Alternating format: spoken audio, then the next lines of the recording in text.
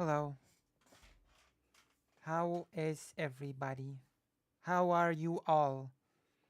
I've decided to test the dual streaming. So I'm on YouTube, I'm on the page, of course, and I'm also on Twitch. So we cannot, I guess, do certain things. Certain things are forbidden. I guess I cannot say as many slurs as I usually do. You know me, I love my slurs, but not today. Not today. Today is slur free because we're on Twitch as well. So we're gonna do a PC stream, unlike all the other streams when I'm crazy and. Am I allowed to say crazy on Twitch? I'm sorry. When I'm wild and say slurs every second word, I'm gonna have to refrain today from my regular modus operandi. Dutch electronic elections today and the exit polls too concerning. Oh no. What happened in Dutchland? Does this mean we have three chats in three different colors and fonts? I don't know how to add the Twitch chat to the screen, so I'm afraid it's not on the screen. But I can see it, so I will if anybody writes in it, then I will respond to it. Let me put it that way. There's nobody there right now. So we don't have to worry about that for now.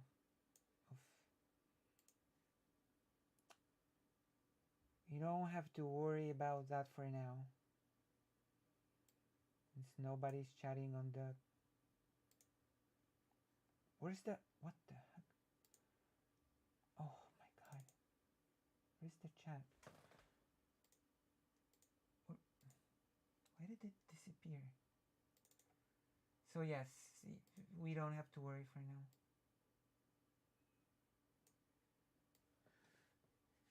Oh, but I do have to manage free chats now, that's right. Incoming ad break. Oh my god. There's an ad break on Twitch. Poor Twitchers. So yeah, we're on our warm up thing. How are you? How are you? How have you been? How how has everything been for you personally? I'm gonna press live here. Here. Twitch. And there we go. And there we have it. Wait, who's streaming on Twitch actually? No, Dash Ducks, my favorite channel. Ellen DeGeneres is offline. Blatrix FB, 2 watchers, 2 viewers. I've not had a lot of viewers on Twitch. So maybe now this will change or something. Freedom Party, a far right party, is the biggest in the exit. Oh god. Freedom Party. Of course, it's gonna be a far right party. Freedom. It's been a long time since we've played a game. So we're just gonna do that. You've missed me playing games, haven't you? I bet you have. Have you missed me playing games? Or no? Or not really?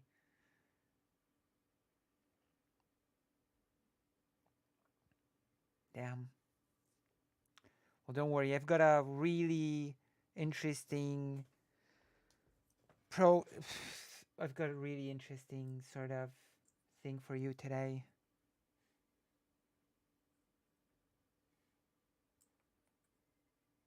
Only one person. I don't know how people get to watch me on Twitch. Oh well, we'll see. Maybe in the future there will be more people joining. Have no idea how to promote Twitch. Maybe people will raid me. Maybe Chariot will raid me. I think The Vampire Queen summons you to her meeting. Will you join her now? No? What? No? Why would I want to watch someone when I stream myself? That makes no sense. What does that mean?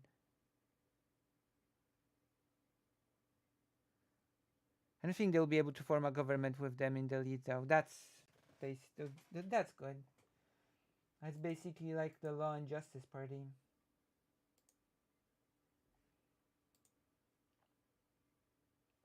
In Poland.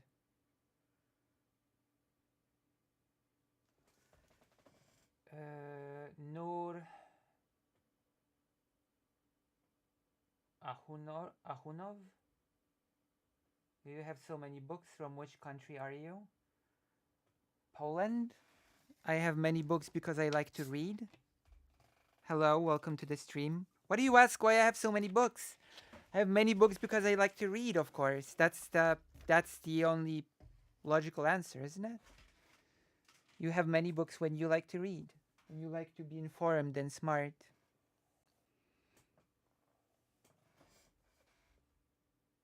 But the answer, Nur Ahunov is I'm from Poland. That is how you read your name, right? Nur Ahunov, right? Just beginner. I'm a beginner when it comes to reading. But I like to believe that I'm making some progress. So like the VVD, right-wing, essentially mainstream American Democrats, Labor Greens Union, and the new party split from the Christian Democrats Party with something else small to form a government. Kazakh. Oh. Interesting. Hello. Welcome to the stream. I am the biggest Polish trans streamer. I do history, I do games, I do politics, history. Did I mention history? I do art, and sometimes when I really feel like it, I do also languages.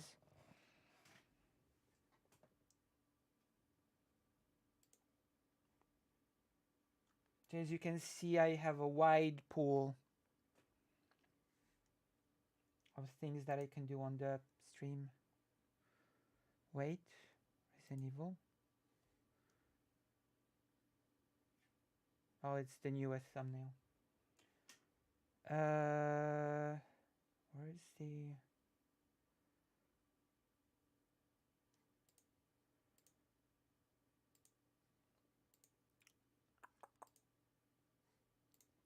How do I turn it off?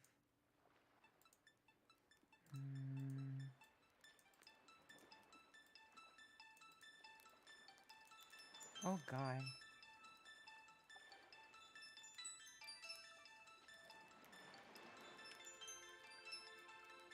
The Green Labor works to be the biggest party in the coalition though, but not sure. I can talk about it if you want, of course.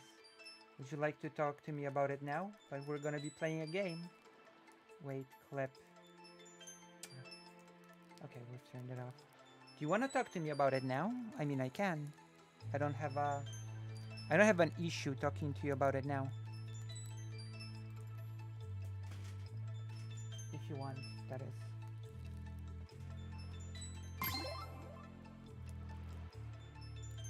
That's fine with me. I'm always interested in different countries.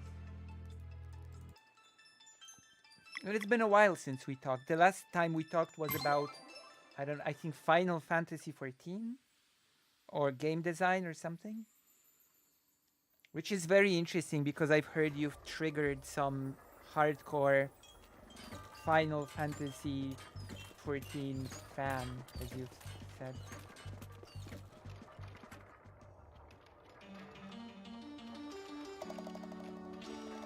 Yes, this will do.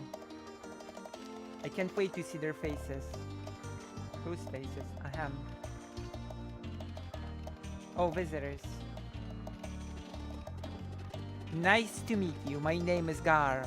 And these are my friends Valere, Zale, Serai, and Rashan.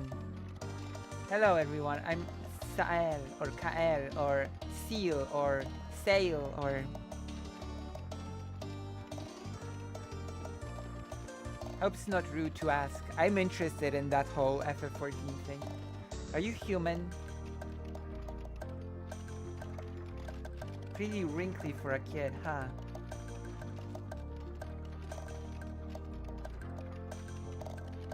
That's because my friends and I have been 10 years old for a very long time. What do you mean? Time? What about it? It doesn't pass within this castle. Then why did you age? Or rather, it doesn't pass within the bodies of its residents. We cannot die of natural causes, but we must remain here always. Then why are you wrinkly? That makes no sense, because shouldn't you be just young? This time prison has been our home for centuries. If we were to leave, we would instantly age and die. So that's the gist of it. Why do you look so old then? It's okay, we like it here.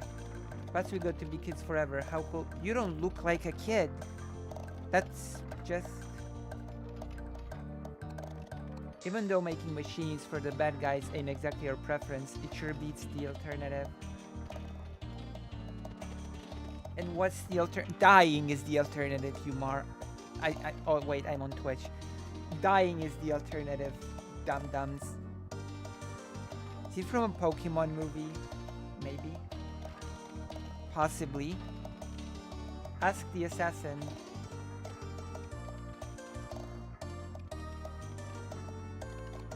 Anyway, what brings you here? We came to confront the acolytes and take down the Dweller of Strife. Oh yeah? Oh yeah. Hello, Boy Meets Meanie. I love editing videos, so if you can give me any pointers. For that you would have to get through that big door leading to the ritual room. But in order to do that, you would need to fetch the watchmaker's master key. Atop the clock, of course, there's a dungeon involved. Why wouldn't there be?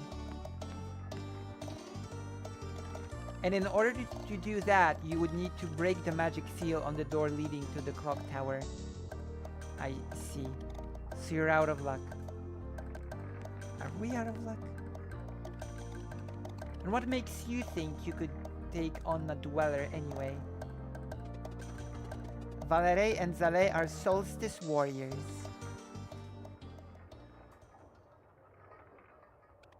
Really?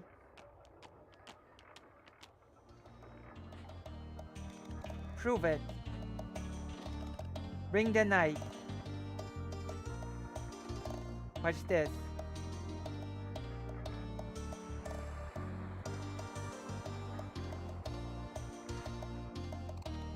Whoa.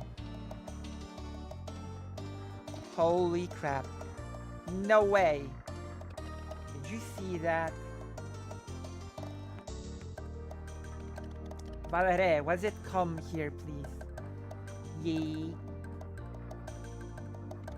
Now touch this crystal with your palm.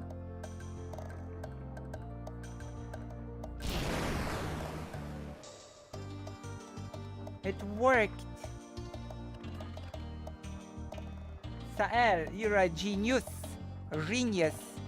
Hello, Greater Rain. What was that? The proof that the eclipse magic can be catalyzed. The implications are beyond words. Are they though? That's just a laser. Does this mean you can help? Yes, this experiment changes everything. We have a device that can help you against the Dweller of Strife. Oh, do you? You can enter the clock tower now. Just need to get the master key while we finish our preparations. Dungeon. The acolytes are in for a surprise. Haha.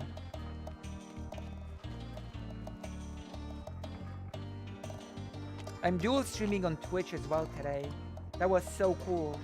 I wish I could control the light too. Let's try. No dice. Come on, we have to finish preparing the device before they return. Do the thing with us, Kyle. Sal. Aha, okay, but just for a little bit.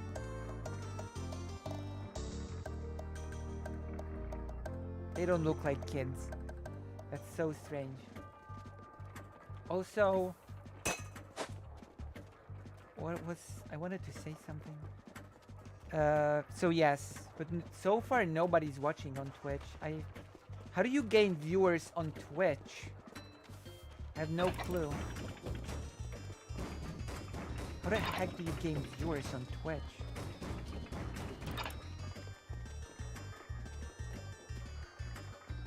I guess you gain them through raids. So I just have to pray that somebody happens to... Just have to pray that somebody happens to stream and...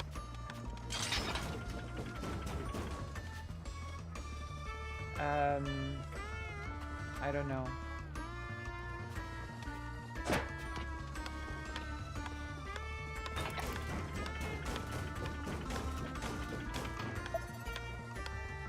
And happens to raid me.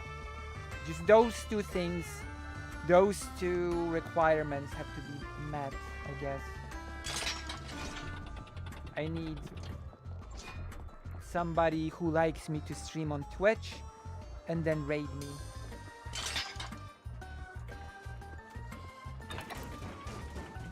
Do I even know anybody who streams on Twitch? Who likes me? If you want to talk, I should be at the top of your Discord DMs now. Oh yeah, I do want to talk.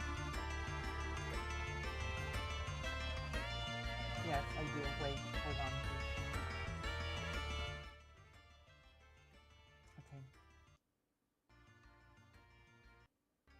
Can you call me? You gonna debate something? Yes.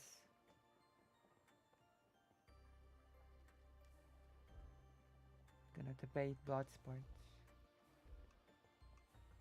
And do a blood sports debate. But yes.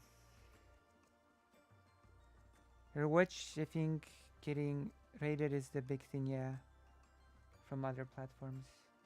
The problem is, I don't think I know anybody that likes me on Twitch. Would Lonerbox raid me? Lonerbox is not streaming. Who's streaming? Wait, let me check.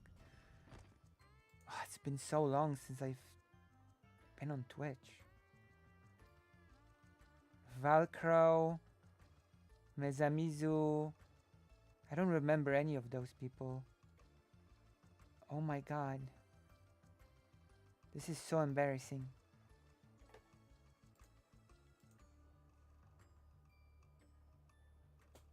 Oh, I'm quiet? Am I a bit quiet? Am I a bit quiet? Am I okay? Audio-wise? Hold on, I have to do a audio check. All right, that's fine. Hello, welcome, welcome. Good Hello? evening, good evening, good evening. Hello. Hello. How am I loud enough? I can hear you perfectly fine. How's everybody else?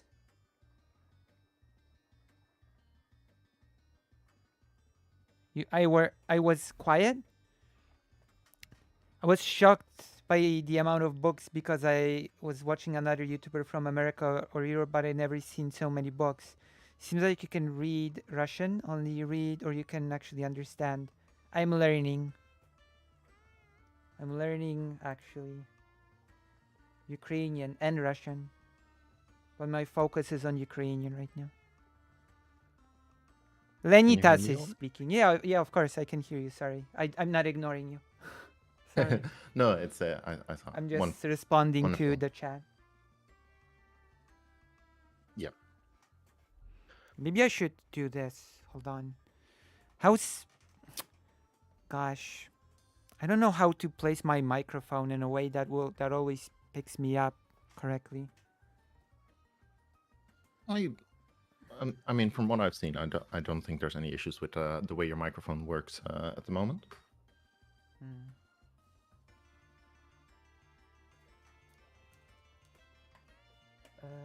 But yeah,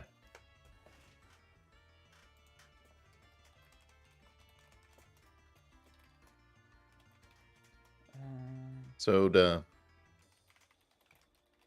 um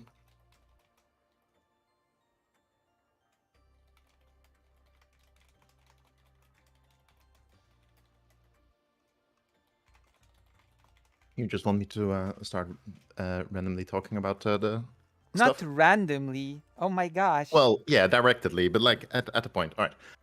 So for the past, Wait. I Hold think on. No. There is an etiquette to this. There is Mm-hmm. an etiquette to this. All right. You have to You're the streamer. You have to introduce yourself. Okay. Hello, I'm Lenitas. I'm one of the regular active gigglers in Discord.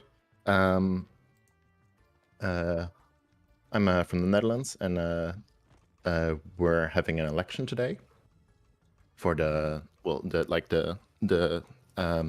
general Yeah. for parliament and just like general countrywide elections. These are I mean, I don't know when the last elections before this were, but they were probably like 2 years ago, because like where the party that was in the lead is for the last 15 years essentially is completely incompetent. Yeah, so this party has been there's one party that has been the biggest essentially since 2010 nonstop, and so we've had one It's like in one Poland minister a bit. president since that time. Yeah. Also, are you from the country that created the Nationale Niederlanden Bank or something? I mean, I assume so. Okay. National. I Something I'm Niederlanden. assuming. I've never heard it. Gosh, wait. There's a bank called something Niederlanden. It could be. I don't know. I've not heard of it. Could be just But or you're from maybe there. like You should have heard of the every premise. single bank. I should have. I don't pay that much attention to the banks. I just I pay cannot attention to what believe- bank I I bank can't I believe use, you. because like they're all banks. Are you a real patriot? No, I'm not a patriot. Oh, okay, that explains everything, doesn't it? I'm an anti-nationalist, as in like I don't like the idea of a nation state. Well, then we are together in this. But yeah, so for the last 13 years, the biggest party has been the Fifi. It's annoying because they use so much the same words for Can party you names translate the name all the somewhat? time. It's the People's Party for Freedom and Democracy. They're essentially just like mainstream Democrats from the U.S., except they're less Christian. Like that's how I usually like describe them. Like think your typical neoliberals. Like just Karasu said mainstream. about the bank that I mentioned. The bank had investment and influence over Central Europe. I had my private part of pension with them until Orban overtook all private pension savings. Oh. Oh, of course, countries that share border with Russia, like Ukraine or Kazakhstan, we can actually speak Russian. About war in Ukraine, it's sad that now, from my view, it's like World War One. I mean, Poland also shares a border with Russia. Let's not forget, right? Isn't that right, Lenitas? I think so. Yeah, Poland well, shares a border with Russia. Kaliningrad. No, let's not call it what's that. it called? That small Poland's version, but what was Poland here? Let's not call it I'm terrible Kaliningrad. at. It is, yes, it okay. is that, but let's call it by its original name. Either call it Kruleviec or Königsberg. Let's not call it by the name that is. That's valid. Let's That's not valid. call it by the name of a butcher that basically orchestrated a lot of the purges and genocides. A party Yeah, I member must of admit the my USSR. my history of that is that general area is mostly what I picked up from your Right. streams. So Like if it's most of if that is not really if taught here. Stalingrad and Leningrad could go away, then it's I think it's time to say goodbye to Kaliningrad as well. That makes sense. Yeah. But anyway, so yeah, for the last 13 years, So you're the describing the right wing party, right? Right now, well, this is the the one that right has the wing. biggest There, vote. well, no, this was the one that has been the biggest for the last 13 years. They have delivered the president has been the same person, was the leader of that party, and he's probably going to be the Secretary General of NATO sometime soon. Okay. Because Biden really wants him to be. All right. Um, Okay. Is that good? and after no, it's not good. Well, maybe it's a bit weird. I'll go into that later because Wait. after the So what's that party? What is his party? Is it like moderate? Is it?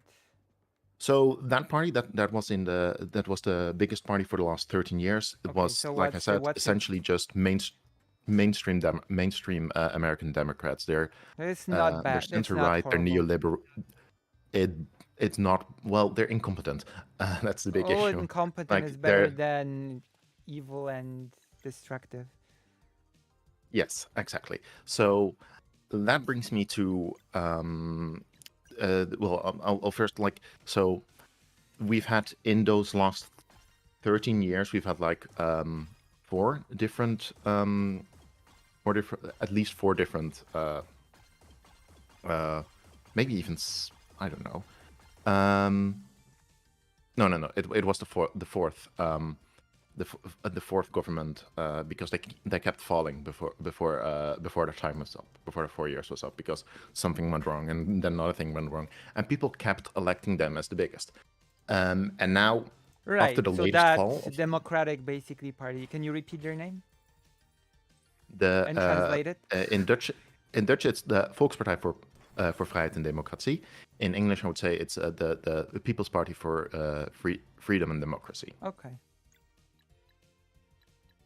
Okay.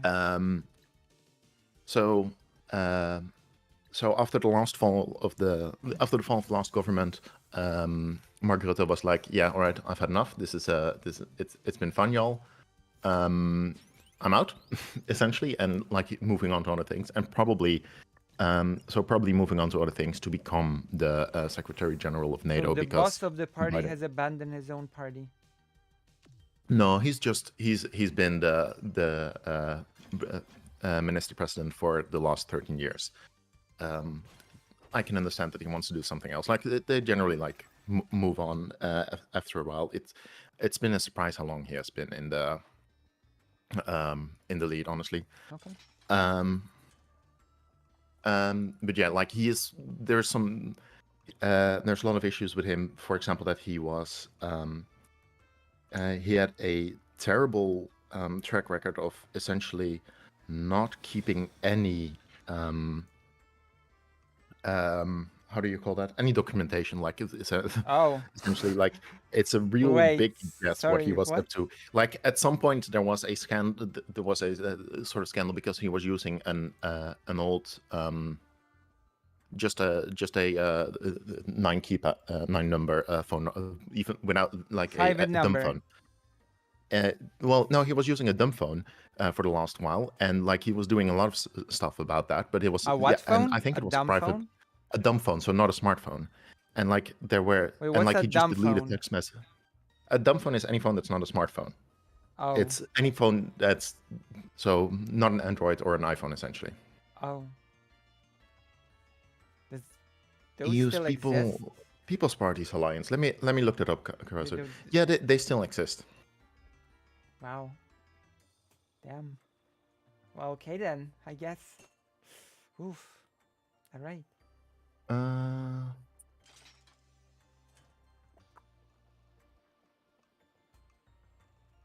like I understand why. We have a dumb Why phone. why people prefer it, but To not be distracted. That's why people prefer it. yeah, exactly.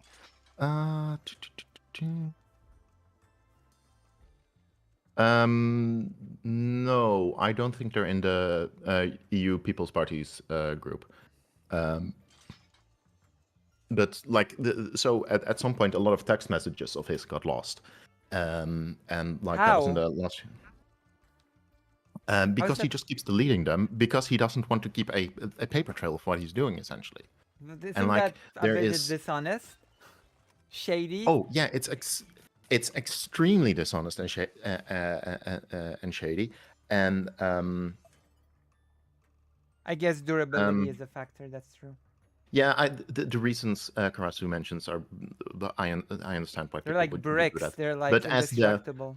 yeah, but as like the minister president, you should probably like have like proper stuff to like so people can actually track what you're doing because also there is you can ask for a lot of documentation from the government about their decision making process, but under his lead essentially. They redacted so much stuff because, like, anything that's supposed to be like an opinion of the writer is allowed to be redacted when the document is delivered according to the systems that regular people have to have a look into what's going on. Right. But like So there's no then a lot of transparency people. then. Yeah, there was completely no fucking transparency. And so I guess kind of that could work for someone who is in the lead of NATO because like secrecy, but like, but yeah, so it's a bit So a of a. shady But dude's anyway, gonna become the leader of NATO. Good to know. well, yeah, he's a shady dude on the level as I see. a lot of That's politicians. Like he is not. He's not terrible. Like you could do a lot worse, but like I think why Biden wants him to be I'm the not the sure that Secretary makes me General so feel any much. better.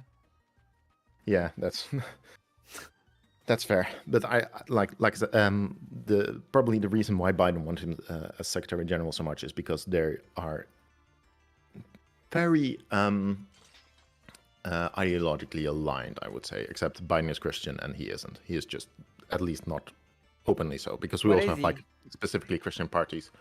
I don't know, probably atheist of some sort. At least he's Oh, not like openly Christian. secretly Christian. Because we have Christian parties, and one other Christian party is important to bring up because they recently had one member split from them, and he created a new party, which is also a bit of a mess, That's the name, and the which is new party? well, almost. It's the New Social Contract. Oh, That's okay. the name of the party. Of course, of course. So yeah, he comes from the Christian Democrats, and his party is also slated to become one of the bigger parties. How many parties are there? We have two now. Oh, The one that's been in how charge many parties? for 13 years or something, yeah. We have So the newly formed new contract, and what next? so that new party is a split of the party that was the lead party before the center right, the general center right party that I was just talking about. They were in the lead for like 8 years before that. But yeah, so and that party in the exit polls looks to be essentially decimated and just been replaced with the new social contract party. Wait, so you said so what is the party that got the most amount of votes? You said The there was party a that got the most is pretty bad. the Party for Freedom, which is the party of Geert Wilders, and he's the only Wait, official but member you of it. said that the one that was for 13 years or something was also party for No. democracy and That freedom. yes. So the party Oh my god. for freedom, which it's just Party for Freedom, and the other one is Freedom and Democracy. It's a bit. I see. It was a split way back during when the Christian Democrats were still the biggest party, like in the early 2000s. He split from the Party for Freedom and Democracy, because he was too racist for them, essentially. Huh? He just really didn't want any of the Moroccan and Turkish immigrants, and that was like his main issue for a long time. Like Geert Wilders is pretty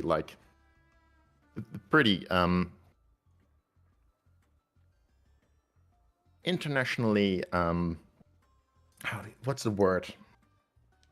I think notorious is kind of the like he's like one of the big first like he well not first but like in the start of the 2000s he was like the big at least in this area it seemed to be that there were like copies of him springing up in other countries because of how openly he was just like, yeah, I don't want any of those Muslim people in. Oh my god.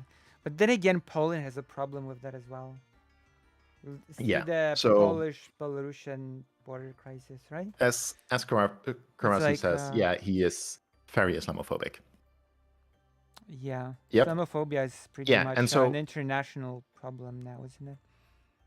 yeah, so his party in the exit polls looks to be the largest at 35 out of the 150 seats. Hmm.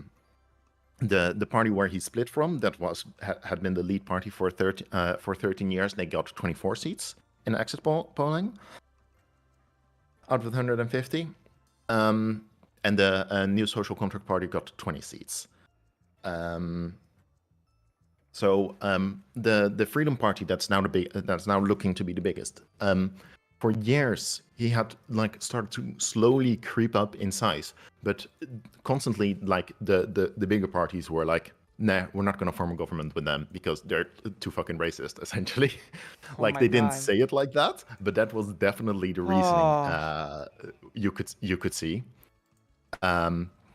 So like there at some point there was a the Christian Democrats and the biggest the former biggest party, so the Freedom and Democracy Party, they couldn't get anyone else to agree with them for a couple of years to get like the required 76 seats that they would do for a government. So they got the Freedom Party to just like support them. So with that, they could get to the 76 seats, but they weren't allowed to be actually part of the government for that. And the Freedom Party at some point just went like, nah, we don't like this The anymore. bad So Freedom Party we that has the most seats alone, yes? the worst Freedom Party, yeah. And those are not even that's not even the worst party that we've got right now. But Oh my god, that sounds so luckily, much like Poland. That honestly luckily, sounds so much like Poland. yeah, luckily the worst party is still Small and really fucking insignificant. tiny. But like, Yes, that yes, does sound like that tracks so much. Oh my god, like there's the it's scary how much it tracks. FPD, that's Forum for Democracy. They're just fascists. Their leader at some point, like 2 or 3 Wait, years ago, said, freedom for democracy again. Forum Forum for Democracy. for them. So you have Party for Democracy and Freedom, which is the Democratic Party. You have the Party for Freedom, which is the bad party, and you have the Forum for Freedom, which is the worst party. Got it. No, Forum for Democracy. For Forum democracy. I'm sorry. Yeah, it's a bit of a mess. And then you've also got the Christian Democrats, Christian Democratic Party. But yeah, so the really far right party we just usually call Forum, and they got 3 seats out of the 150. Then a split of theirs. How many? Called, Sorry, how many seats? 3 out of 150. Oh, that's the Forum for Democracy, yes? That's the fascists. Amazing. Very good. Good. And a split of theirs also got a single seat. I'm but, happy. yeah. A single seat, 2 seats. Like our fascist party yeah. got too many seats, honestly. Yeah. So, but yeah, so the Freedom Party is looking to be the biggest with 35 seats. But like, no How one many else is going to make seats? Sorry? 35. Wait, how But many I don't see seats are there total in the parliament? 150. Oh, okay. So it's okay. Yeah. I like Um, my I have different numbers in my head. I have the Polish numbers when you have like over like 400 or something, 460. Yeah, I yeah. have. No, there's only 150 seats, so it's Okay, like because you have the same in the Senate in Poland. no, the Senate has 75 seats. Okay, I suppose it's not called the same in Dutch, in No, Netherlands. we've got the first chamber, which is the Senate, which is supposed to just check the Yeah, yeah. check whatever the other chamber does. The second chamber, they're supposed to just check them like Hello, test laws Michael. against the constitution and stuff like that to see if everything is.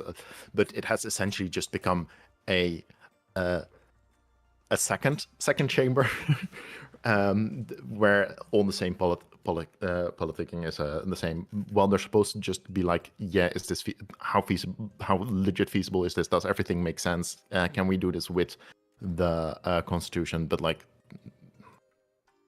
but okay, so yeah, the freedom part, the Islamophobia party has 35 seats, so they would need another 40 seats to be able to make 41 seats because they want a plurality. 35. That's not that much.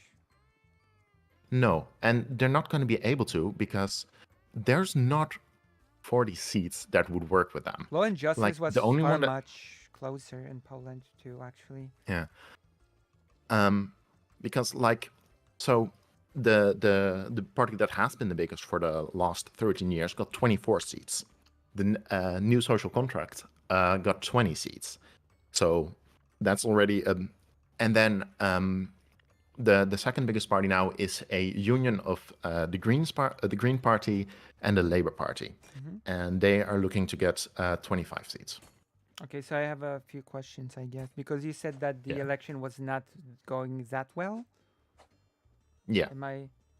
So does that mean that the Party for Freedom has some sort of prospects for a coalition to get a they majority do and not. build a The fact that government? I don't think they do. They do. But the fact that they are this big is concerning because they've never like gotten near being really this big essentially. True, but at the end of the day, if a party cannot build a government, then it doesn't matter if they have a lot of seats.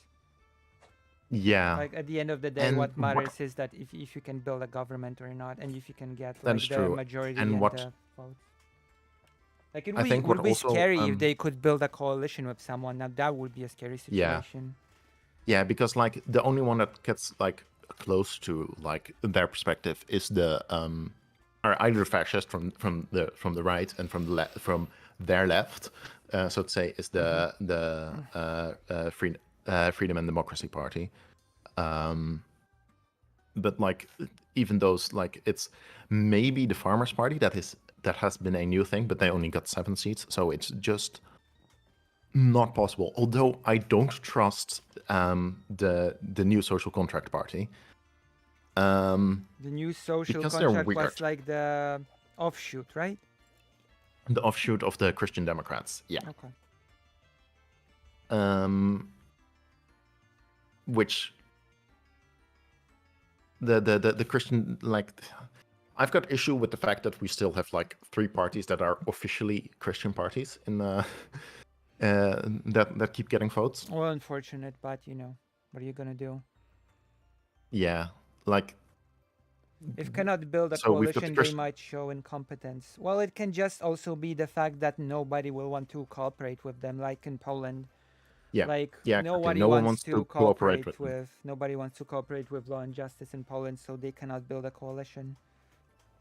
Yeah, but the thing is, and I think this is part of why they've been able to get so big, is that they've started to mellow out a little bit over the past couple years. Also because like there's a new very fascist party that's just taking. Well, the Forum is relatively new, and they're just fascist. There's really no other way around it. So like Unfortunate. yeah. Very unfortunate. Let's see.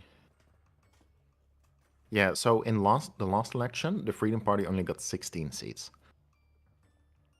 So if the exit poll is to be believed, the 35, that's like over double.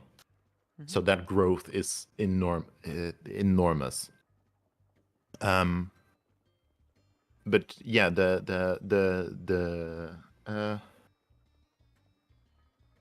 Yep, go on. yeah, so that's the other thing, that like I don't really see a properly functioning coalition forming in the other stuff here as well. At least maybe like Oh with a no, lot of that's small worrying. That's worrying. small stuff, because like the the two second biggest are the Labor and Greens, the Union of Labor and Greens, because since recently the Labor Party and the Greens have just formed the union together. Like over 80% of the party of all the members of both parties voted for that union, because they got so close together anyway. And I'm happy to see that they've grown and how large they look. But So how many seats they're do like those prospective parties have? Labor and Green Labor and Greens have 25 seats, put or together, at least they or look to be. Yeah, they formed the union. They're just together as one party on the for okay, this election. 25 versus 30, you said?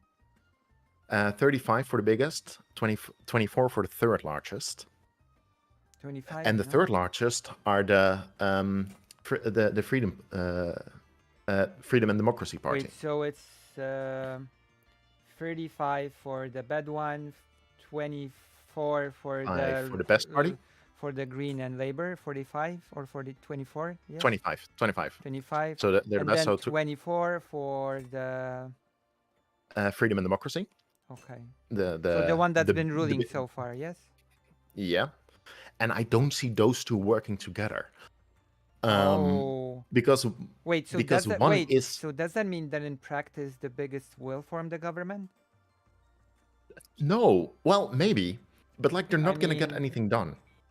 Like they're not gonna get anything. Like even if they form a government, they're not gonna have a majority government. Well, but And I think they're that gets just not gonna get tricky. anything That done. gets tricky because if there are no coalitions, then they might just Yeah. persuade people to vote their way along the way as their government functions. No. To like properly see because over the past decade, more and more has just been merged into the coalition agreements, and like,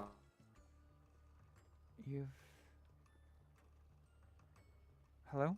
used to be just generally like, yeah, we're gonna do this kind of stuff, and then more stuff happened just in general. But now the coalition agreements that they make to form those governments have gotten so big and so binding that essentially that's all they're gonna get through. And nothing, and essentially nothing else happens, and it's a bit of a mess. And since the last fall of the government, shit has actually been getting passed because they're not bound anymore towards all the coalition stuff. But there's no. That's a bit of a problem, isn't it? Is there no secure coalitions formed? Then it's just I don't know if that's a that's problem. an entryway for the biggest party to persuade other parties to vote their way. No. Yeah, but they're not going to get the second biggest party to vote their way on essentially anything. Because the second biggest party is like actually a left-wing party, and like they're not going to like the odd one out is the new social contract, which I don't know. And like I think the biggest issue with if they form a non-coalition government is, or if the Freedom Party somehow fucking manages to form a coalition government, is that will have Geert Wilders as minister president. And however incompetent Mark Rutte was, Geert Wilders is going to be bad. Like having him as the it's. I don't think we're going to get anything like internationally done at that point anymore. Like anything we were already like, but yeah, we don't have a lot of weight to throw around on the international stage anyway, so doesn't really matter. But like, probably gonna get bulldozed at that point because Jesus. he is such a such so yeah. I Okay, so what are your personal worries when it comes to all this? Because you do have worries, right? Yeah, well, my first worry is just mainly just the how big that party has been able to grow, because that party also is getting other issues. Yes. The only official member of that party is uh, the only official member of that party is Geert Wilders, and like the rest is just like it's a weird setup because like other parties have a proper membership. Mm-hmm. Don't have Argentina. Ah, That's yeah, Argentina, the bad empanada land.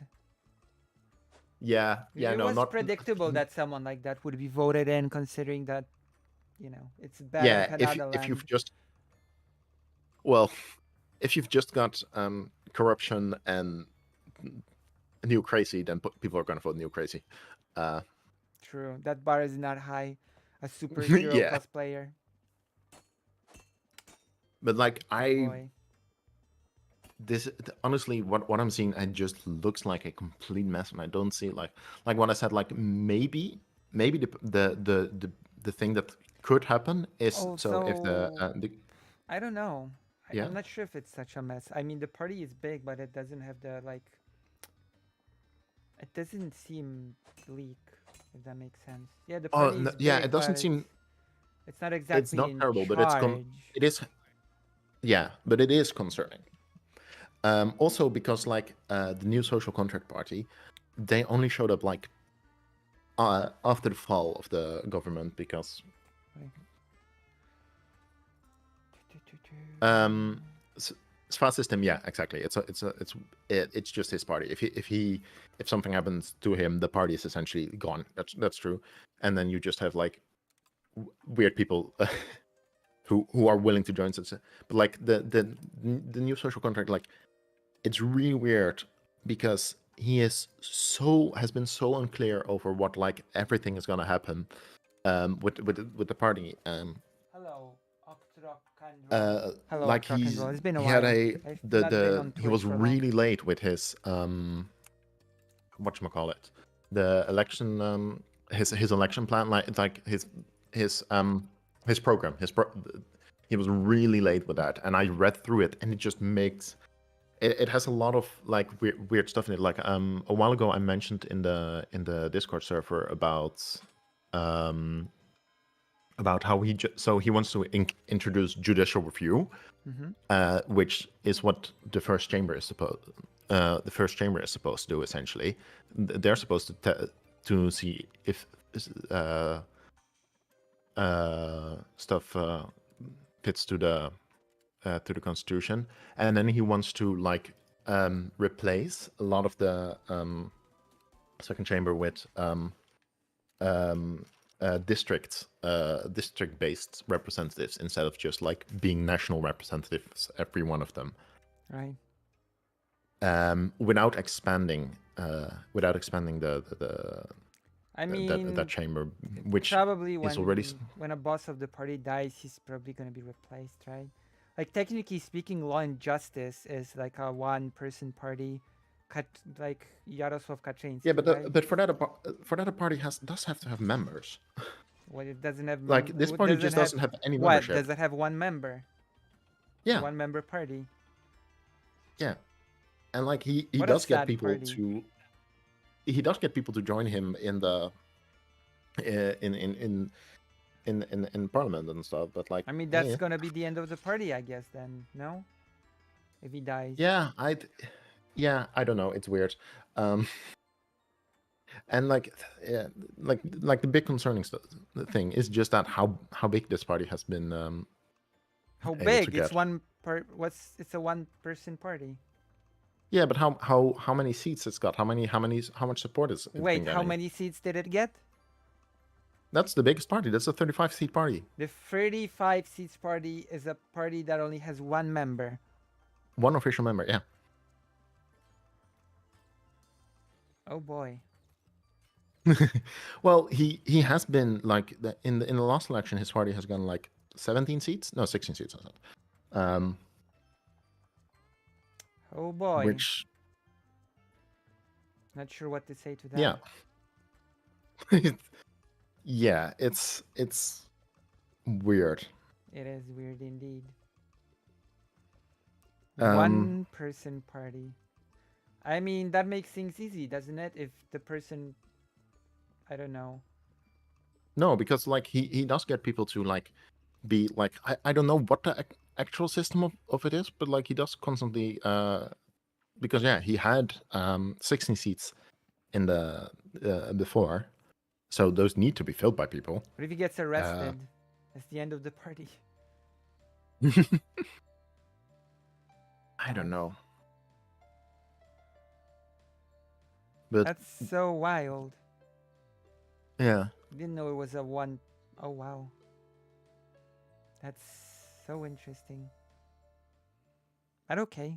So yeah. So the the big concern is like why it's how much it has been able to grow. Like if it's doubled in size, and if this is gonna like just block the potential of like any government forming that might be.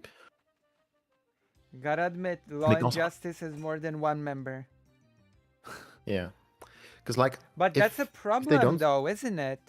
On the other hand, like that's like, isn't that a self-defeating sort of thing that there's only one member in the party? Like, imagine if that party was able to form a government. Who would it form it from? If there's only one. Yeah, from the people who are on the list, because the list has multiple people on it. But like he is the only official member of the party. I don't know what the specific term is for it, but yeah, but if the people chosen for the government would not be members of the party, then what exact loyalty would they owe to the party that formed that government? I don't know. I would say none. I don't know. So I don't. Yeah. It feels like pretty weak, to be honest. Because even if they get majority and form the government, that government could just, I don't know, ignore them. Because they're not. Because they're not even official members of his party. Yeah. So what might like. I don't know. I need to read actually. Hold on. I need to read up on the main guy from the new party, because I want to know what he says about Geert Wilders.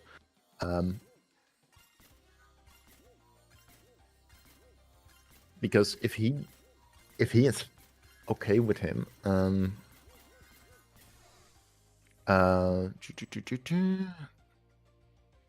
because like if he is okay with him and he can get the Freedom Party, although the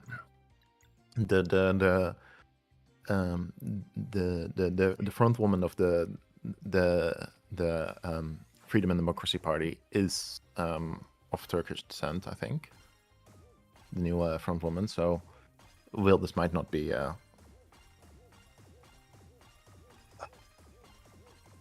It's weird. Very weird.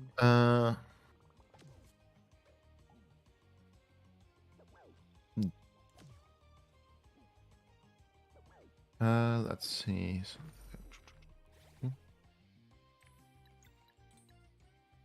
Like I remember a couple of years ago, like there was a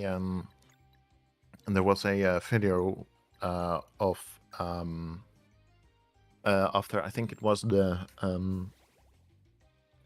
like the election for municipalities, and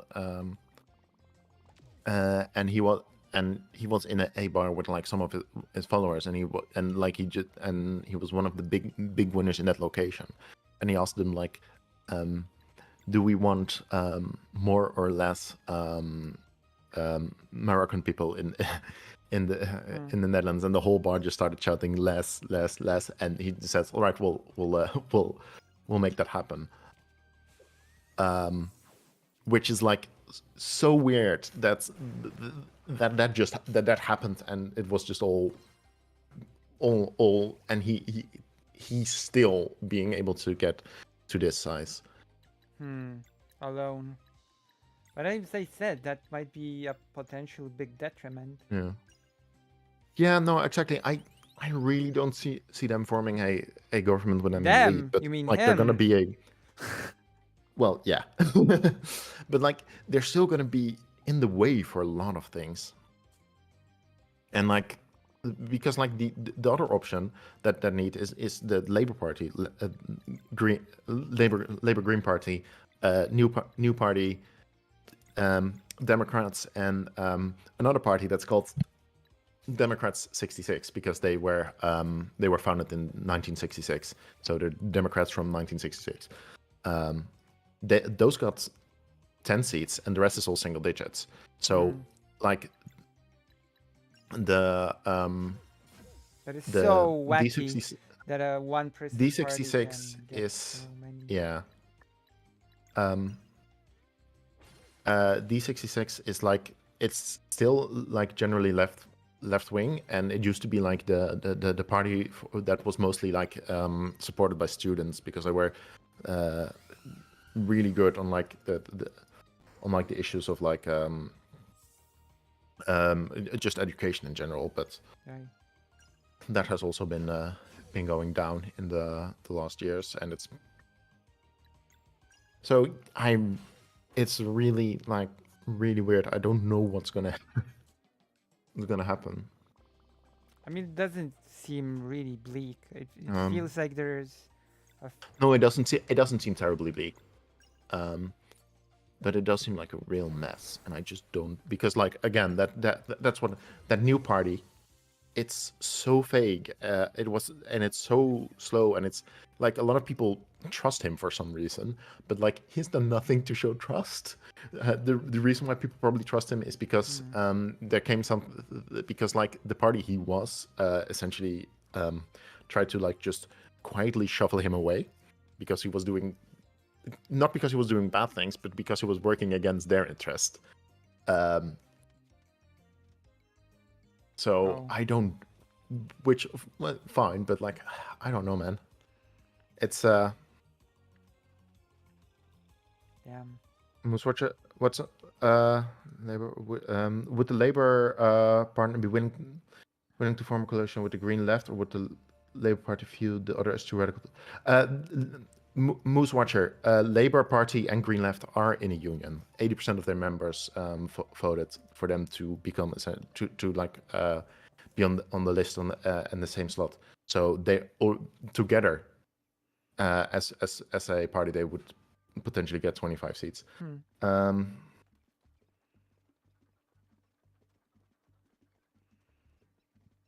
Yeah, but Karasu, but not being able to pass anything is not good either. I mean, I don't. They do have a big amount of seats, but on their own, they don't really have enough to block anything. Yeah, that's like true. How but many like seats are there in the parliament? 100 something, right? 150. Yeah, 150. so they That's would, 30, yeah. 35. Yeah, 35. 35 is not yeah. nearly enough to block anything. Like No, that's true. Like if they don't, like if But, that like, the person biggie- does not form a coalition with anyone, then he's a non-factor de facto. I don't think he will be able to. I don't think there's So honestly there's enough just so that's right-wing that's- seats. That's it then. He's a non-factor in reality. Well, the issue is that there's not. I don't think there's enough seats, or it's going to be a complete. Yeah. I don't see any way that it's going to be like. That's all it takes So for what all else the others to vote one way, and what can you do? Yeah, Nothing. but there is not, and there's not all the others, because there's also like the I mean, so the three technically Christian speaking- parties. Technically speaking, there is all the others. The question is, Well, if yeah, they will but there's agree not on stuff. all the. Yeah, that's the issue. They're not gonna, because there's like three still officially Christian parties. That's the so I'm just gonna call them Reformed Party, which is like uh, which is they're Protestants in a. I don't think if there's any Catholic, but whatever. But they're like more extreme Protestants. Like generally here, when you think here in the Netherlands, when you think about Protestants versus Catholics are generally considered the more extreme Christians. But like then there's also in the Protestants a step that's more like conservative for them. Then there's the Christian Democrats, which are center-right. There's the Christian Union, and like all those Christian parties together have 11 seats. No, the Christian National Party is not a consideration, because like Frisia is not big enough on its own, and like it's only going to be a part of Frisia that's going to vote for them. So like it's not that. And we've got so many because like on this there's 1, 2, 3, 4, 5, 6, 7, 8, 9, 10, 11, 12, 13, 14, 15, 16, 17, 18 parties that but some of those have 0 seats. So there's 6 in the last exit polls. There were 16 parties that got seats. So it's also like there's a lot of like 1 through 3 seat parties, but like none of those are also consistent enough to like just form like a coalition of all those small small parties together. But it's still a better. It's still better than if. I Yeah, think there's not. I think the way things are now, the one person party is not such a, you know, significant threat yeah, as to, you know. So yeah, yeah, that's the true. things like Law and Justice Party has nearly half, basically, Yeah, in Poland. It's much more close. It's much more closer, you know. Law and yeah, Justice has yeah, quite a lot of seats, and still it's considered the victory of the opposition because they did form a coalition and they sort of have the advantage when it yeah. comes to No, the number of seats. like this is considered a victory for him because of like how much his party grew. It like over doubled in I size. mean, Law and Justice also says that it won, but in reality, you know what I mean? Yeah, but like as much as he could win, he won probably probably. But it doesn't Yeah, really mean because he's anything. also not gonna get a he's not gonna get a majority on his own. Yeah, And so it like doesn't really mean anything in to reality. be fair, the fascist party dropped from the last from 8 to 3. It looks like.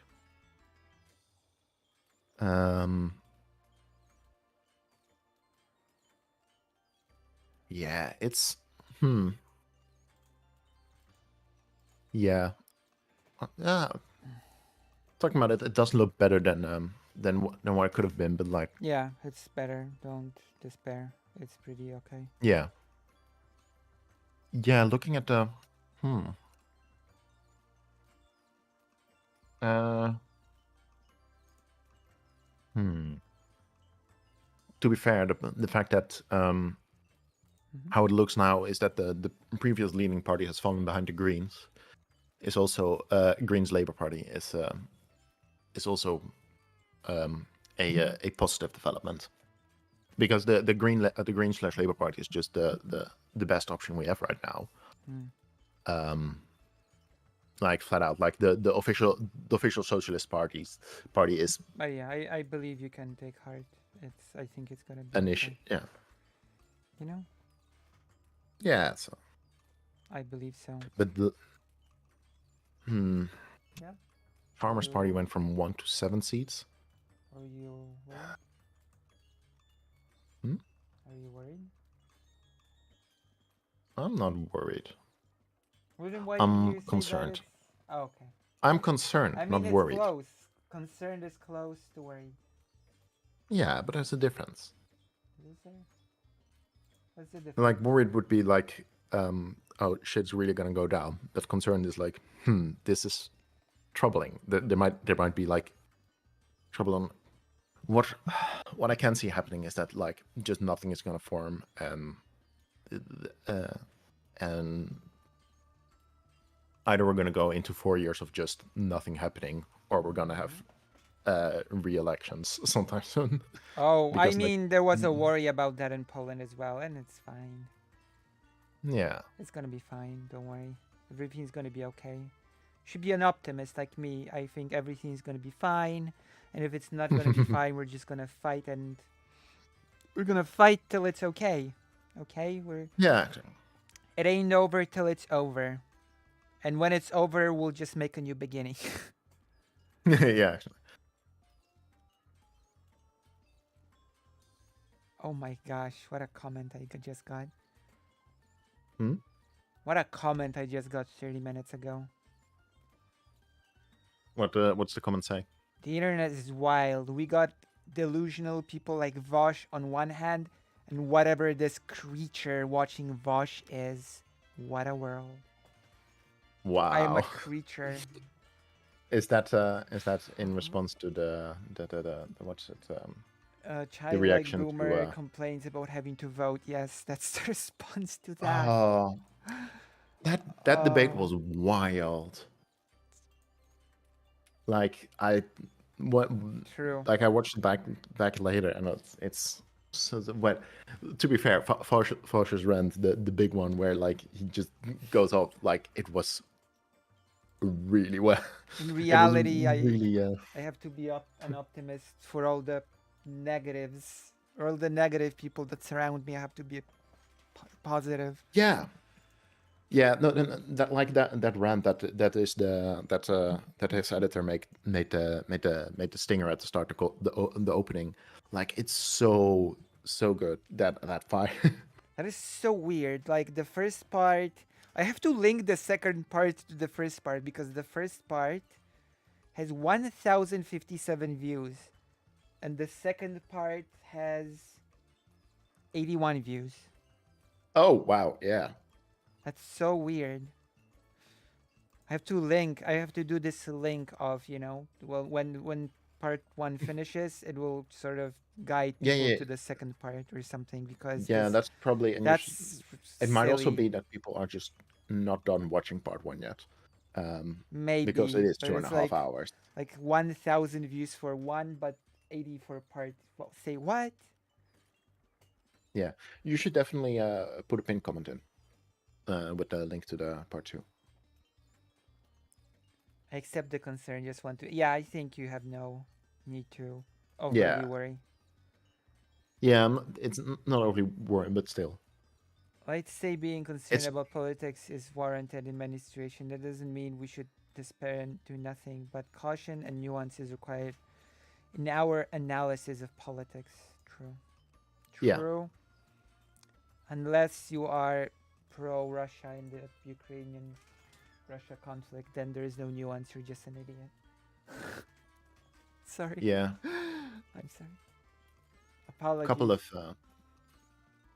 Couple of days ago, so I was talking to a friend about like the I upcoming apologize. elections, and like what, and it was really like I called the I called the forum I compared him to the big German party of a while ago, and he was like, "Now that's a bit overkill, right?" But no, I definitely see them with all their conspiracy thinking. Like the leader of that party, of the fascist party, at some point said,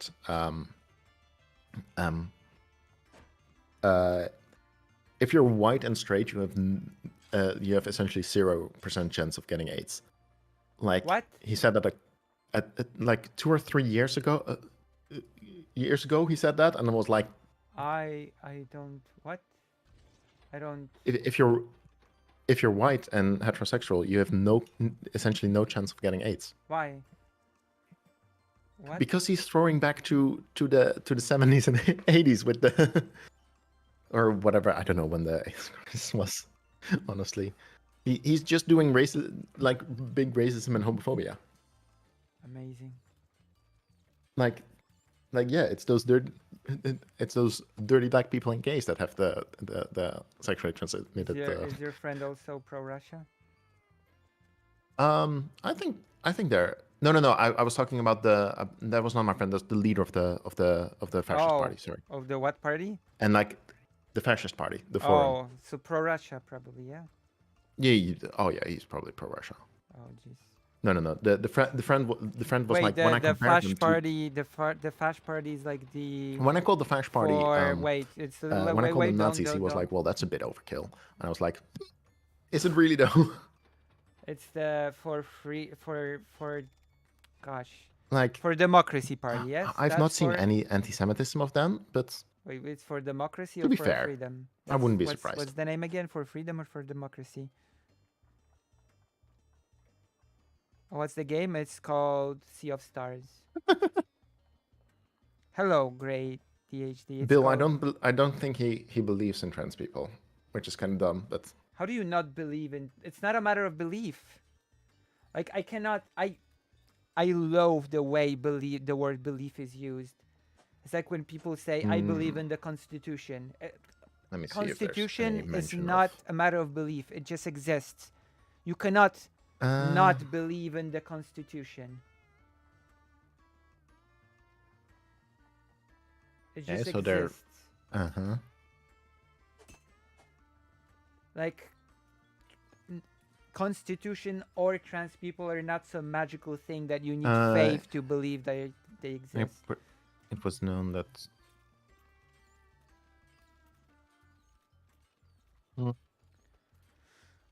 Okay, so no, apparently there is a lot of anti-Semitism within the in the Forum for Democracy. So except they're not really openly, but they're conspiracy thinkers.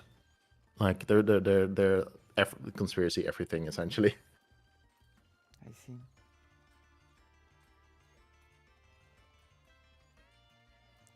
Amazing.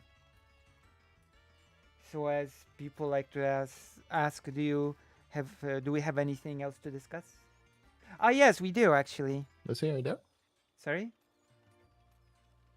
Sorry? Hello?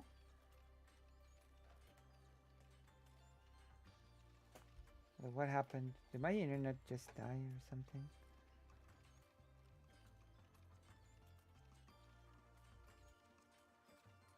Am I still on? No, wait. Hello? This is the first. Hello, I can hear you now.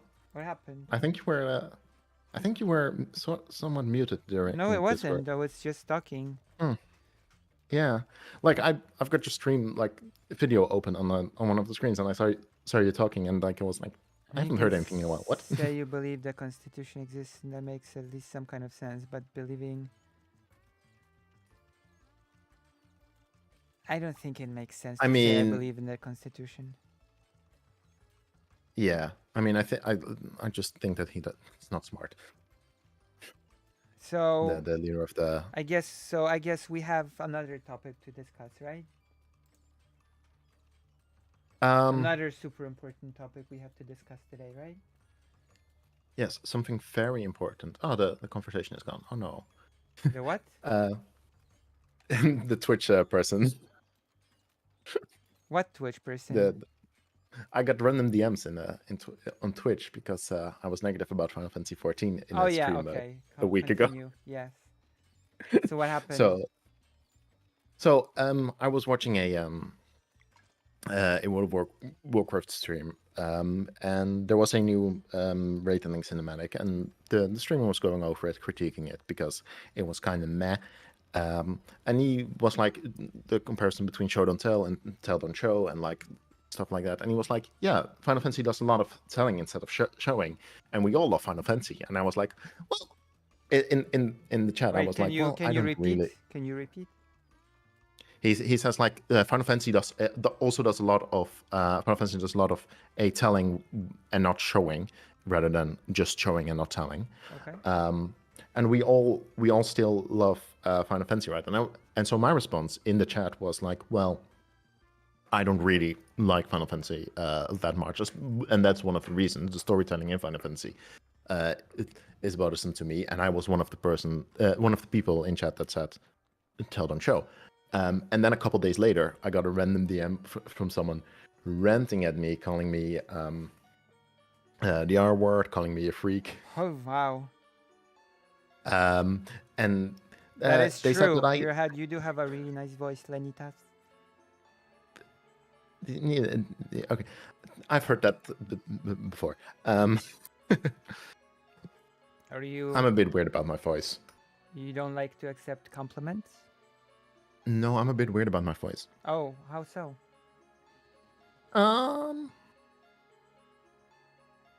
Gender stuff. Gender. Oh yes, right. You have gender dysphoria over your voice. Yeah, a little bit. It's well, I don't have it so much, but when I can get complimented on it, it gets weird. Have you considered doing some training with your voice to I get it have to considered it. Yes. where you'd like? Yeah, I don't know about that. Because it's also like it changes it. Well, not well. My voice also. I Well, change my voice also a lot. If you go over training, you can just switch. You don't get stuck in a voice. Yeah, that's fair. That is true. I could. I like. Like it's not like when you train, you sort of get stuck in a new voice and you just cannot use the old one anymore. Yeah, exactly. You know, so you can train to get where you want to be and just switch between them, the modes or the voices. Yeah, I was thinking. I was thinking about. It's all fine. It's not too bad. Yeah, Grey DHD. It's quite a nice game. It's quite a nice game. Decided to play it for the the first art time. The art style is lovely. But yeah, so that person in my Twitch games just was like, "You didn't even play Final Fantasy," and like, I was like, "Sure, I've got 870 hours in it." I mean, not everybody needs to like everything. That's why we have tons of games. People can just not like something, and it's fine. Yeah, I sent them. I'm sorry that I just have a different opinion than you do. I mean, that's I guess more accurately we just have different tastes, but yeah, and like I got a response again of, "You didn't even again, sure you liar, you're I really bet you didn't even play the game, and only ever talking about World of Warcraft, only complaining, blah blah blah blah blah." I'm like, all right, it's not. So I sent them. It's not healthy to be like this. Are you sure you're okay? Because someone said, and someone doesn't like a game you like as much. And I got another. And at that point, I was just so tired. But it was really funny to me. And now the whispers have disappeared in Twitch, so I think they blocked me. I mean, it's too bad sad because it feels like insecurity. It was sad because I was going to report him for using slurs. That person feels insecure. Like if you cannot like something without everybody else liking it as well, that feels like such insecurity. Wait, we have to go to full screen because I need to apply my cream. Hasn't it? So we're only talking about the FFMMO, right? Not about the main game. Yeah, I was only talking about the MMO is also because one of the main games. Yeah, it's an official, like it's one of the main numbers. So and like also it's in contrast to World of Warcraft, so any other of the games wouldn't matter. Well, 11 technically, because that's also an 11 MMO. was very different than World of Warcraft. It came out before it, after all. Yeah. So I'm not even sure if 11 is comparable. Yeah, probably not. But to be fair, 11 I have not played, so about 11 I will not make any statements. It had a totally different system, it had totally different everything. It was much more punishing, it was much slower, it was totally different. You didn't have a mini map, you just had the map you had to open. You had no quest markers. So you had to just talk with everybody and remember everything. That is kind of interesting. I kind of wish stuff like that would happen a bit more. And you would have to track yourself on the map. Open the big map and look at the coordinations on the map. It was a very unforgiving game. And of course, Yeah. all monsters were super strong. You had to group, like mandatory. It was mandatory to group up to kill anything, and you basically kill the monsters on the field very, very slowly with a big group, and gain XP Yeah. very slowly. And then you Yeah, that's one of unlock the the things. storylines, of course. That's one of the things that I didn't like as much about Final Fantasy 14 compared to what Warcraft is. How if I fought more than one enemy on my own, I would essentially die In in the 14, just while leveling. Yeah, and well, maybe two I could do, and as a tank I could do a lot more. But if I was Red Mage, which I enjoyed a wait, lot, where? uh, On the in overworld? Final Fantasy 14, just leveling, you can only like pull one monster at the same time, and if you No. try to fight more, it's really Also, it's not worth it to level on the overworld. You just do dungeons. That's the main thing you level in. well, you got to do the story. You do the story, but you get a lot of XP from doing the quests, not from mobs from the overworld. It's that just Yeah, but you don't get anything from the overworld. you got to It's kill not mobs worth it. during the quests. Yeah, but it's easy. Also, I The did main also do story side quests quests are because like super the dungeons. easy. No, they're Yeah, easy. but like You can having kill a to lot of constantly enemies. Even like Red Mage can heal. yeah, but like compared to like my experience leveling in World of Warcraft, it's a lot worse because like what I'm used to is the what the main thing that popped into my head was the druid in World of Warcraft. In which case, like I just was able to like pull enormous and with all my different forms of crowd control. Yeah, but it's Like just a rooting waste of them and time with to pull mobs on the overworld in FF. You unlock dungeons very quickly. You just spam down. yeah, but the dungeons are kind of meh. Depends on which one. Also, having to repeat the dungeons over and over. I mean, it's the same in the overworld. You're just in the overworld and you just pull mobs endlessly. So it's yeah, but I was doing when you're doing quests, when you have that quest to guide you through it, it's more interesting. If the people in the dungeon World would of be more Warcraft, a talkative, quest is then basically just a wall of text and do your thing. yes, true. So you're not Though really I getting prefer, all that guided, are you? well, it's not specifically like, how do I? It makes sense to It's compare not to like FF9 to WoW. It's just about. I mean, 9 is not an MMO. yeah. 9 is just a single player game. A good one as well. Yeah, I would like comparing any single player game to an MMO would be weird anyway. Yeah. Now that's a bit that's a bit confusing then bringing Final Fantasy 14 into that because like a lot of people say like it's I mean, sort of is. You can basically a lot of it you can play solo now. that's true. That's true. Like World of Warcraft is finally stealing that really good idea of Final Fantasy 14 and introducing NPCs that can run you through a dungeon.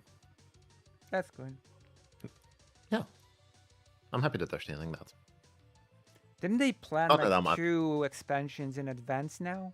Didn't they announce like 2 yeah, expansions they in a row? yeah, a couple of weeks ago they announced 3 expansions Right. instead of 1. I wonder if they're gonna be Um, smaller. because well, the Chris Metzen is back. Oh. So Yes. for we're people not in the aware, discussing. he's like the main story guy for World of Warcraft. So the most thing that they announced for the 2 expansions after the first coming one is the general story beats. And then they announced like most of the stuff that's going to be in the new expansion at launch. Interesting. And it looks kind of interesting because they're going to introduce a new single player progress system at max level, which might be kind of fun.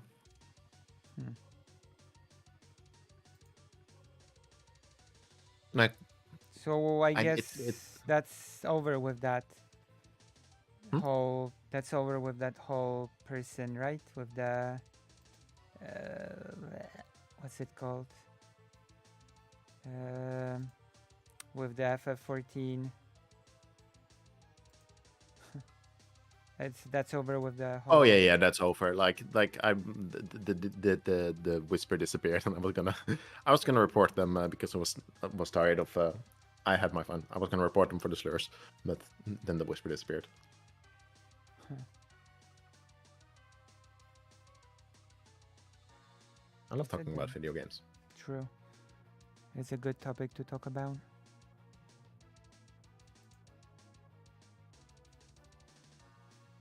Wait. I'm All right. a friend of mine. Mhm. Yeah. Friend of mine and I are gonna try to um, um, do a new side project for him, a new side project. A video Trying game. to make a bit of a puzzle game. Oh. Like he is a game developer, so like he's trying to he's been like for years now working on his own little roguelite, and day to day he works for a I don't even know what the company is called, but it mostly does ports to the ports to like the Nintendo Switch, and it does a lot of I will need to start work playing for recommended games. Ubisoft. Oh, Ubisoft. And this like a lot of those the what are they called? Things like Monopoly and games and the like of that. Hello, Super So yeah, Special. he's Oh, hello, Grey DHD. I'm worried that so he knows his shit about games. that's true. I'm trying to build up the stream so that I can do my ambitious projects. So consider donating, etc. Also, I need to get more people, but I have no clue how get people in the Twitch thing. Someone must raid me. Let's see Yeah. who's streaming right now. Caffles, Twitch is raid me, Caffles. What the hell? Just chatting. I think Apple's only Salt just. Slime versus Shoe on Head. Oh, we're gonna watch that video. Oh, for Oh, sure. I started watching that Thought Slime video because I was like, because it showed up, and I was like, at some point I would We're just watching the turn it off. Hot Slime video for sure because today. we got That's what. That's gonna be the first thing I'm gonna do after our talk. Oh, you just see my face. Because I've switched to my face because I was Apple's only applying the just started cream. streaming. Caffles, raid me. Raid me or you She hate. only just started. She's not gonna raid you. Caffles, She raid only me just or you started streaming. hate Her your her stream fellow. is 30 minutes. If you don't raid me, you hate fellow trans people. Apple's transphobic? What?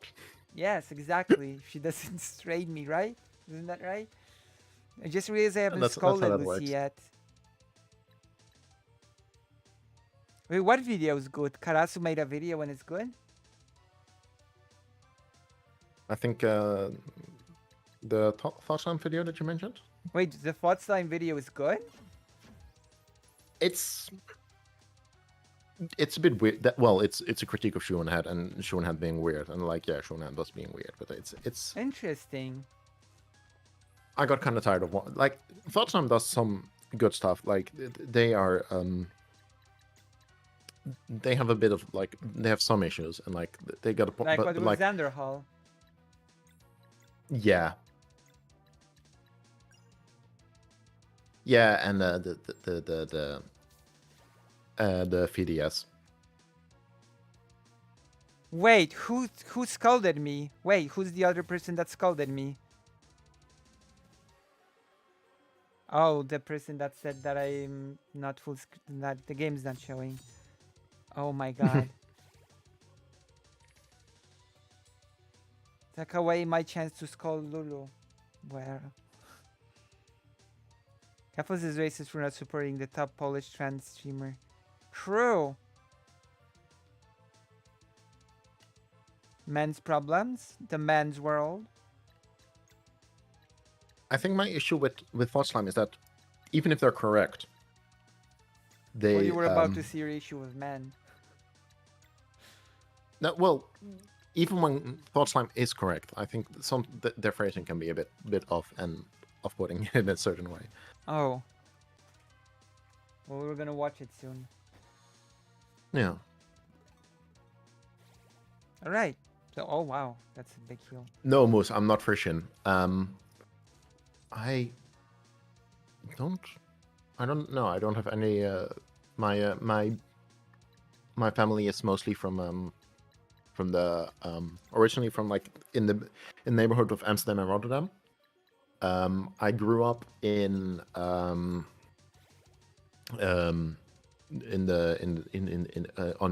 New Land in the polder in like in the center of Netherlands, and I'm now living in the south.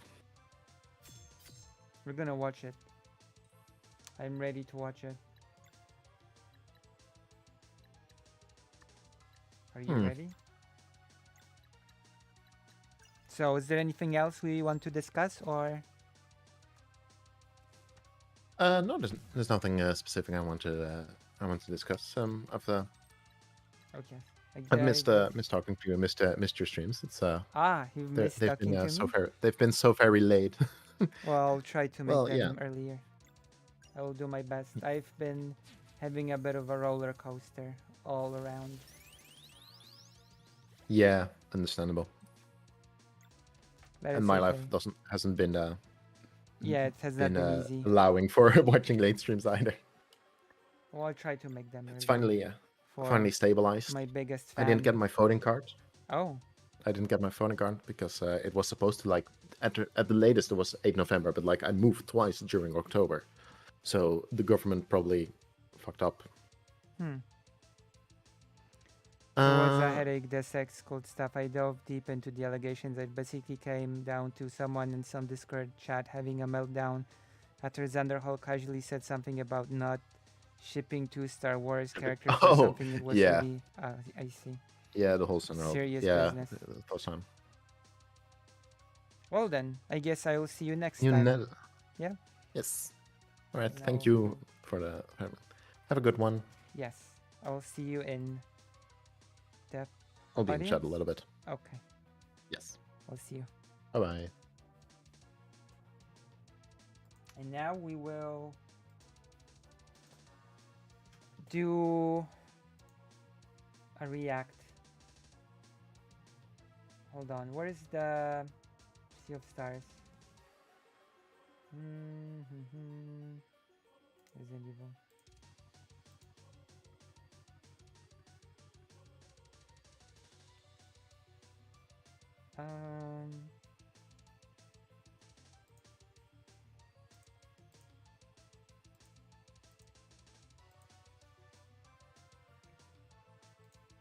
Hey Lucy, dropping in before I take a nap, a long one probably.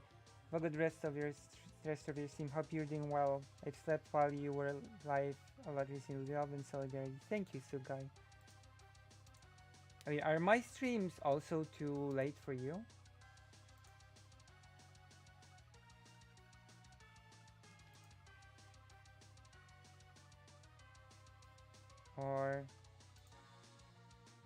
Or what?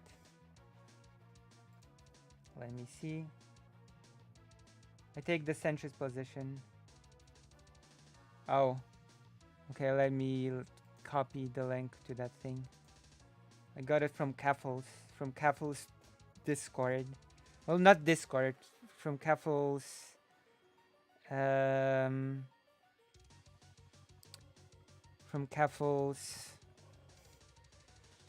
Twitter.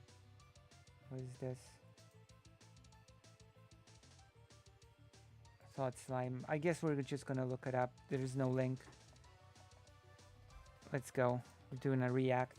It's been a long time. No, my sleep schedule is just whacked. Oh gosh. I'm so sorry to hear that.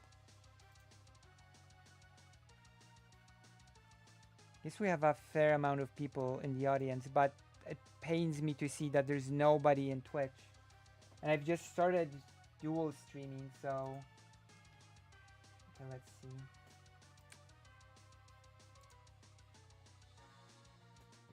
Ptasie mleczko. Done. What have we got here? What's this? Sargon of Akkad. Jesus. Oh. Okay. Where's this person? Ola Torska.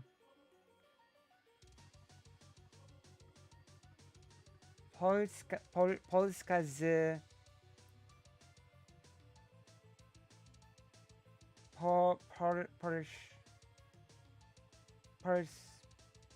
Polski... Inozemni... Mowy. There you go. Learning... Oh. Okay, thought slime. Sargon of Akkad. Debating Ukraine.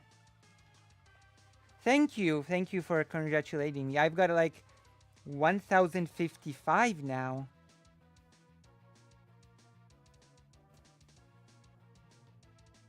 Oh, thank you, Boy Meets Mini. Yes, I'm dual streaming on Twitch now to broaden my reach, but it doesn't seem to be working. Maybe, just maybe, if you suggest to Kafus to raid me when she's finishing. Just saying, it's you know, you could always recommend that Kefus raids me. An apology to man in response to Shoe on Head. This is the... Oh God, for a second there I thought the video was 4 hours, but it's only 45 minutes. That's fine. We can get through 45 minutes. I could not get through 4 hours. What a puppy-like look this person has. What a puppy-like look. Do I have a puppy-like look? No. Just saying. True. So if you watch Caffles, you can sort of slip in and suggest who to raid. Who else is streaming that I know of? Hanzo-chan. I have no idea who that is. Oh gosh. Oh gosh. You have done like 10-hour streams before, I think. Me? Yeah, I do. I do those. Like my 1K special is gonna have to be like a 24-hour stream, as won't it? hardest video Maybe Vosh will raid me again. I've ever had to make. I never thought I'd have to make a video like this, but it has come to my attention that I have failed men. For those not familiar, men are like, how do I describe them? They're like normal people. Right off the bat, this video has a really weird vibe. I'm not gonna lie. Tell me if the video is too loud. That's a really weird vibe. I don't know why. I always feel weirded out when people talk about groups in such a way.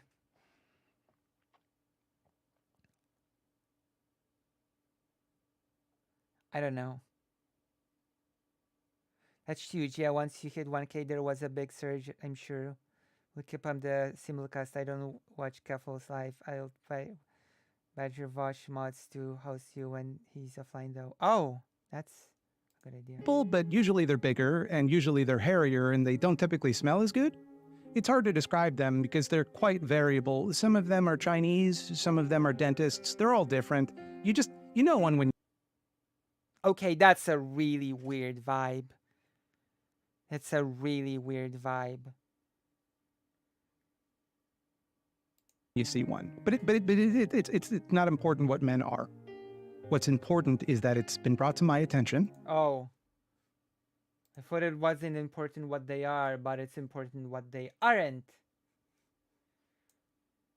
Okay, I'm just gonna... The game is distracting me. I'm just gonna turn it off. I thought I would be playing a game while watching this, but no. I'm gonna dedicate my full attention to this video. No distractions. I already have problems concentrating as it is. I need to. Oh my god! I need to take that some of my HRT. words have been deeply offensive to men and Hormone- people within the larger male fandom. And that was Hormone replacement therapy. One moment, please. I'm gonna need the full screen for this. I'm gonna show you how to trans yourself. This is an instruction video. This is an instruction video on how to trans yourself. I don't have water. I'm gonna have to do with Pepsi or something.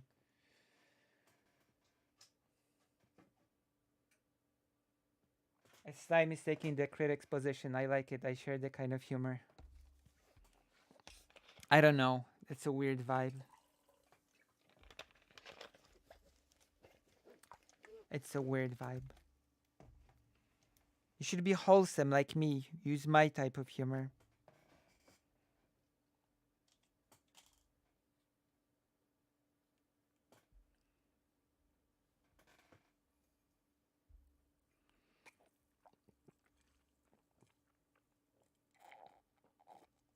Plus, as far as I'm aware, Thought Slime has never apologized for the whole sex cult thing. Oh my gosh. Lula, I gave you that chat thingy so we love our non-binary siblings. Red sign wouldn't have to be there. Oh yeah, that's true.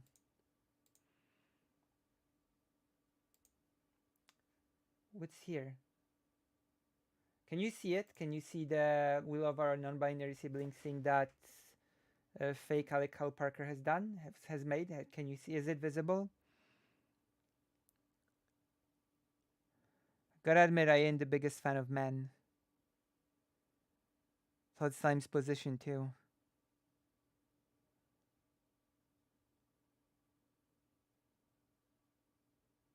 I guess. But listen to Slime's argument. Important that this is a reply. Okay, I'm gonna listen. I'm gonna listen and focus. Also, subscribe and donate for my big, ambitious plans. was never my intention. I would never want to mock people who I think could defeat me in a fight. Besides, some of my best friends are men. I have men in my family. I'm even half man on my father's side. I have a deep and abiding respect for men and male culture. I've participated in many of their rituals, gone to their places of worship, ate their traditional foods. I will now give the traditional male apology for any offense my thoughtless words may have caused. I'm sorry, bro. I love you, bro. We good, bro? Now to back up and explain myself a little bit, in a video about the deeply embarrassing Nick Adams and the deeply embarrassing way he tries to portray himself as an alpha male by, like, stepping on candies and going Alpha to male. boob restaurants. Until M&M's rectify this grave wrong What? by giving us all male M&M's, this boycott will remain. M&M's? Wait, that sounds so gay. I'm sorry. All I want is male M&Ms. Oh, sorry. Whoops. You like watching me. You don't care about the screen. Oh, we have to turn it off here as well. You don't need the screen. You like me. You're here for me, not for a screen. Oh, God. Professional streamer, by the way. How do I...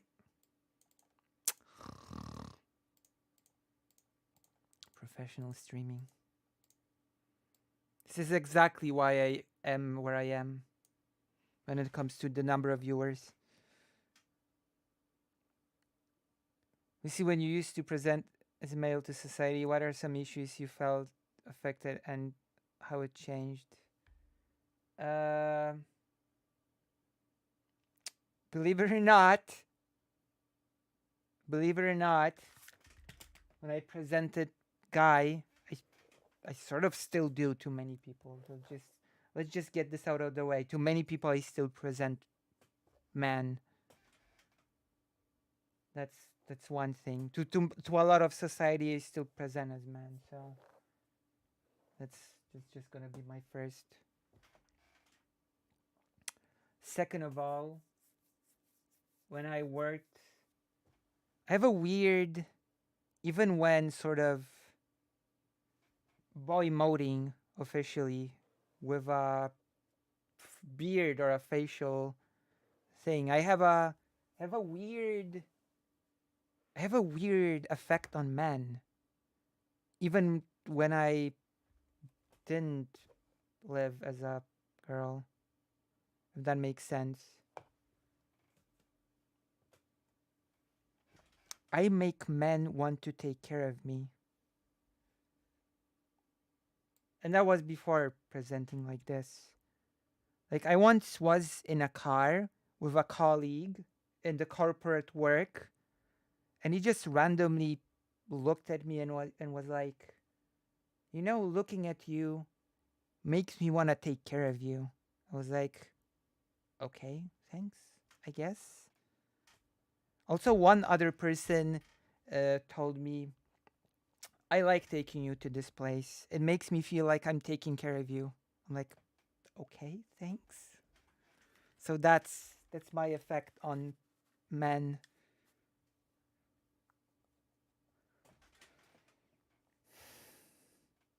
So yes, that's what happened. Even like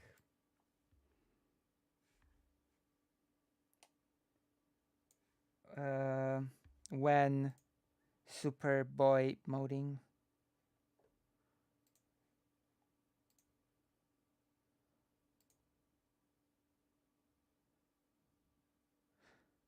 Take care of. As much as I presented differently, the way I acted is basically very similar to how I act now. My mannerisms, etc., were very similar to how I act now. There were not, it wasn't much different, you know, and that makes sense.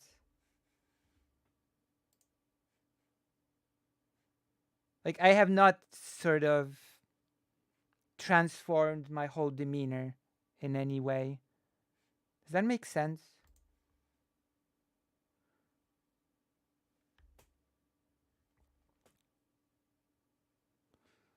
Awkward, at least. Still, I guess it's not an objectifying way or demeaning way. It's not necessarily a bad thing.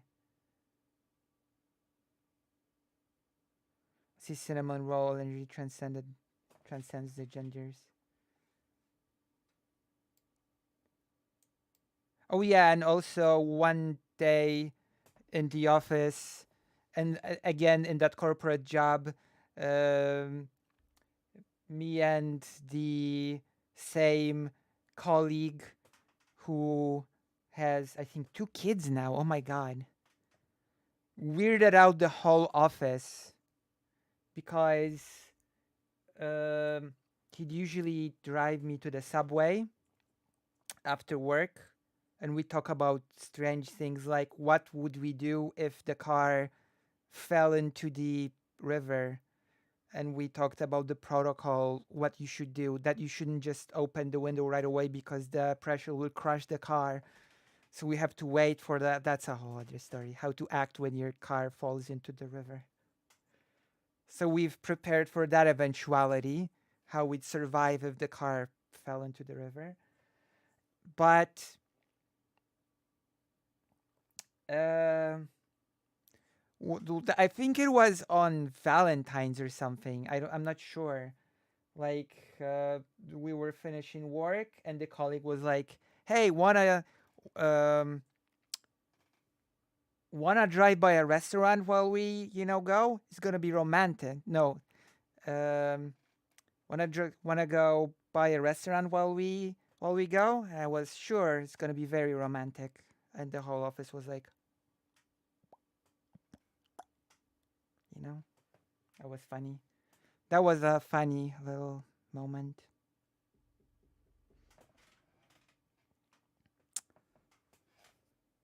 Yes, indeed.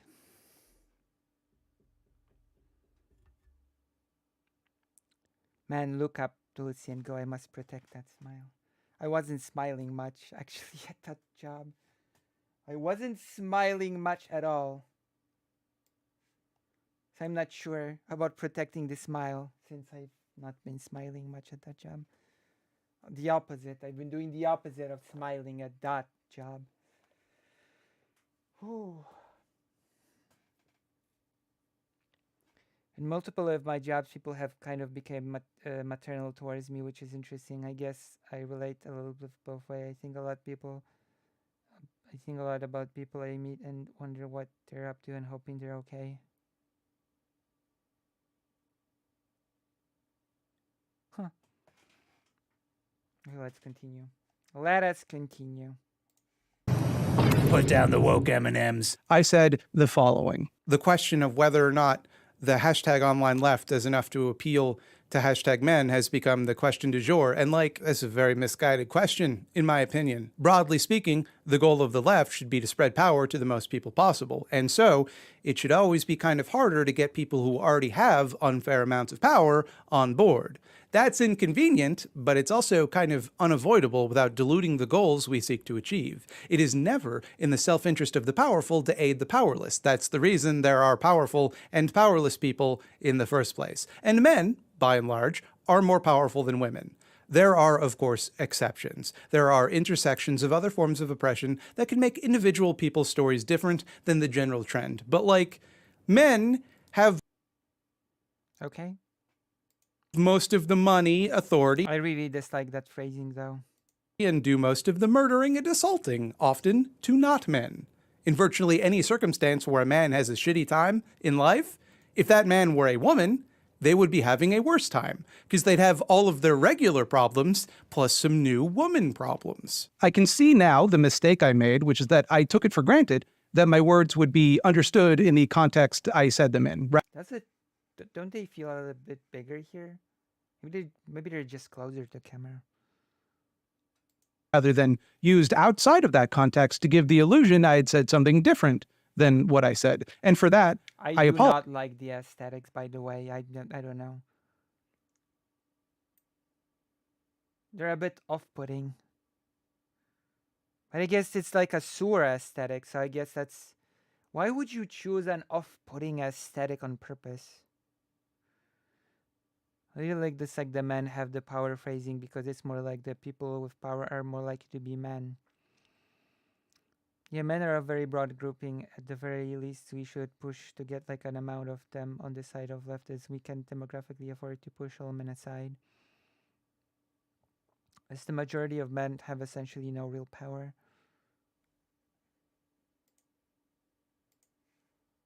I don't like this aesthetic so much. Apologize.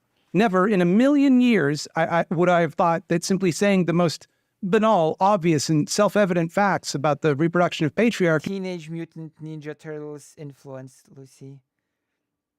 Well, Teenage Mutant Ninja Turtles didn't turn me off, so I guess there's been I guess mistakes were made along the way, because I used to watch Teenage Mutant Ninja Turtles, and that's not quite the feeling that they invoked in me.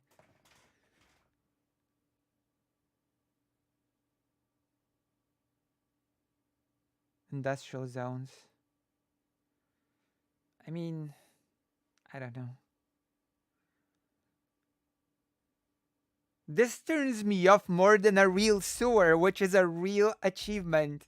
I don't know why. This actually turns me off more than a genuinely real sewer.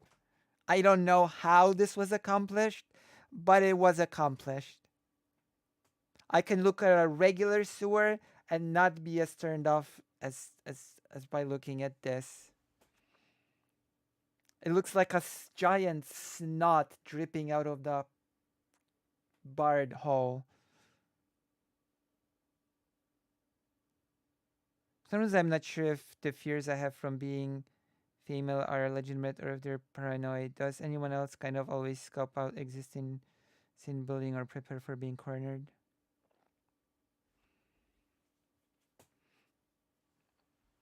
To group men into a single group is a bad idea, as a race and ethnicity and nationality can all play a different part into how one thinks. I have no issue with a fake slime sewer. I have issues with this particular slime sewer.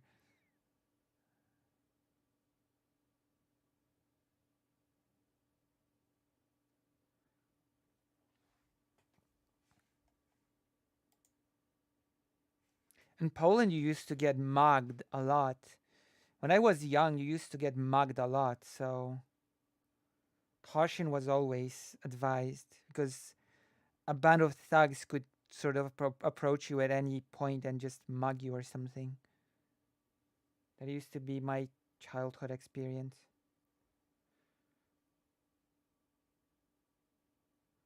Melted oh.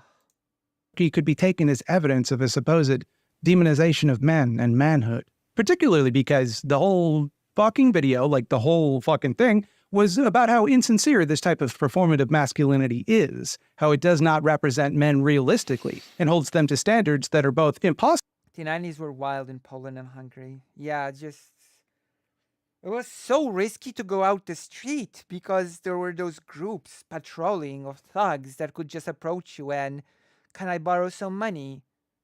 And of course, borrow did not really mean borrow, if you catch my drift.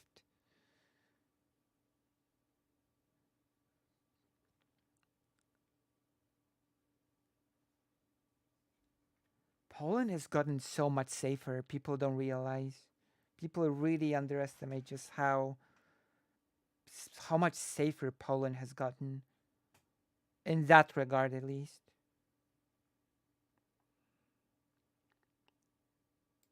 Possible, and this is important, deeply stupid. But then, some very concerned people reached out with some gentle criticism, some suggestions like that I should kill myself, more people than the normal amount that tell me to kill myself, and a lot of people complaining that I hate men and also for some reason white people, which I don't feel is related, but okay, I'll work on that too, I guess. And I didn't want to admit it at the time. See, I wasn't told to end myself. I was just told that I'm a creature. I am as the creature.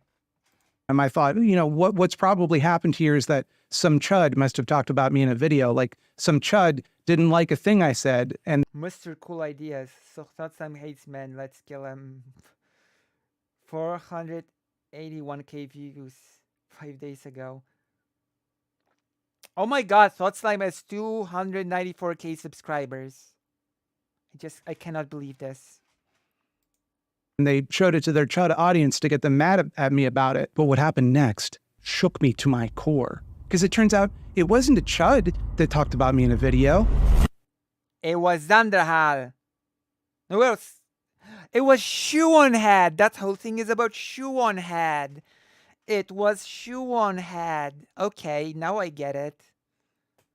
One day a guy stepped to me. This was around 2000 and told if I don't give him money, he will punch me. This was in put up as main square and how people would not help me. Plus my classes were worth more than my money. Like I lived in the near the center of Warsaw. So yeah, people approached you in the city center with this kind of crap. And they would say, hey, I got a knife under my coat. And if you don't give me money, I'm going to stab you or something. That was a thing. That was genuinely a thing.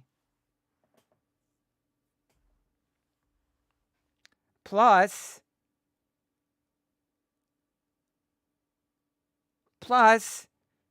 at least one time, they didn't tell me they would punch me. They did punch me on the face and then ask me for money. And my phone, which I didn't have at that time. I didn't have a phone back then.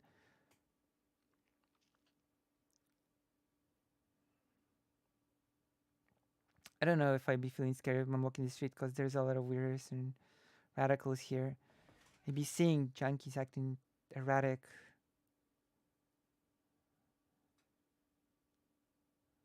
Oh. I like 50 Hungarian foreign, that is less than $1. And I said I need some, so I gave him 20 and keep the 30. He said 30, and I did that.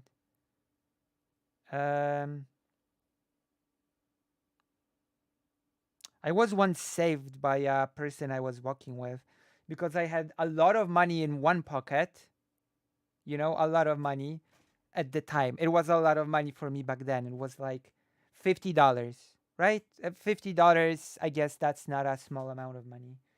And in the other pocket, I had like $5, $10. So the thugs approached us and were like, give me money. So I gave them the $5 to $10 while still having the $50 in my other pocket. And the person that was with me was like, because they were like, do you have any more money?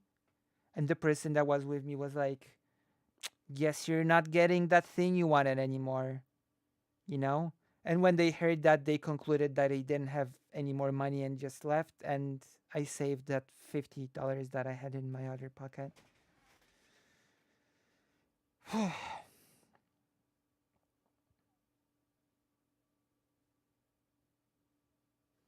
Those were such weird times. As far as I know, that's not a thing anymore. Thank goodness. It was shoe on head. But what? Well, she didn't really talk about me so much as she showed like a clip of me in passing in a video. And that was why suddenly my feed sucked more for a little while. So why do you need to make a 50 minutes video about being mentioned in passing? I don't... Okay, why? Why would you do this to yourself?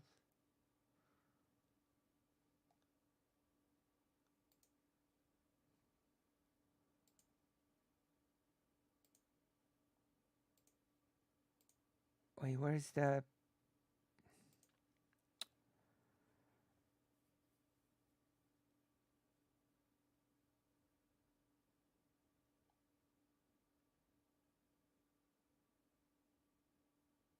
Because you've been through a lot. I mean, I'm from Poland. Everybody from Poland has been through something. Video is not about that. It's an excuse to talk about the issue. Hence, I like the video. Okay, let's watch it. Maybe it's good. Until they got bored. And it confused me. It confused my delicate little brain. So wait, you've watched it then, Karasu? Sammy's baiting people with the drama content, but redirect stuff to... Okay. I would understand if some chud made a video about me, but True on Ed is, of course, no right-wing culture warrior. Now, I'll grant you, she once was. She was once an anti-feminist crusader in the meme wars. She rubbed shoulders and hobnobbed with all sorts of anti-SJW alt-right adjacent figureheads and white supremacist terrorists back then, but in time, the scales fell from her eyes like Paul on the road to Damascus, and now she's a bona fide, real, honest-to-God, no-fooling leftist. She said so. Of course, those old videos are still there. You know, she's not running from her past. And of course, they're still monetized. Like, she's still benefiting from her past. But when people come to our side, it's cause for celebration. They should be welcomed and given leadership positions. That's called solidarity. That's a good question. I wonder if you have, like, 1 billion-year-old videos, if they're monetized, do they still earn a lot of money? I just can't think. I just can't feel that they probably don't. I consider Shu a right-winger. Yeah, that's probably fair. That's probably fair to consider her that. People can change. People can change without meaningfully changing their behavior. And at the time, I was too busy to respond because, of course, I was working on a video about fake leftists disingenuously calling for left unity in order to use our spaces to spread their right-leaning, often bigoted ideas. So, of course, you see, I had no time to think about Shoe on Head. No, I'm doing it again. I'm being snide. I mustn't be snide. Being snide is what got me into this mess. Look, I can't see inside Shoe on Head's heart. If I were forced to guess, I'd imagine her conversion, so to speak, is genuine. I don't think she's lying about that, and I don't really give a shit if she is, and I don't think it would matter if she was. For the record, I find it far more likely that she did genuinely change her mind about some things, but also held on to a lot of her previous biases without realizing it. I think she's coming from a background of, like, latent right-wing echo chambery spaces, and she still has a lot of those ideas bouncing around in her brain. It's not that she, like, sat down and, like, deliberately, maliciously said, good, I will infiltrate the leftists by pretending to be one of them. That's a cartoon thing to do. She didn't do that. Sometimes leftists are shitheads. I don't know what to tell you. She would say I'm a shithead. I would think that that wouldn't cause her to think I am, like, a fake leftist any more so than, like, a lot of people do. Now, she doesn't really so much talk about me in her video. She includes like 2 seconds of me talking, although within those 2 seconds, she does do some, let's call it creative editing. Why would a Okay, let's go. Let's see the editing. I want to see it. I want to see the creative editing. struggling man even want to move left when the left appears actively hostile to them? The question of whether or not the hashtag online left does enough to appeal to hashtag men has become the question du jour. And like, That's 30 seconds of me exhaustively clarifying this point. men have most of the money, authority, and do most of the murdering and assaulting. The average young man in America isn't Jeff Bezos. Gender pay gap in US hasn't changed much in 2 decades. Oops. Also, why did this motherfucker just FBI crime statistics at me? Men do the most murder. Okay? Sorry, Shu, I should have been clearer about this. I was talking about who has power over who in the scenario. You probably didn't realize that because it was in the part of the video that you skipped, but generally, when you're willing to kill someone, that grants you a certain power over them. Kind of thought that didn't need clarifying, but there you go. That's why I threw that statistic in there. They like having all of the stuff they don't deserve. They like that. They want it to stay that way because it suits them. Because of the stuff, telling people they're special and deserve all the nice shit that they have, that's going to be an easier sell 10 times out of 10 than like... White men have most of the power. I guess when we speak institutionally, yeah. saying, hey, maybe you should have less stuff and other people should have more. Leftism is when you don't have a lot of stuff. No, I don't think leftism is about having less stuff. I do think it is about flattening unjust power dynamics and kind of dismantling oppressive power structures. And so if one group is systematically denied stuff, then yeah, taking stuff from the people denying it and giving it to them is indeed leftist. Kind of thought that went without saying, kind of thought that was self-evident. If one were to simply watch her video, which approximately 3 million people did, they'd get the impression that I was saying that the left should not do outly 3 million. That was self-evident. Oh my god, Shuonhead has 1.8 million subscribers. If one were to simply watch her video, which approximately 3 million people. White men have most of the power, but most white men have no. I mean, that tracks, right? 3 million people did, they'd get the impression that I was saying that the left should not do outreach to men because men are murderers and evil, when in fact, what I actually said was the left, by virtue of the positions we hold, will always have a harder time converting those who benefit from the structures we seek to dismantle, a position she herself states in the same video. But the fact is, it's hard for progressives to organically appeal to men, because a large part of progressivism is oppressive hierarchies, and men are oppressors. Making progressivism look appealing to young men is an uphill battle from the start. And thus, the question of whether or not the left does enough to appeal to men is misguided. It's harder for the left to do that, kind of intrinsically. My point about men doing most of the murdering and assaulting, which is just a statistical reality, was not brought up, as Shu presents it here, as evidence that the left need not appeal to men.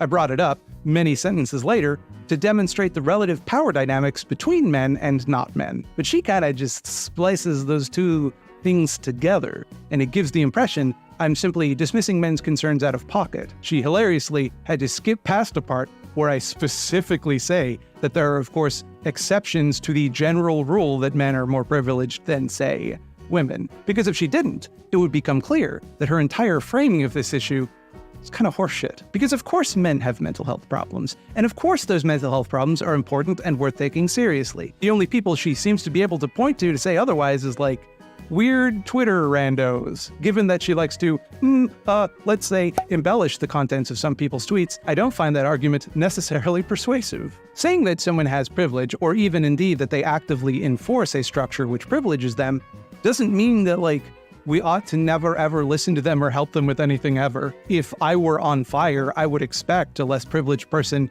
who is holding a fire extinguisher to help me. She also seems to be missing the broader critique people are making. I think that she's absolutely right, for example, to point out that it's kind of rude and shitty to Prefer the framing of saying the bourgeoisie class has the most power, wherein it may be compromised in majority by white males.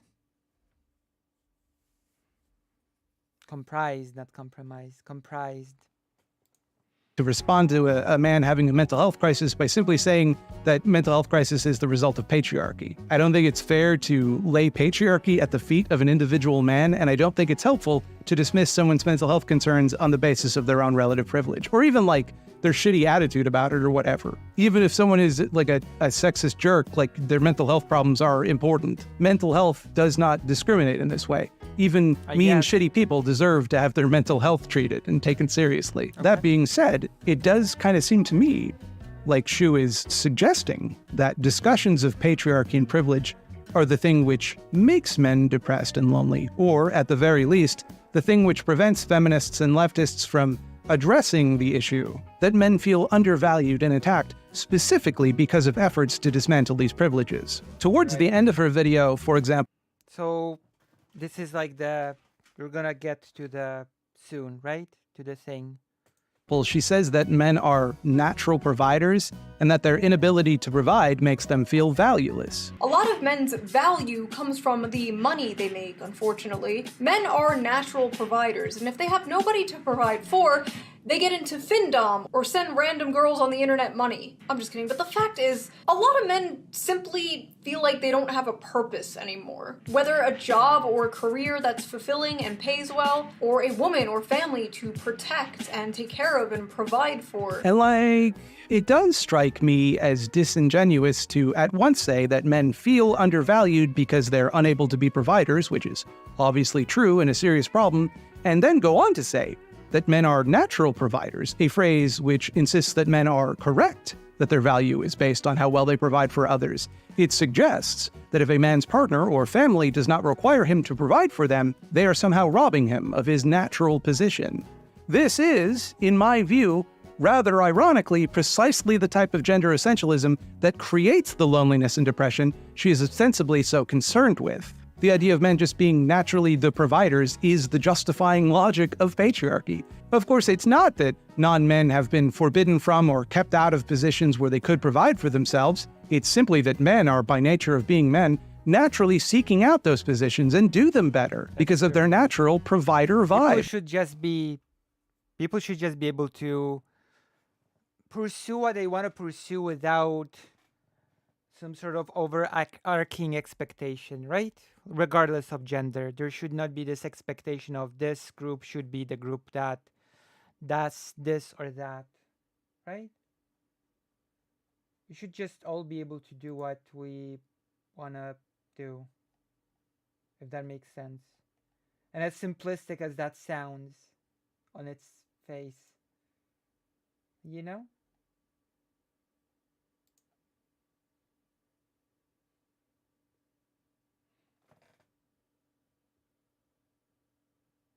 Does that make sense?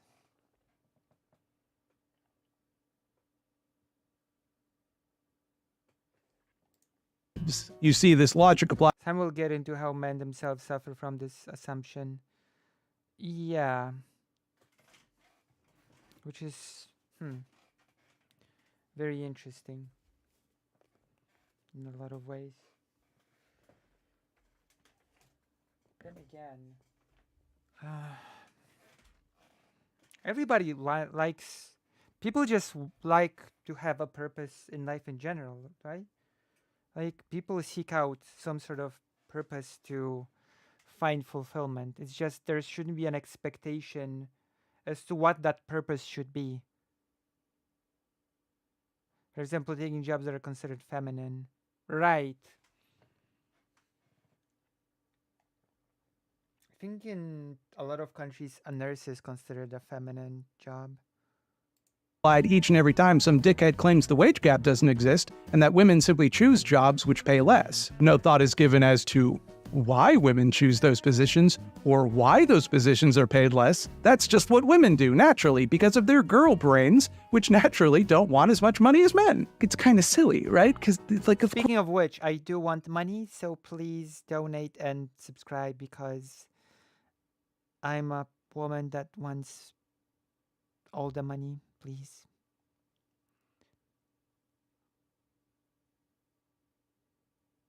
Right, yeah.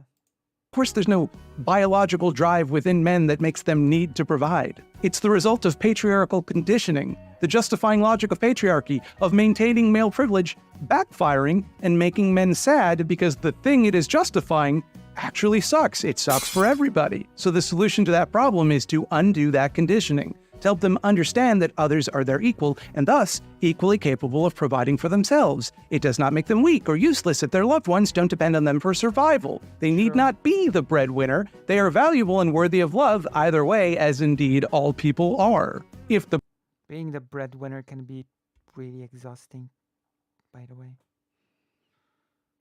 Oh, don't let me start it. boys need to provide to be happy, fulfilled, and mentally healthy individuals, if that is just a natural, normal part of being a man, something they can't change, and our goal is to prevent them from feeling those feelings, that would seem to suggest that men should at least be financially privileged, so that they get to be the providers, that we shouldn't meddle in that natural, normal state of affairs. Now, yeehaw, hold up there, partners. I'm not trying to present that as Shu's opinion. I don't think it is. I doubt very much she would say that that is what she believes consciously. I don't want to present those as her words, nor would I sink so low as to edit two sentences she said together to make them appear to be her words. They are not. She is not saying that. It would be a lie if I said that she was saying that. God, I wish I was the second earner. I wish I was the second earner. But then again, I'm a trans woman, so I'm not invested in the ego of being the top earner. Okay, okay.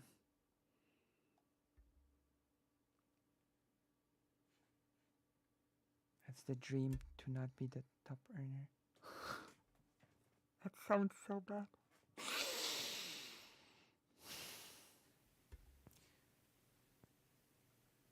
But it is the unavoidable extrapolation from what she is saying. But yes, please do subscribe and donate, because I actually have to be the top earner. My God. I'm so confused. Leaving me with the question, does she kind of believe that on some level?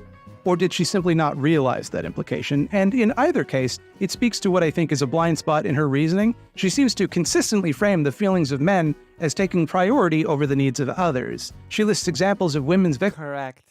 Lucy's a trad wife. Correct.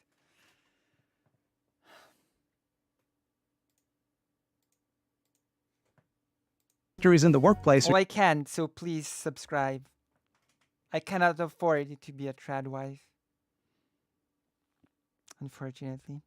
University, and kind of just baselessly speculates that this is the reason Lulu, you have to convince me to donate. You want me to do a dance? What do you want me to do to convince you to donate? What do I have to do? Sing for you? Dance for you? Both at once? Tell you a poem? Tell you a story?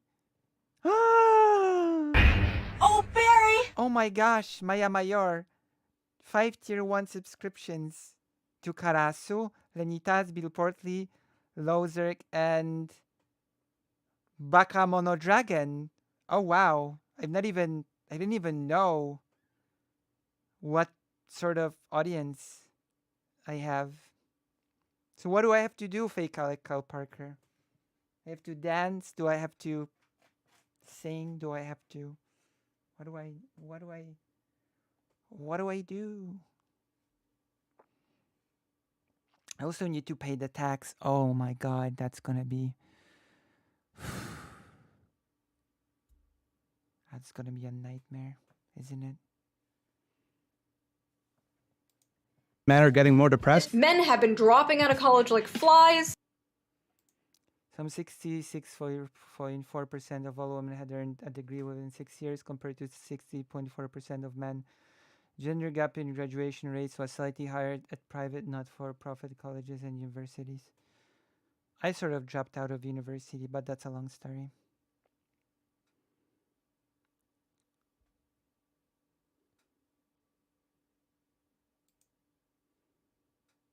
And what does that get you? Poor men. Which, since women are doing amazing in college now, and many are now out-earning men, this most of the time leads to single men, which then leads to lonely. Are women really out earning men? I just find it a bit hard to believe that women are out earning men.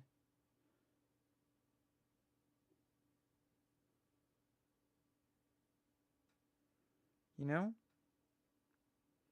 It's just a hard pill to swallow for me to believe that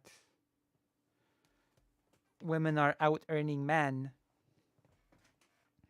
My gosh, fake Alec Culparker did not respond to my question. What do I need to do? Men, which leads to depressed men, which leads to the high suicide rate. Okay, let's think that through for a minute. If that is the case, what are women to do about it? Simply forego their own ambitions, careers, and educations because pursuing them might Depends on the professional country. make the fellas sad? Or men What were you studying before you dropped out? Okay, so I should have done the smart thing and I should have pursued history because I knew a lot of history at the end of high school. So I should have chosen the intelligent thing and I should have chosen to study history. But I didn't choose the intelligent thing. Instead, I chose to first study programming for some reason, and the math sort of crushed me. And then I started studying English because I was pretty good in English.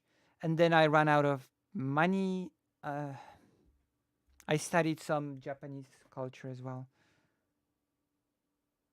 I want to know the level of homophobia in Poland. I heard from some sources that in Poland have a problems with this thing. Yes, Poland is the most anti-LGBT country in the entirety of the European Union. This might change with the new government, but we'll see.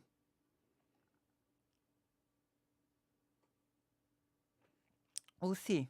We'll just see.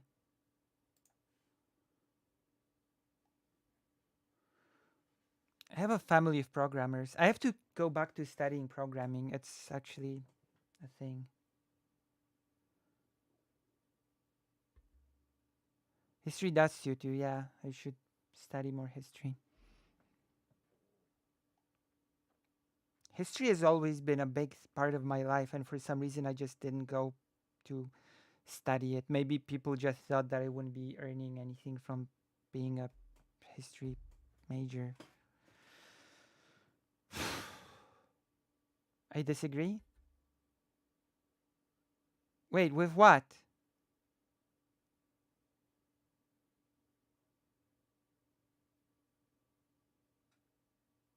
Wait, sorry, what? Oh.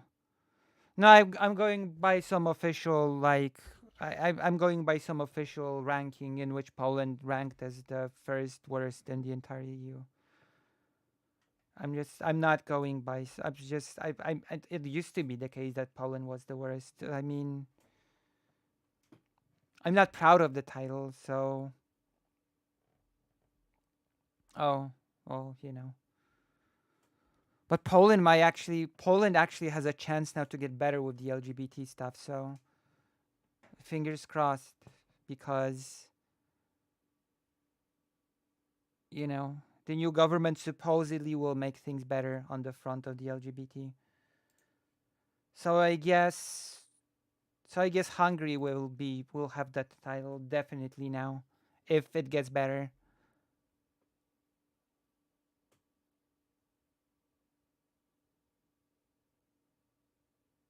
Yeah. Yeah. Yeah. Yeah. I mean, in Poland during the presidential campaign, it was the LGBT are not people; they're an ideology. That was the main slogan that was thrown around. The LGBT are not people; they're an ideology, of course. Hmm.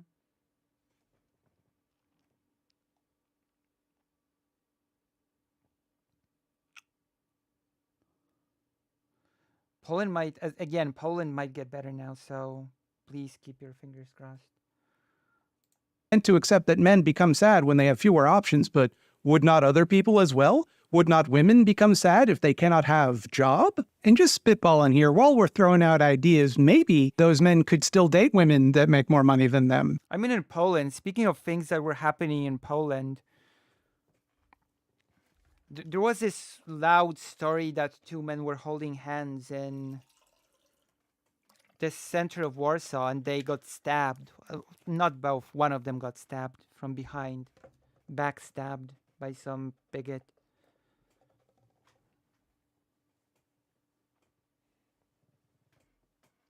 Also, Polish law is just wild.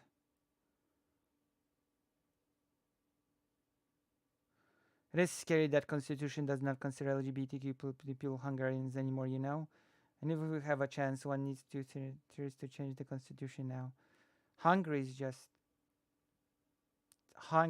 screwed. I hate to say it. Like Poland at least had a chance for the opposition to win, and Hungary can hardly be called democracy at this point. Did you know that Orbán said through his veto or whatever that the European Union should apologize for making false promises to Ukraine, and that Ukraine is actually light years ahead of becoming part of the European Union as far as he is concerned? Did you know that about this little nugget of news?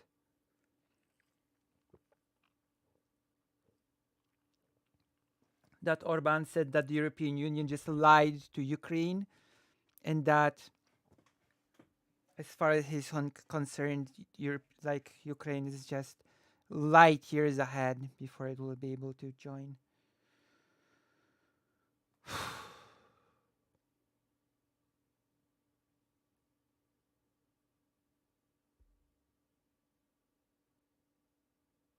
So yeah. Hungary is something else. I'm telling you.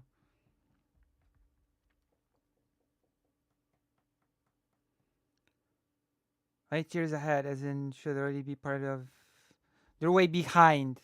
It'll take light years for the.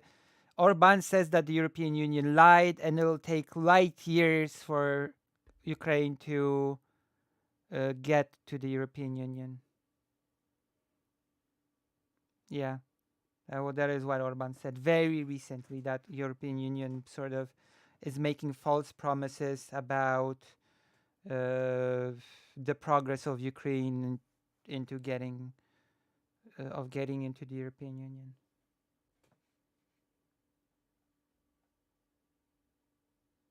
You know? So that's nice, isn't it? I mean, we can look the story up after the video, but Orbán did say something like that. Also in Poland, by the way, I'm transitioning, right?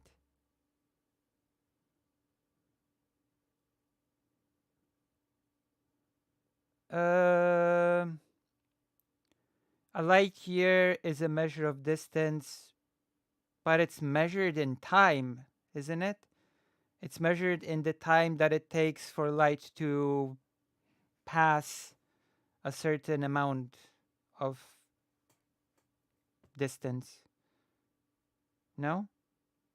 Hence light year. The distance that it takes light to pass through a year, no?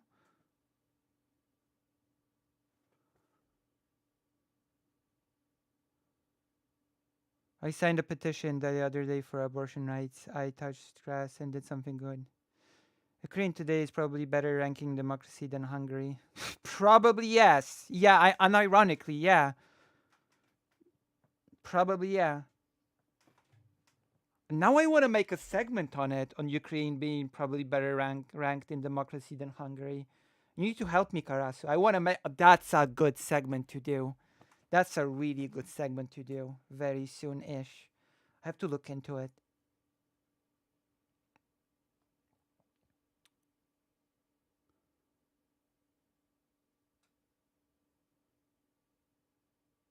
Is power hungry. I agree.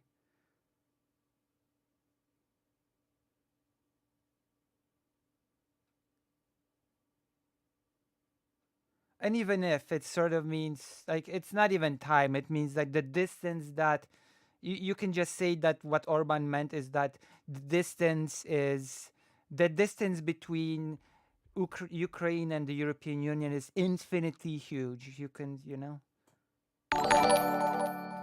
Oh, someone just subscribed. Thank you, Utom Nayan, for subscribing. Thank you for the Oh, Barry! thank you for the $25, fake Alec Parker. I've still not responded to the question. Oh my god, thank you. About transition in Poland, I'm about to tell you.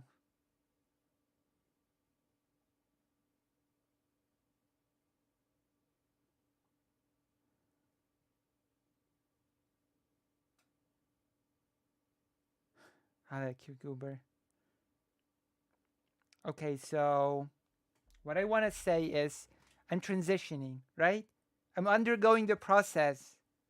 I'm a, I don't know. So I should be sort of, technically speaking, I should be accepted as a trans woman, no? By Poland. But no.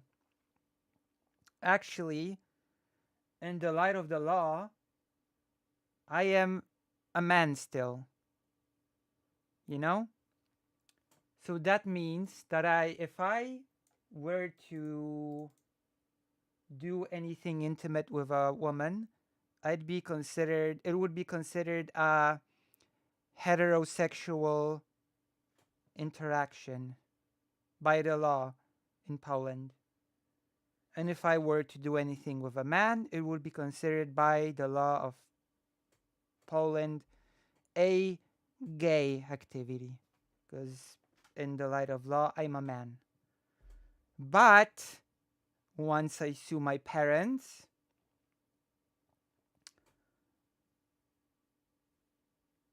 in the light of law, I'm gonna be suddenly a woman.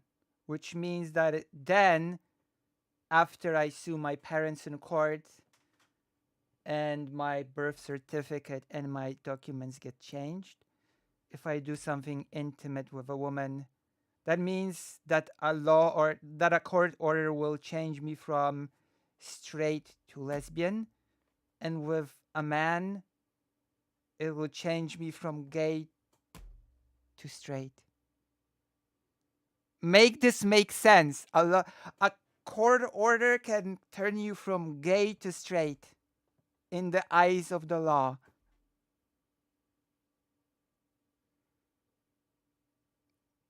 The courts can make you straight. That's incredible.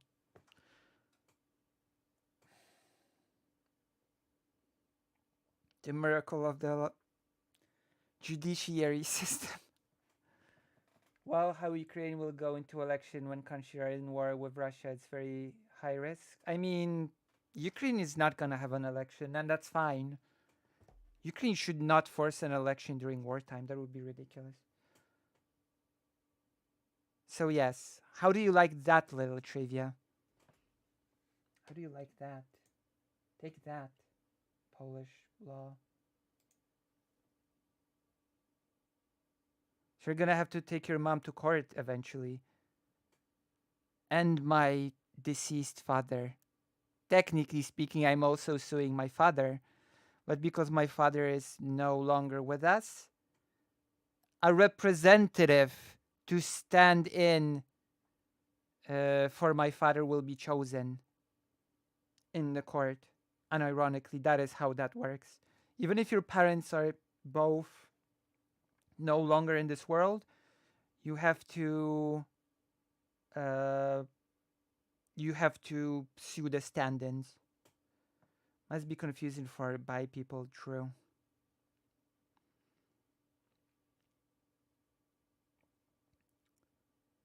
You have to sue your parents. That's a requirement to change your birth certificate. That's a bit B. Oh, well, that is a requirement.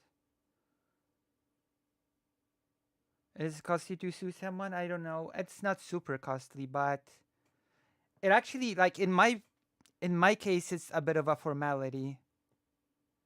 Yes, I have to sue my father as well. There will be a stand-in in court.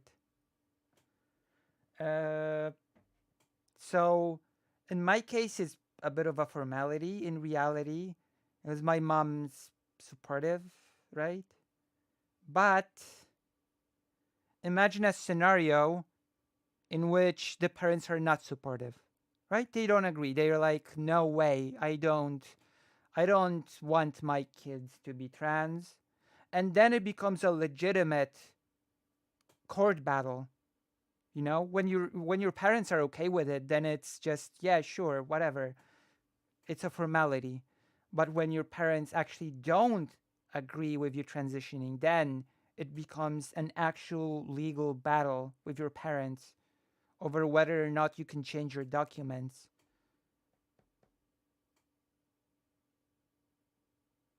And yes, the logic is actually that the parents made a mistake of misgendering at birth.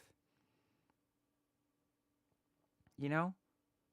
I remember telling this for the first time to my mom, right? I remember telling my mom, I'm gonna have to sue you for misgendering me uh, at birth. And do you know what my mom said?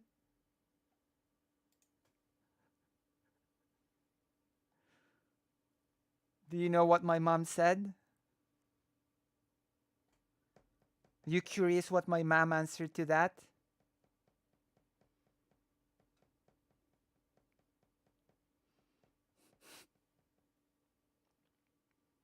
My goodness. My mom always has a response. No, no, the stand-in will not disagree. The stand-in is just a stand-in. So do you know what my mom's response was when I told her that I have to sue her for misgendering me at birth? She said, "Hey, keep me out of this. I didn't misgender you. The doctor did. Sue the doctor." I mean, I mean, that would make. I mean, can I even argue that? Can I even argue with that?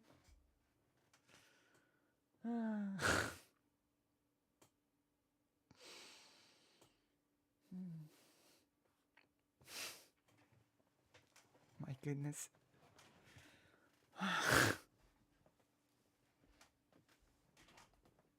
Goes to the doctor. I didn't misgender you. He did. The doctor did. Oh gosh. I mean, she is, but you know. Uh,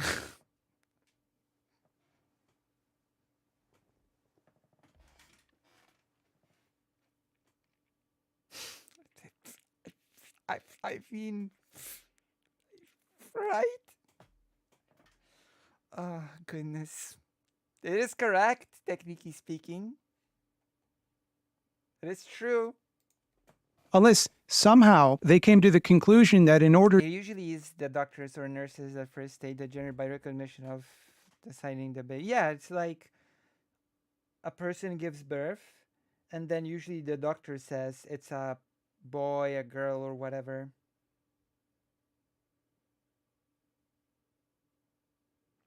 Oh, I got a new comment. People are so confused by me. It's like I cannot believe how much I confuse people. I got a comment just now that said, "Are you a man or a woman? I know, understand." Well, it's gonna have to be a mystery forever for you.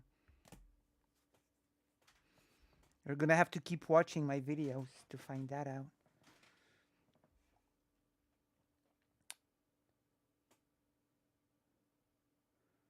Obviously, the problem comes from the genitalia is not so binary looking. Congrats on 1K subs, Lucy. So much. Thank you. Thank you so much. 1,056 right now. My mom worked as a nurse and they had been seeing cases of babies not so easily recognizable. I mean, it's not as simple as people would like it to be. Things are a bit more complicated.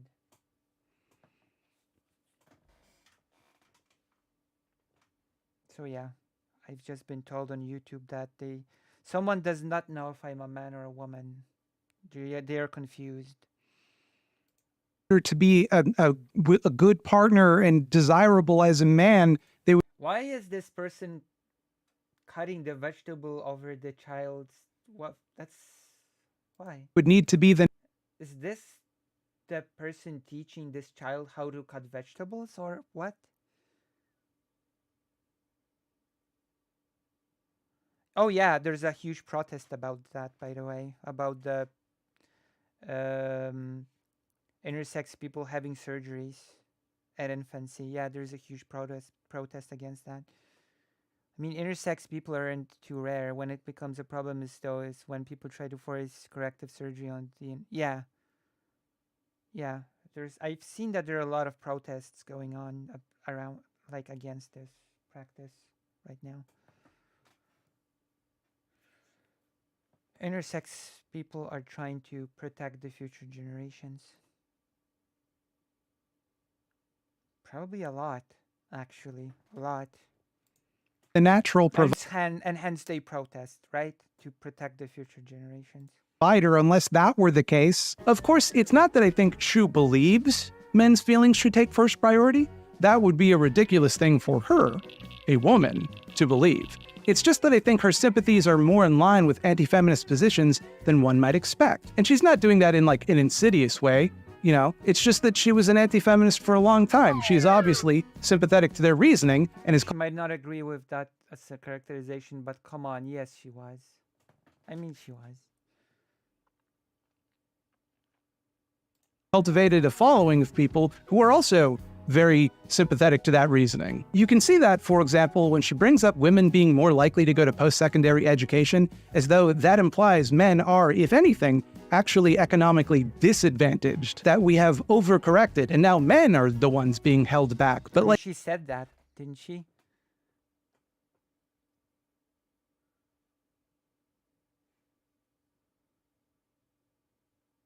She said that. Come on, Keffels, raid me. You know you want to. Like, those figures change a lot when you compare graduation rates for fields that are more likely to make lots and lots of money. At one point, she talks about how the Tumblr feminists she was mocking back in the day are now transphobes, and thus, we all should have cut her some slack back then. 90% of all homicides recorded worldwide were committed by male perpetrators.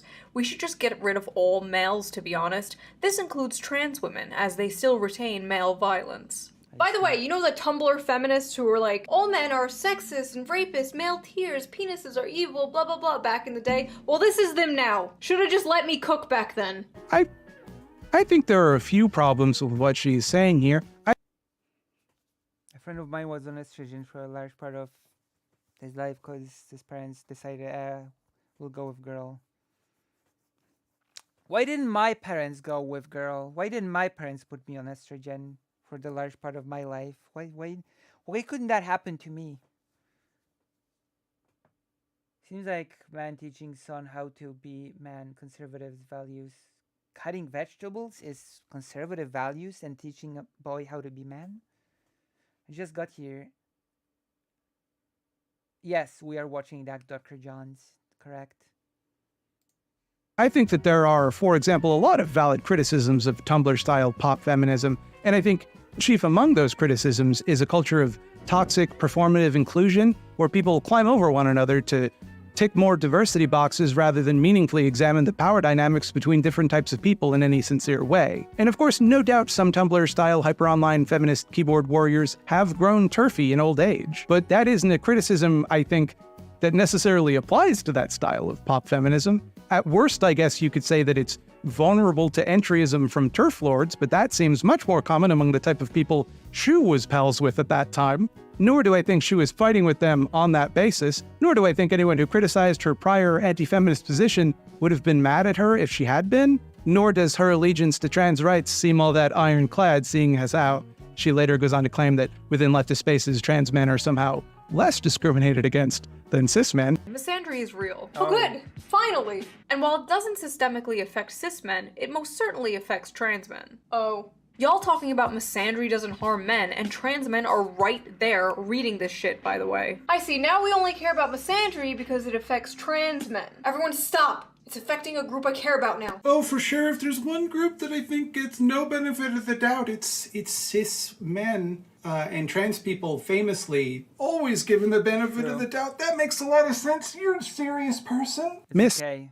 I think Thought Slime is a bit more on the right when it comes to this, but because I guess we're discussing a issue. But why Thought Slime? There's a new video that dropped, so I decided to react to it. On head. You are confused, I think. When people say misandry doesn't exist, they don't mean it like you think they mean it. Because of course it's possible for people to not like men or to speak ill. Join the page, Dr. Johns. Join the page. Like, I'm not a big fan of Thought Slime myself, but if the argument is not bad, then the argument is not bad. Right? We're not in team sports here. We're judging people by their arguments, even if Thought Slime is pretty slimy and never apologized to Xander Hall about the sex cult stuff. Of them or to individually have prejudices against them. That's common sense. When people say that misandry doesn't exist, they mean it more in the sense that it doesn't exist as a systemic oppressive force in the same way that misogyny does. Also, you can use super chats now. You can always super chat me on YouTube if you want. If you don't want to go to the page, now you're able to super chat me now, because I've unlocked this magical ability if you're watching on YouTube. Any systemic problems men might face are better understood as a product of the maintenance of patriarchy than a willful effort to oppress men and privilege women. People are quick to distinguish between cis men and trans men about this because the world treats those two groups quite differently. People often impose restrictions and oppression on trans men in a way they do not on cis men, and thus, it is necessary to point out the distinction. Ben Affleck is history's most sad man. Nobody bats an eye. Elliot Page doesn't smile for like 2 seconds in an interview. Obviously, transitioning has robbed him of all joy. I feel joy. I feel joy. My dog, going on walks. So much joy. Getting down.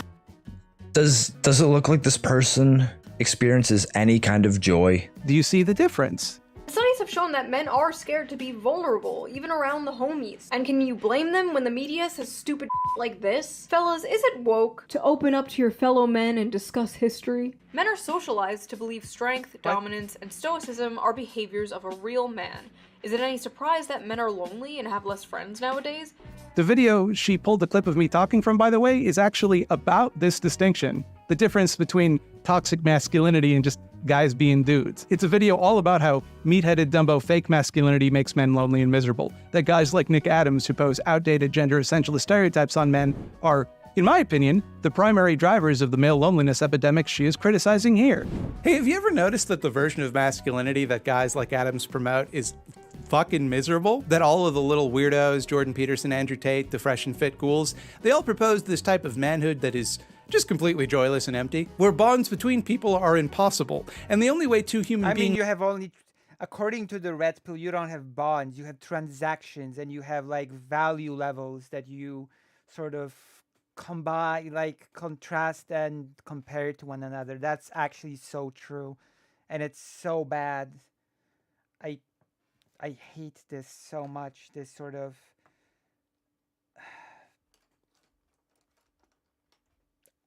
Don't get me started on this whole transactionalizing of human relationships.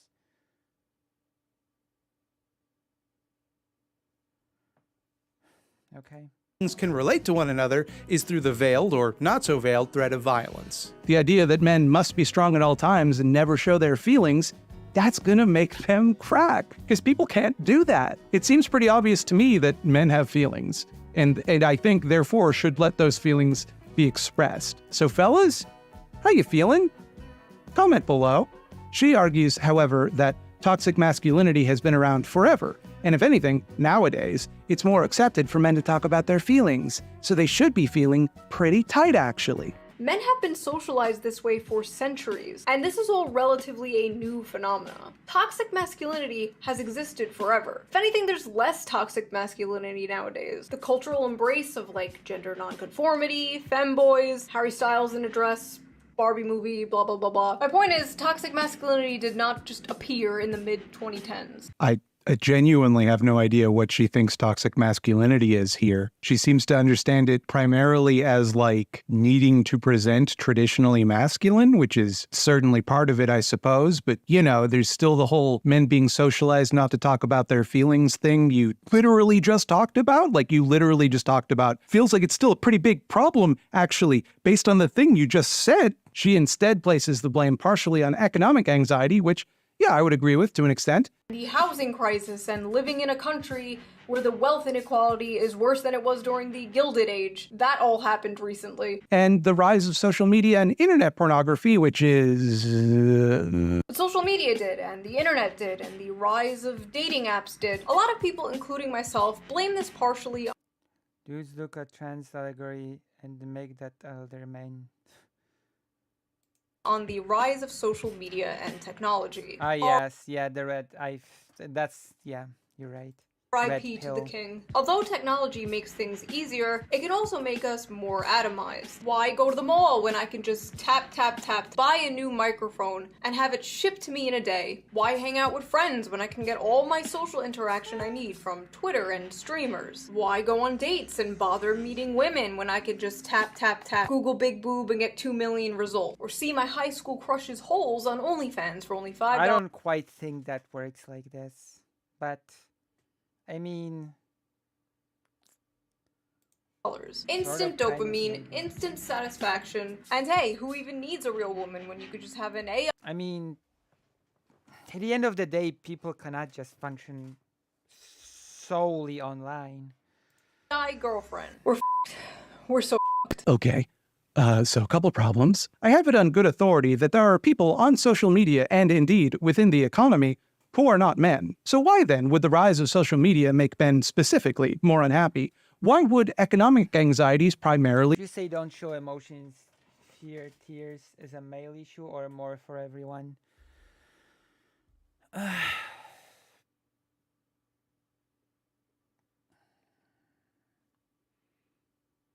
think it depends. I think in public settings, crying is sort of discouraged across the board. I think in sort of private situations, it's considered a bit more quote unquote natural for girls to cry. But then again, I cry more because I'm on estrogen now, so I cry definitely more than I used to. So there's also that. But then again, when I was on the first puberty, that was the boy puberty, I used to cry as well, so I'm just a crybaby. I'm just a boring crybaby. God, I cry a lot. I need to go to the toilet. I'm gonna think about it some more when I'm on the toilet. I'm gonna think about your question. In the meantime, please consider subscribing and donating. I have big plans and I cannot fulfill my big plans and until I get money. Sorry. I'll be right back.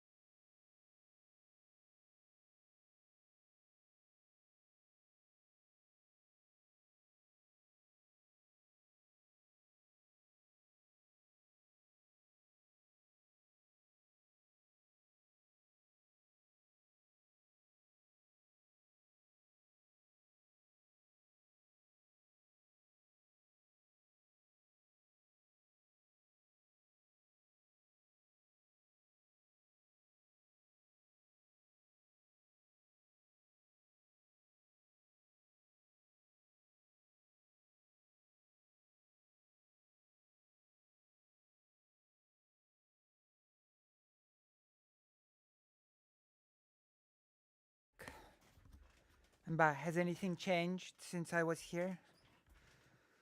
Let's see the comments. Oh.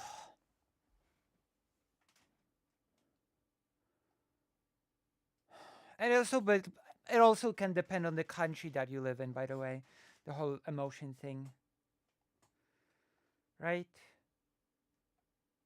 It depends on your country of origin as well.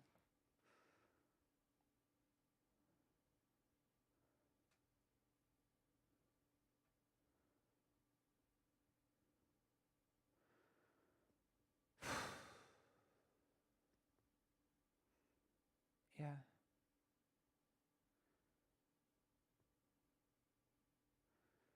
As a child, I used to not to want to. I used to not cry at all in sort of in a as a like in second, third grade. I used to be like considered a person that can be hurt and punched, etc., and would never cry.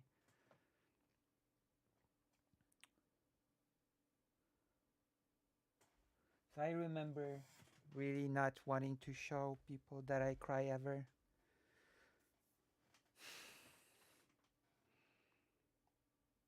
That it wasn't gendered in my case.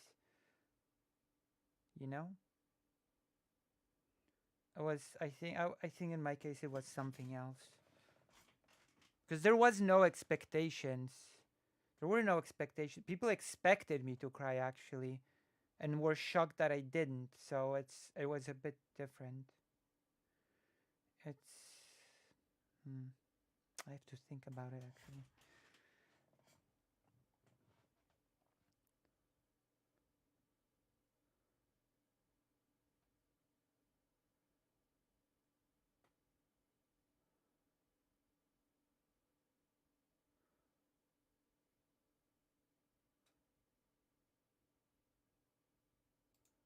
Affect men. Why is it, do you think, internet pornography is so bad for men when various non-men are perfectly capable of becoming horny? Don't believe me? Turn off Safe Search and Google Spider-Punk. Seems like if that was the explanation, everyone would be getting sadder because everyone is equally exposed to these things. And since it seems to be the case that this would affect everyone, and in case you want to dispute that, here's you saying it. A few new studies have come out that have shown that young men are more lonely and single than ever before. But it's not just men. The women and children, too. It's predicted 45% of women will be single and childless by 2030. But according to the media, this is a good thing. The she-economy is booming, as they say. Wouldn't framing this as a men's issue, which we need to look after men's concerns in order to correct, kind of imply that men's mental health takes priority over that of others? Shu attempts to make the case that the reason the right is more successful at courting young boys yeah, that's how I'm going to phrase it, is that the left doesn't even talk to them. We just sit in our ivory tower and we don't care and we just say, it's not my job to educate you. And we sip our soy lattes and invent new pronouns to call each other. Now listen, I will never try to make the argument that leftists are not annoying. If your point was simply that leftists should be less annoying, I would open my heart to your words. You would be speaking directly to my soul. But to suggest that any leftist anywhere on earth I will never abandon being annoying. Being annoying is my whole brand, isn't it, Gigglers? Isn't it in my whole spiel, being annoying?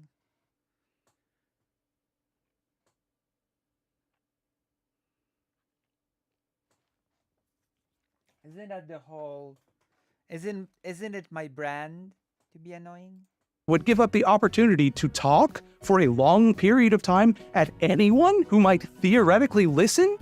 Ludicrous, fanciful, wishful thinking. I think Shu is once again just taking the right's framing of this for granted. That the right are the only ones taking men's concerns seriously and treating them like human beings. To wit, a bunch of mean tweets from leftists. Leftists make mean tweets about men, so obviously they don't know any or talk to any. And if one can't be reasonable on Twitter, a place famous for level-headed, even-keeled discussion, then surely they have abandoned the male race. Unlike the right, who is famously polite on Twitter and always work hard to take men's mental health very seriously and reach out gently with a sympathetic ear. Kindness, compassion, understanding, these are the watchwords of right-wing Twitter. She gives, as a case study of this phenomenon, a young Mr. Andrew Tate, and presents his explosion in popularity as a sort of Look, it's the top G. It's the top G. Organic consequence of the left abandoning men to the mercy of the right. Guys like Tate and Peterson, she claims, rose to power Andrew Tate, the top G. simply because men yearned for genuine mental health advice and the left was simply too uncaring to offer it to them, instead choosing to vilify them as toxic and privileged. Imagine thinking that Andrew Tate offers you genuine healthcare advice, mental health advice. That's imagine believing such a thing. And to repeatedly insist they do not commit sexual assault. The reason young men flock to alt-right MRA movements is because the left gives brain-dead advice to young men. I'm sorry, but how is respect women brain-dead advice? What advice? Don't rape? Don't be a rapist is bad advice? Help, I have no friends or community, I feel suicidal. Have you considered not raping? So she makes a lot of hay of this, and she is, of course, correct in pointing out that it won't help any man's individual mental health to hear that. But also, it seems really weird to suggest, some might say dishonest to suggest, that that was the point anyone was making. Because really, it seems pretty clear that the tweets she was showing weren't suggesting men are depressed and lonely because they are rapists, and that the left advises them to knock that off, but rather that guys like this are... True. What you really need to do to help yourself with your depression is to get a Bugatti or whatever, like Andrew Tate did. That's the ticket. Get a Bugatti. Thank you for coming to my talk. are giving bad advice, which encourages men to behave rapefully. Like, a lot of their advice boils down to disregard people's boundaries. And that's kind of a fucked up thing to teach people, I think, is the point everyone was making with this glib remark. It does not seem as though they were genuinely offering do not rape as mental health advice. I don't think it was her intention to be sympathetic to Peterson or Tate. She is, after all, making this video, partially at least, to talk about how harmful they specifically are, and how the left, in her view, is ill-equipped to confront them. She nonetheless seems to share their view of themselves and their role in the discourse and how they became popular. She says, for example, that Tate seldom talks about politics. He just talks about men. Andrew Tate rarely, if ever, talks about politics. Andrew Tate... that depends on what you see as talking about politics, doesn't it? Doesn't it? Yeah? talks about men, and the left only talks about men when they talk about Andrew Tate. I don't really know what that means. Like, I guess Tate doesn't talk about electoral politics very often. He does sometimes, but not as often as other stuff. But like, discussing men and the way that men ought to behave and how the world ought to treat men, or... What weird outfits? What is that weird underwear? Anyone else, and the various power dynamics between those groups, that is political. If we divorce these men from their own myth-making, the circumstances of their respective rises to popularity are quite different than Shu has presented them here. Jordan Peterson first grew to popularity by lying about Bill C-16, a needlessly controversial amendment to the Canadian Charter of Rights and Freedoms, which extended existing protections against discrimination to include discrimination against gender identity. He rode the popularity wave of transphobic hate speech and parlayed that into a career as a public intellectual and parlayed that into a self-help grift. He didn't simply get popular out of nowhere because men yearned for his sage advice. Andrew Tate became popular on social media by having the men in his self-help groups receive discounts if they flooded social media with posts about how cool and or sick he is. It wasn't simply an effect of his natural charisma. Sparkling water you have to buy. So if you only drink sparkling water, you only drink rich man's water. You ever meet a man who's afraid of sparkling water, know this: he's certainly afraid of combat. Or a world that was yearning for someone like him. It was a deliberate and clever, albeit highly unethical media strategy that paid off. Something he was able to pursue because he was already a very successful sex trafficker. I cannot believe that people like this are successful. Please consider donating. Oh my God. Both of these guys have an easy time winning the allegiance of young boys and depressed, desperate men because they're willing to lie. They don't actually care about the well-being of these men and boys. They'll just say whatever makes them a quick buck. Even if what they're saying hurts those men and boys. They'll just tell them whatever easy answers they already want to hear. That's why their audiences are full of either very young people who lack adult critical thinking skills or vulnerable people who are more easily subject to that type of emotional manipulation. They have no problem claiming that, if you do as they say, all your problems will just be solved forever on their own. You'll stop being depressed, you'll make more money, you'll get strong, you will receive mad puss. It's not that, like, leftists just never... What if I want calm puss? But, get it? Calm puss as opposed to mad... Never mind. Thought of offering advice to men, it's that this is not a strategy that the left Never mind. could or should emulate. Because, like, our goal, I hope, is not simply to trick people for easy money. We can't just lie to them. We can't ignore their safety or best interests in service of getting them to do what we want. We can't say, for example, that if they become intersectional feminists and study bell hooks, they'll get mad puss. Bell Hooks is a pretty good author, to be fair. I don't think it would hurt, but why would it help? Bell Hooks has a really good book. It's called Feminism is for Everyone. There you go. Or was it Feminism is for Everybody? I think it's Feminism is for Everybody. It's a really good book. Everybody should read it. I like it a lot. I don't think it would do that. It's certainly not a guarantee. I think we can agree on that much. There are a lot of factors which determine whether or not you get mad puss. Perhaps take some time to examine why it is you feel entitled to mad puss in the first place. And for that matter, whether you are seeking mad puss simply as a means of projecting a sort of misguided social capital. After you've done that work, also try learning guitar. I don't know, maybe that'd help. Beyond even that, once again, as I said in the video she misquoted me from, it is just more difficult to get a privileged group on the side of eliminating said privilege because, you know, they benefit from it. It privileges them, one might say. That is what privilege is. It's the only way that privilege can exist, because otherwise, if no one had an interest in maintaining it, it would just evaporate. It would go away on its own. That does not require, of course, that the privileged group is... Let me see if Keflos is preparing to raid me. Keflos is still streaming. Remember to remind Keflos to raid me or something. If Keflos does not raid me, she hates trans people.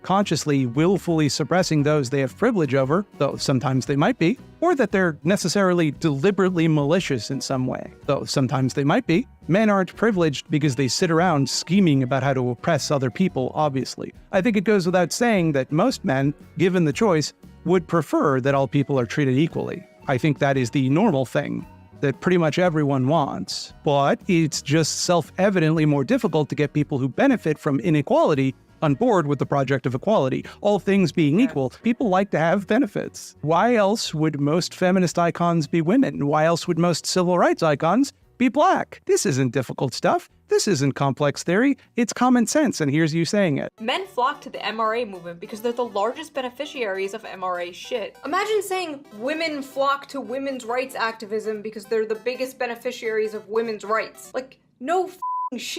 I actually think they harm men quite a bit, but, you know, you were responding to someone who phrased it as though they help men, so I guess I'll give you a pass on that one. Still, maybe that's something you might have wanted to clarify. I would have thought, at least, that it wasn't controversial to say that we need not try to court or appeal to people whose goals and beliefs are directly contrary to our own. Like, we obviously cannot convince everyone. People who explicitly reject our goals should not be welcome within our movement. We either get those people on board with our goals, or we tell them to fuck clean off. And we're never gonna get everyone on board. Then again, this one's tough since you've just decided that Sander Hall is not part of your movement and you decided that he has a sex cult, so you told him to fuck off.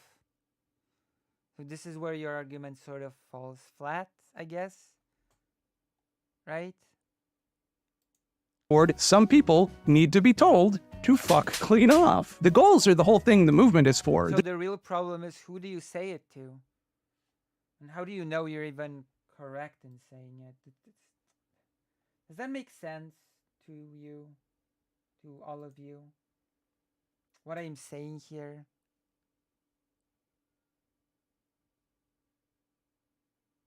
I'm not talking about the background right now. That's oh my god, that's not what I'm talking about right now.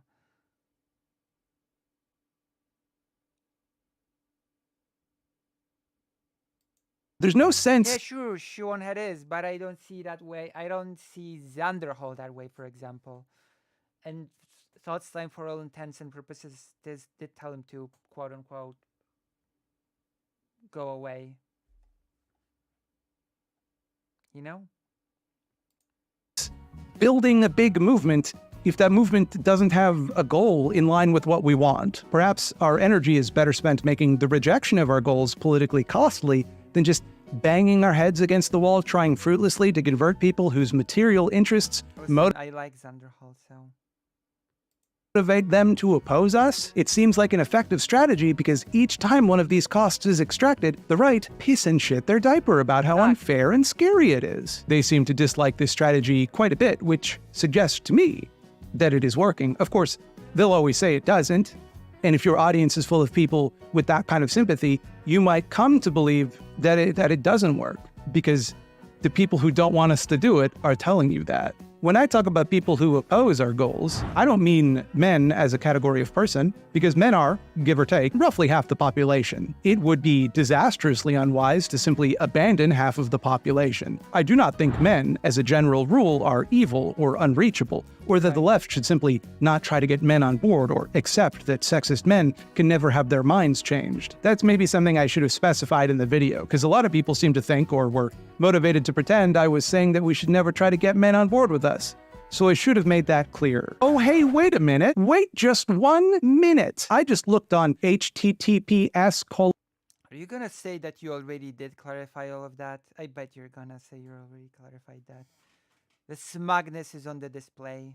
YOUTU.BE/GFL4SE4PZWG?mark SI equals YGLWPKR QF4GO-GN9 and T equals 889. And I did.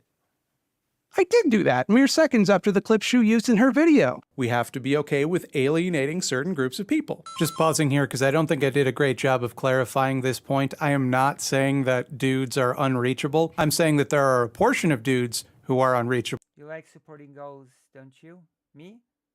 Patrick Bo? Yeah, I do like supporting goals. Why? I do, yeah, why? Also, you can super chat now. In YouTube.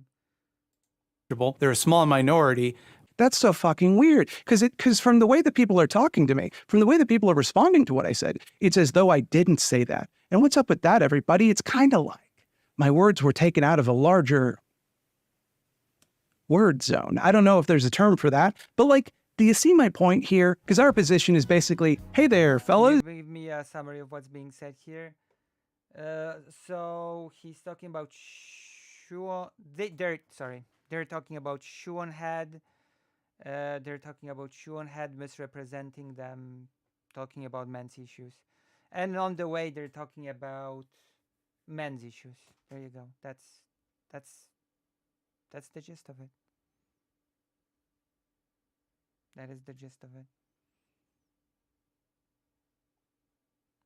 They're being misrepresented by Shuon Head, who tries to tell that they're saying that men should be discarded, that the left wants to just discard men, and they're saying that no, I've sort of explained that there's a lot more to it, or something.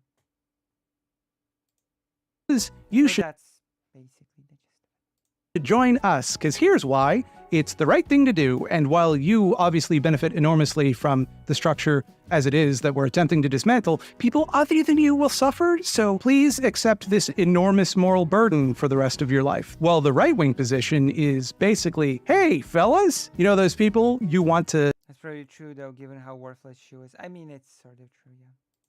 Control? Well, they should be your slaves and they should cook and clean and fuck you whenever you want because you're cooler and smarter than them, basically. You're really special and you deserve that. And if any of that makes you feel bad, like it makes you feel like you have some empathy for them, just know that God said so and God is the moral arbiter of the universe, so it's okay to think this. It's normal and natural. Do you see how the bad position is kind of an easier sell? How that's a clearer value proposition? How the left is kind of fighting an uphill battle, and to suggest that it's simply a lack of effort on our part is kind of willfully disastrously ignorant, how our methods are not so easily disentangled from our goals, and to suggest that we emulate the methods of our opponents. But I just don't like smugness, even if it's...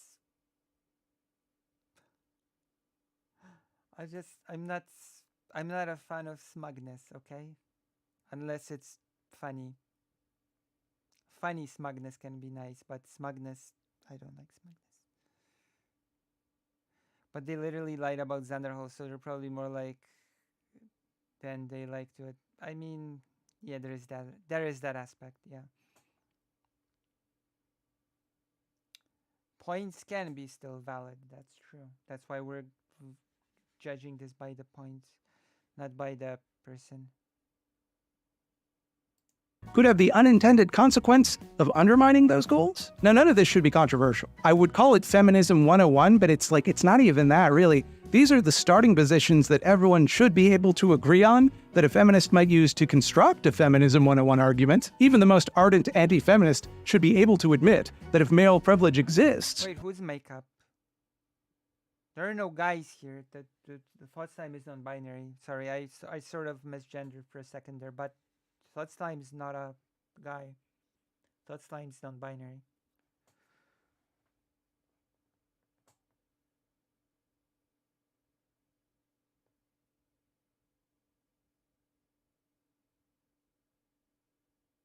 I was judged by the person, though. You should judge by the arguments. I think this is a funny way to present the misrepresentation. I guess. The way I was smug in this video makes me cringe. I mean, that's the sort of the... That is Thoughts Time sort of method of presentation in general.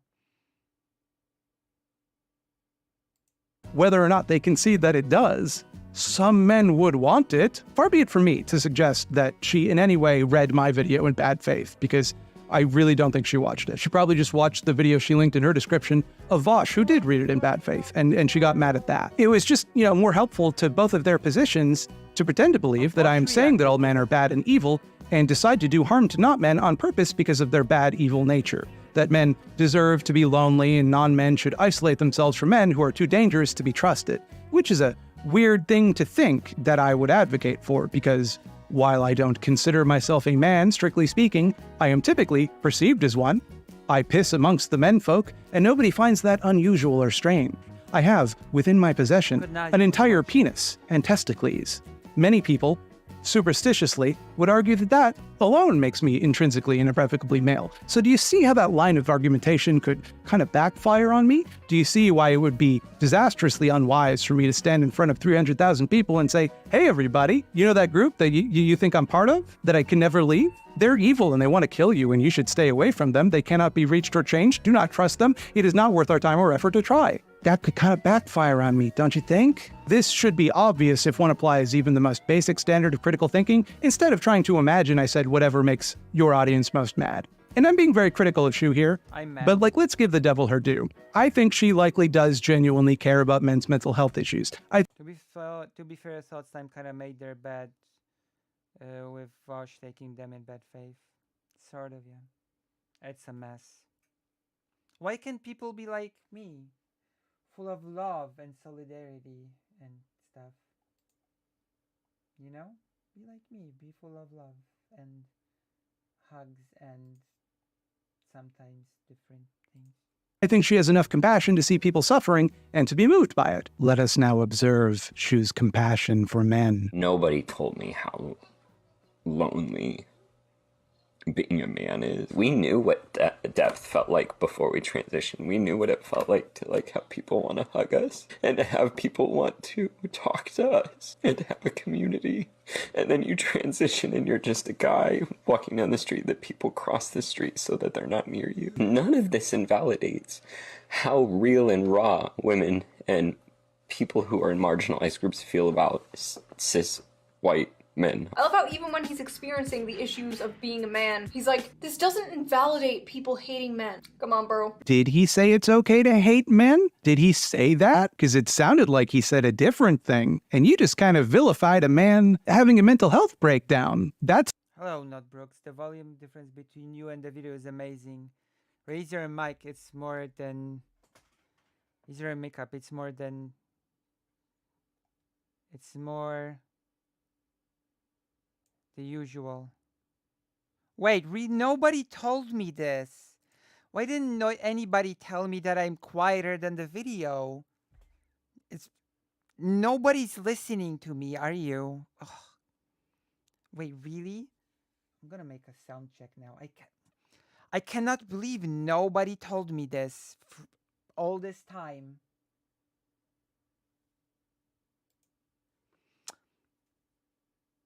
You're super quiet. Wait, hold on. Okay, so... It's the type of thing one might not do if they... I am pretty quiet. Yeah, wait, hold on. I'm just gonna make the video quieter. You have not! Oh my god. Oh my god. Wait, hold on. cared about men's mental health. Listen up, chuckle.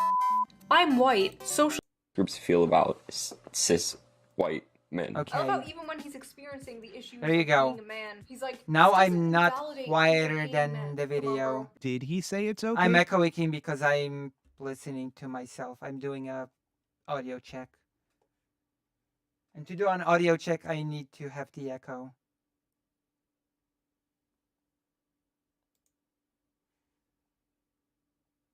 Kinda hot.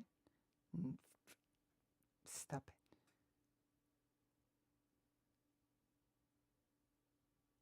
Okay, so there we go. No more echo, no more problem. Also, I owe you a book, not Brooks. I owe you a book, which I have to send to you. You said you couldn't hear me because I speak. Yeah, I'm being gaslit. Never mind. I owe you a book, not Brooks. We should talk on stream or something about smart topics. I'll never stop my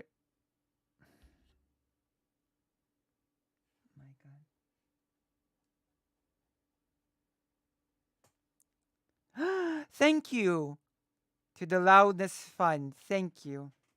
You're helping me to fund my evil, I mean not evil, my goals.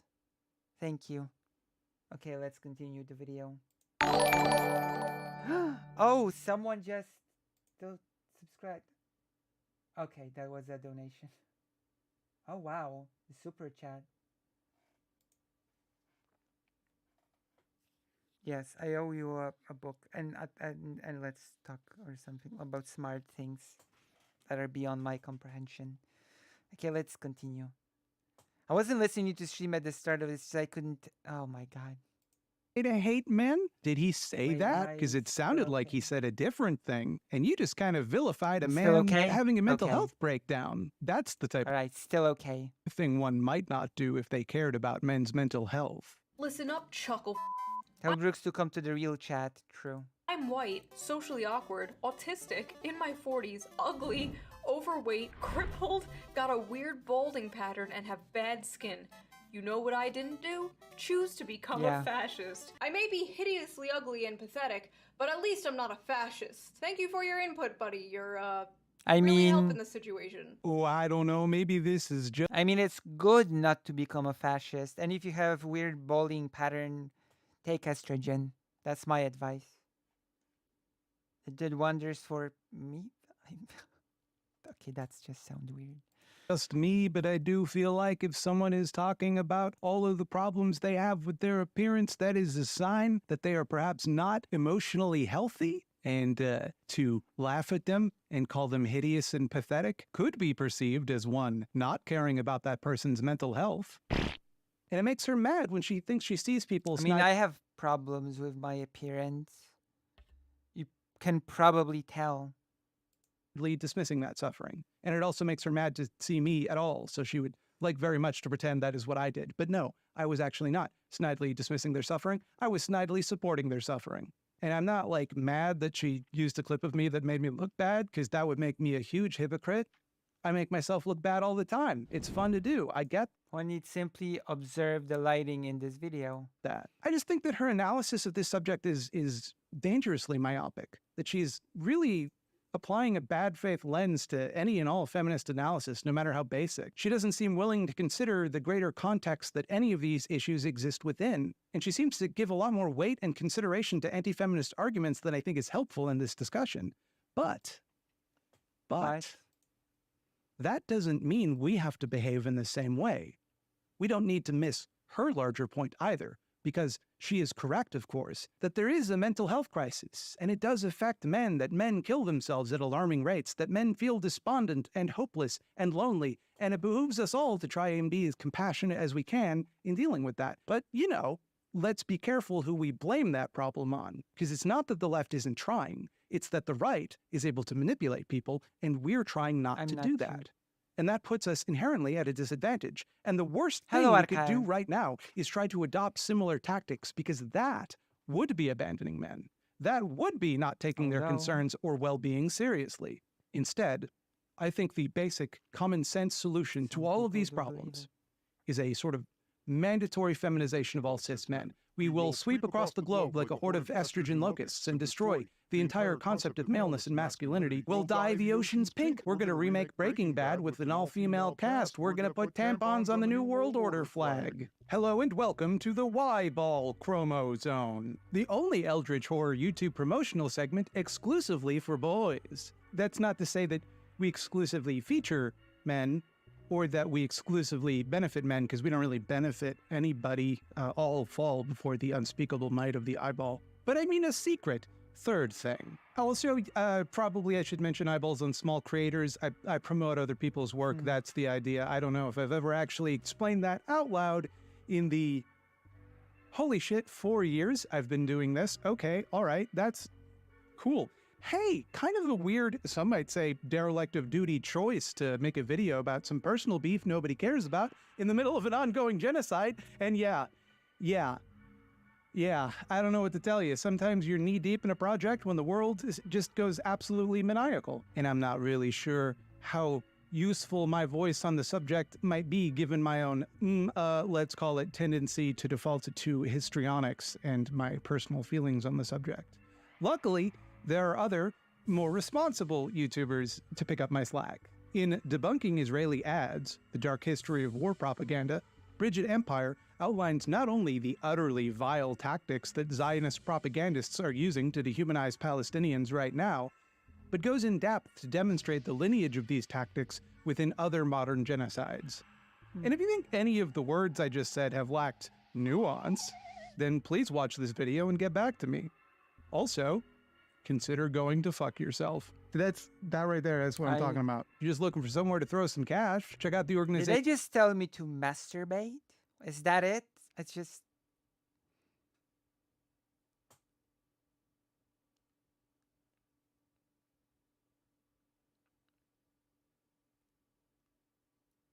Speaking of genocide, will Lucy also go over Wick going wild in supporting that Can you link?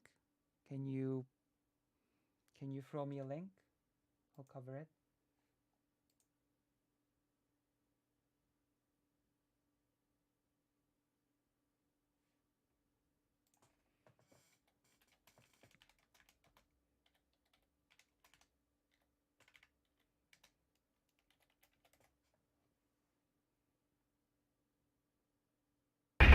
Oh, Barry! Oh my gosh! Crittering donated $5. They said, why do you deny the compliment? So help me, I will spam you with compliments until you believe this is the sincerity.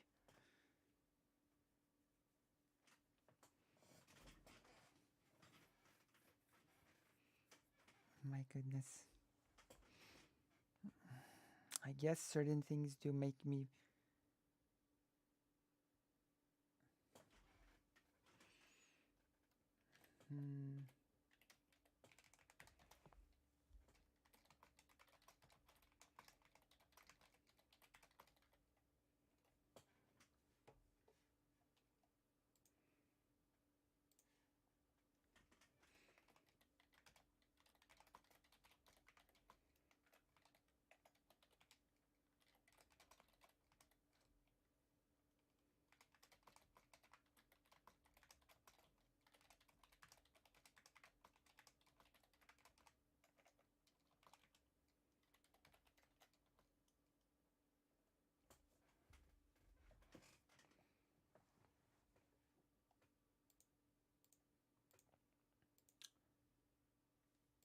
My gosh. Link me. I guess I'll try compliments. For what? What would you pay for? Hey, what would you pay for?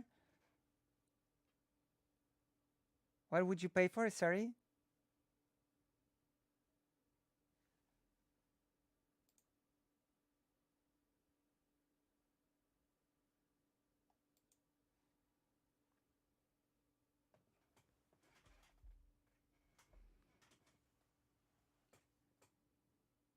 Wait, what? First, okay. Convince Lucy. This is PS reacting to it.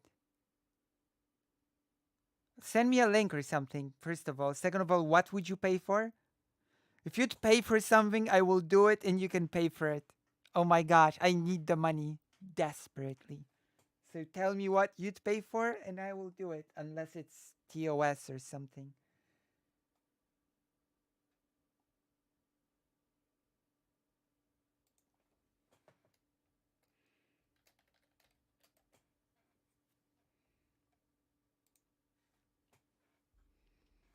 I'm waiting. I'm waiting. Tell me what you'd pay for. And I do it. I'll do it. God damn, I'll do it. Also, link me the wick thing. Let's go. Let's go. Also, if you've enjoyed this, then Oh, Barry! you're adorable. So just accept the compliment. You're pretty. It's true. Don't sell yourself short. I mean, Oh, Barry! wait, what was the new one? Wait, what? Excuse me? I'm not gonna tell you what I.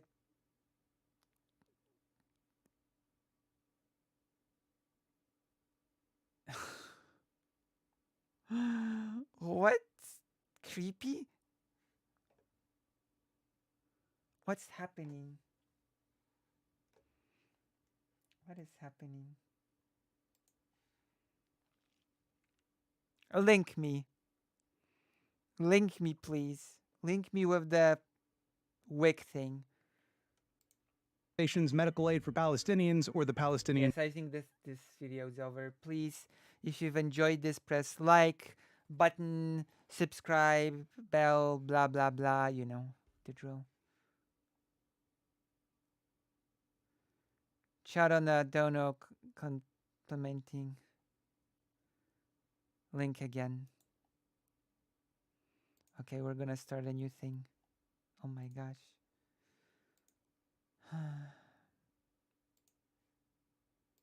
Compliments. I don't know. But then again, actions do speak louder than words.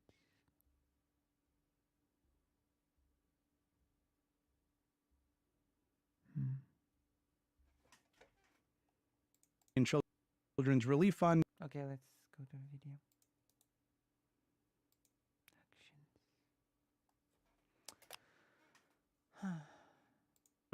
Is this it? Wait, it's timestamp, right? Wait, why are we here? Shouldn't we watch this from the beginning?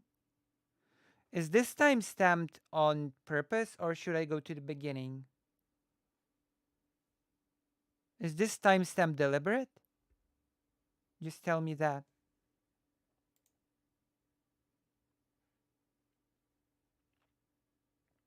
Is the timestamp deliberate?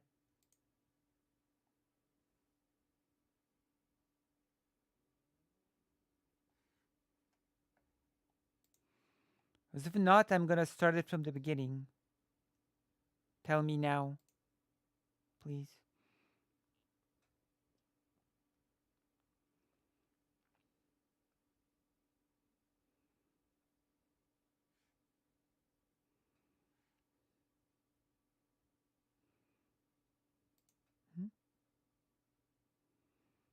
Can you tell me, please?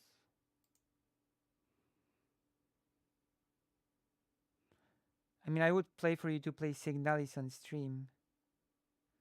Oh! How much? How much and I'll do it. Wait, hold on. How much could you pay me for to play Signalis on stream? Let's see what is Signalis? Do I have it?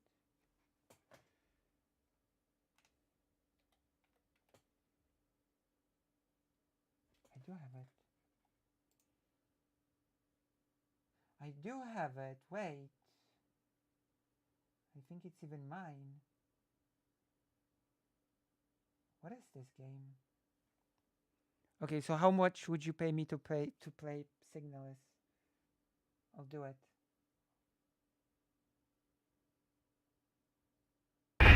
Oh, Barry! What actions can one do besides Donald to prove the truth? I cannot say.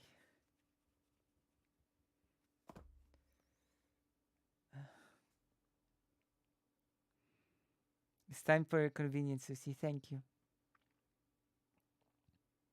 So how much for me to play Signalis, which I have?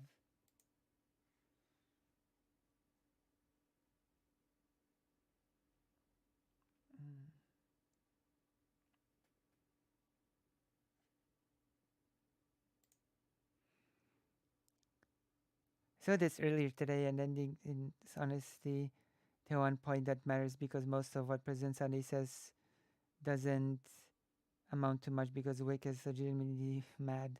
I mean, this is Wick TV. There's no President Sunday here. This is raw footage. Am I? I'm not blushing. Am I?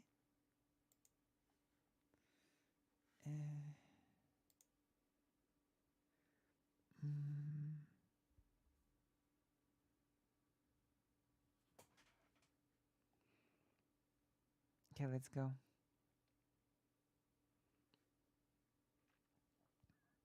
Okay, I'm gonna play.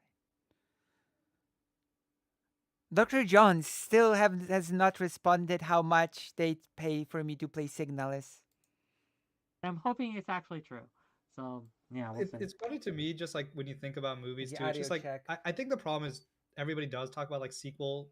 Everyone says Audio that check. sequelitis is bad and everyone's making sequels. It's like the truth is Some sequels are good. I'm pretty sure Terminator 2 is considered the better movie than Terminator 1. By most people, I think the Terminator sequel is considered the better movie. people do come out to watch these things for whatever reason. They're unwilling to try new things. I do The masses are asses though. So I mean, like, yeah. Hello, Cisco Punch. Hello. Welcome to the stream. You're one of the only people that watches on Twitch, so consider following. Then you'll be able to do the duck emote like this. Also, let's see if Capfuls is still streaming. Capfuls is still streaming, so there's still a chance we're gonna get raided. Go to Capfuls chat and tell Capfuls to raid.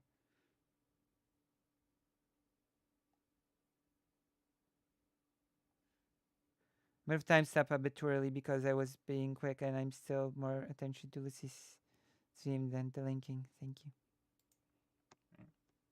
Yeah, I mean, I it's a little disappointing, but I do agree that what I find to be problematic is just there's just not the budget. Like people don't give budget to new IP, right? They're worried. They want the guaranteed like, all right, I guess, this sort of. this 10th version, Cisco this 10th Punch. Marvel movie could be pure shit. It's got so much oversight, but hey, at least we know it'll make us 50 million. But hopefully that changes because some of these other things it's all about being. Nobody cares about 50 million. Marvel, if a Marvel movie made 50 million, it would be considered a flop.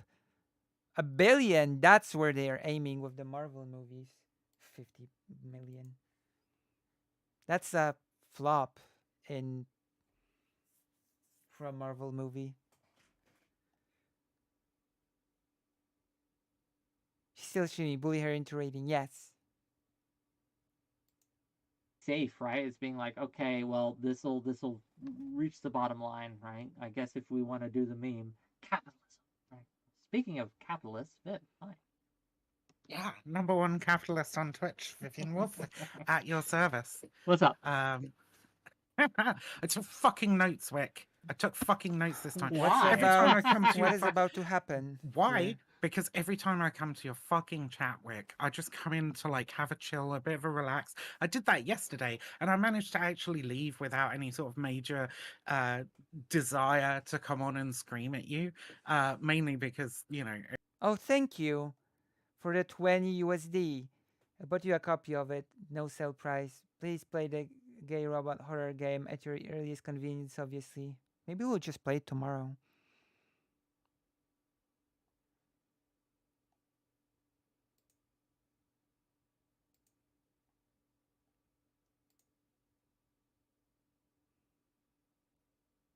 Thank you. Thank you very much.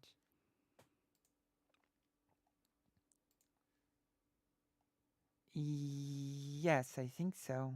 Yeah, I think Vivian, yeah. I believe so. I believe Vivian is on.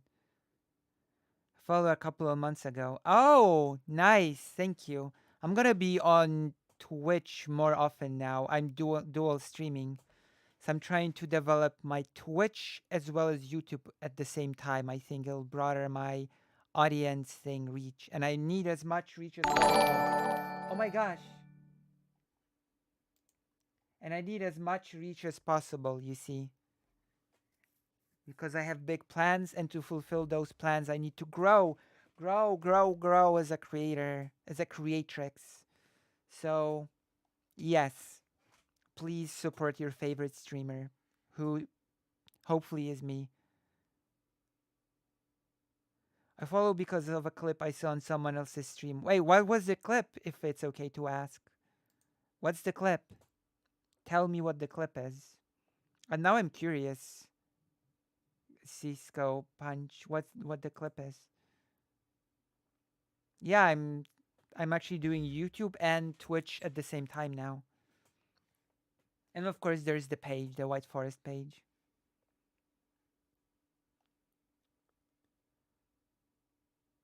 But I have no clue how to bring more people to Twitch. So I guess it's like I need to depend on raids on Twitch, I guess. Or something. Actually, I also depend on raids on YouTube as well, but you know, that's just.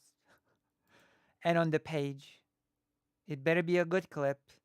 That's I'm wondering what the clip is now. Let's be honest. Wick is the liberal that communists mean when they say color liberal fascist bleeds, because at the end of the day he cares more about fascist understanding of how the world works than he does about actually building up the working class to make the world better for the working class. I forgot exactly, but I think you were watching a watch video. I forgot, it was like 4 or 5 months. Okay. It was a whole other thing. But then I got sucked in by somebody having a major desire to scream at me. So, you know, these things happen. But they do happen. I took notes because I wanted to remember the things that I wanted to scream at you about, right? Don't scream. Why? Because usually I'll fixate on like one point. Just don't scream. Let's just talk calmly. Or have it out or whatever, right? But I've got 4 here, right? 4 points. Like, okay, yeah, we're gonna be they're- concise with but they're these because I mostly- do want to go see a movie yeah. tonight, right? So go ahead. They're mostly pretty short, okay? So I'm sure we'll get through these really, really fast, all right?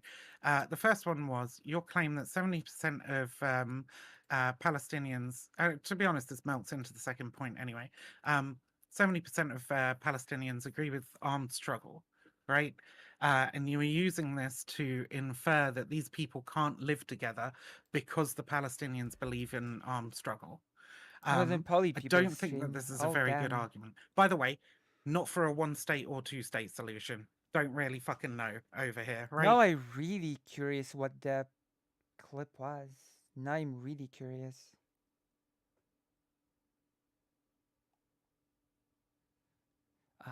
I'm not a big fan of poly people, unfortunately. Especially, oh gosh. Do I have to make a reaction to that whole thing? When poly people called my friend Anastasia a Nazi because she criticized Hassan Abi in a Dylan Burns video. Like, that was horrible. That was really bad. I might need to do a react to that, but then again, it's an old thing already at this point. Which sucks for building an audience. Everyone I've always heard said you have to build an audience of platform to bring them in because it has next to no discoverability. Interesting. I mean, I can get rated. Twitch allows me to get rated, so I'll just depend on that. So I guess ask Keffels to raid me. Well, Poly People is streaming while we're at it.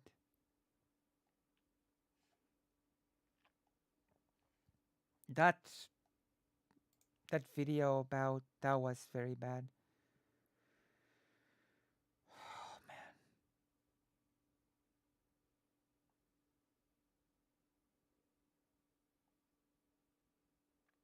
Yeah, Poly People's coverage of that video of Ukrainian peoples criticizing Hassan Nabi was so bad, was so disgusting, to be quite honest. Like, it was.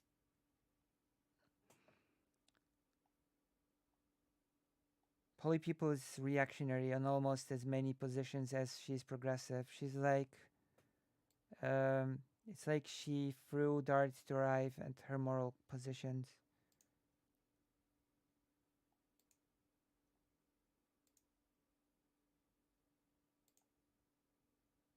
And yes, in addition to mocking Ukrainian people who criticize Hassan, it's also pretty crappy to mock a person that goes to report on war. It's also pretty crappy. So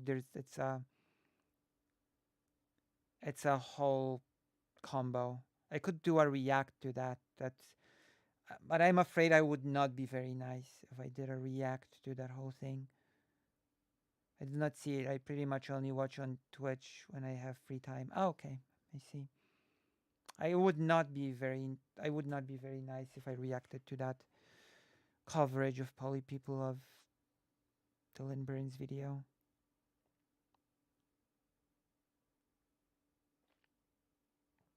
But that's just me. That's just me. The only time Poly Peoples was good was against the owner box, and even that sort of, even that went off the rails. To be quite honest. No, Lucy, be mean? No, I don't want to be mean. I wrote her off when she likened drag queens to clowns in an attempt to manufacture constellation of. Oh yeah, I remember that. And then she turned the Hamas attack into a Vosh bad segment opportunity. And then of course she called all the Ukrainian people criticizing Hassan Nazis, and then of course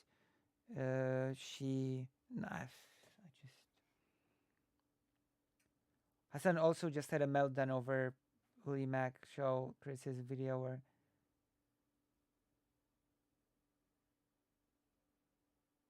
yeah. I mean, he did call Dylan a pervert, psychopath, war tourist or something. Oh, I actually have a funny story about the whole war tourist thing. Like, because I have a feeling that outside of online spaces, nobody even uses the term war tourist, you know? I went to my mom recently. I was really curious if people outside of the internet actually operate in such terms like war tourist. So I asked my mom, so how would you define a war journalist? So my mom said, I guess a person that's in a war zone there talking about what's happening there. That would be a war journalist. So I followed it up by a question. So what if you had such a person and someone called them a war tourist? And my mom's genuine reaction was, the heck's a war tourist. Stop saying stupid things. So there you go. That was my mom's reaction to my follow-up question. The heck's a war tourist. Stop saying stupid things to me. Okay. So yeah, there you go. That's basically how people in real life will basically see this as.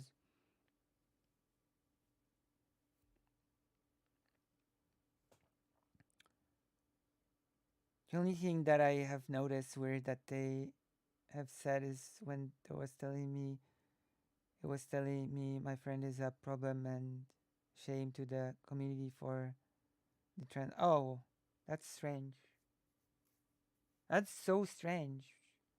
Like you should be able to transition and or detransition if you need to. That shouldn't be shamed. Okay, let's continue the video. As we're getting off track again.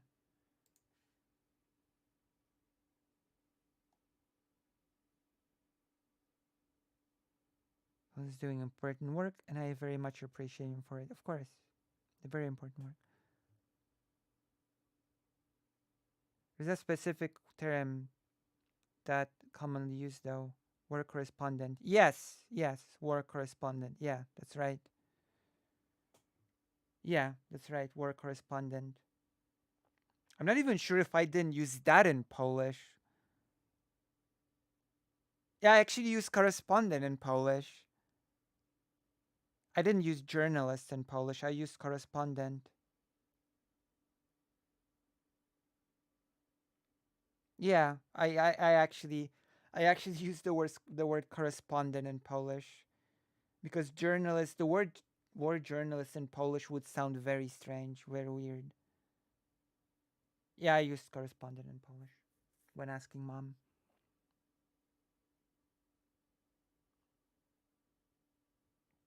Yeah.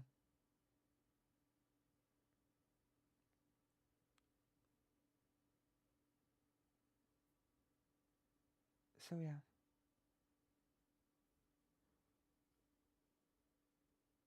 But the point is my mom thought I was trolling her when I used the term war tourist. So make of that what you will, and she got angry at me for even uttering the term. So yeah.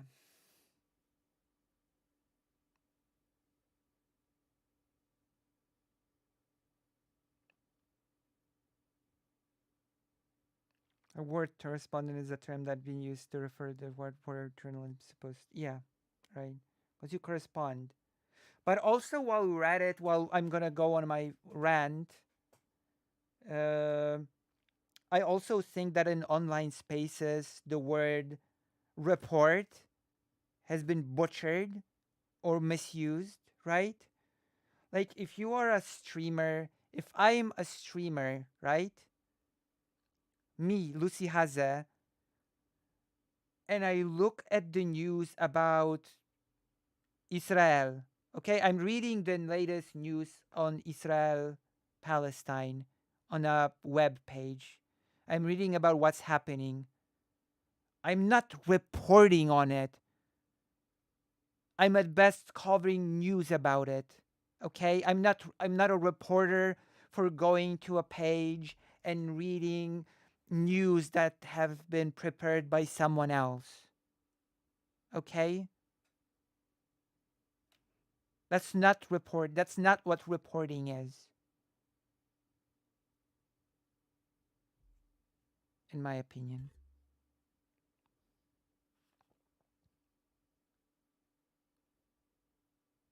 I'm not a reporter for being able to go to a webpage and read news.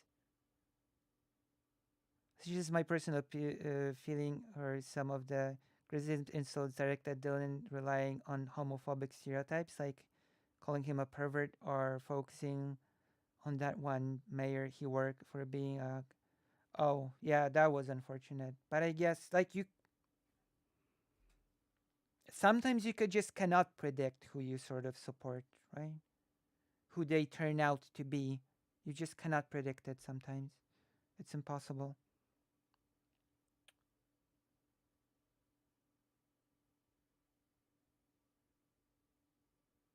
And that's a news commentator, but not a like. And I'm really annoyed by how people keep saying, "I report, I report on this." No, you don't. You're not reporting on anything. Whatever. Maybe I'm just being Puritan.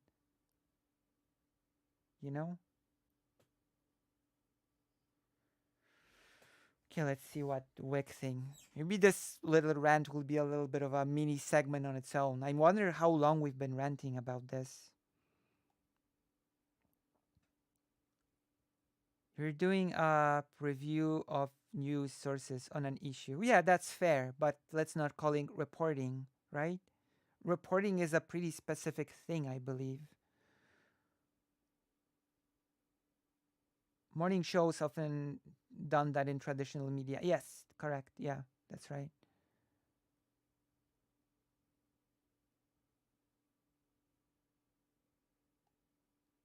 Yeah. Like not even more than that. Nothing wrong with being commentary, but don't pretend you're more than that. It's not even about being more or less. Just don't pretend you're doing something that you're not doing. It doesn't need to mean that you're doing less or more, if that makes sense. You know?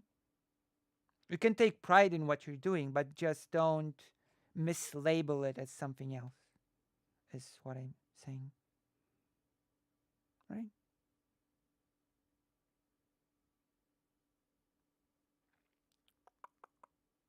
Right.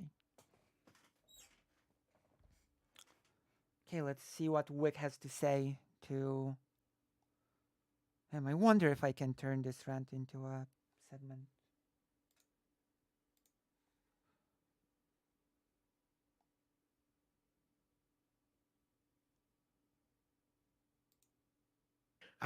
But not particularly convinced by either side tonight, to be fair.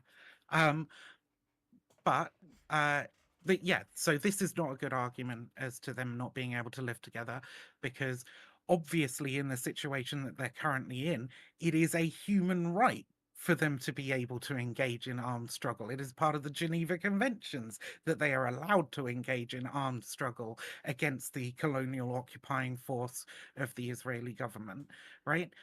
It would be silly to say that they should be denied that right, in fact. But once you have a one state, then the situation that encourages so many of them to say, hey, we have the right to armed struggle, as is recognized in the Geneva Conventions, those conditions go away. Is that correct? I agree with that, but well, he agrees with that, obviously. Remember to get me a raid.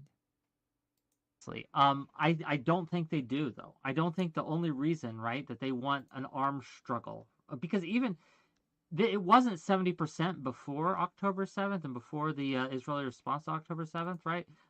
This has been something they've wanted for a long time, right? This is, and you can argue that that's a human right for them to resist the colonial occupiers, because they've been occupied for what, 80 years now, 75, something like that. Yes, but that desire for revenge doesn't just go away if you say, "Oh no, like now you're one Sorry, state." do you think? Right? Wait, why are you equating armed struggle with revenge? Because the reason they want to fight back is because they feel they're being oppressed, right? And if you create a one state, fighting oppression is not the same as revenge, by the way. Like when peoples like the Polish people, Lithuanians, and also Ukrainians, in the case of some uprisings, did uprising against Russia, Prussia, Austria. It wasn't out of revenge. It was to earn a country / earn countries. It wasn't out of revenge. So that's bad on Wick. That's not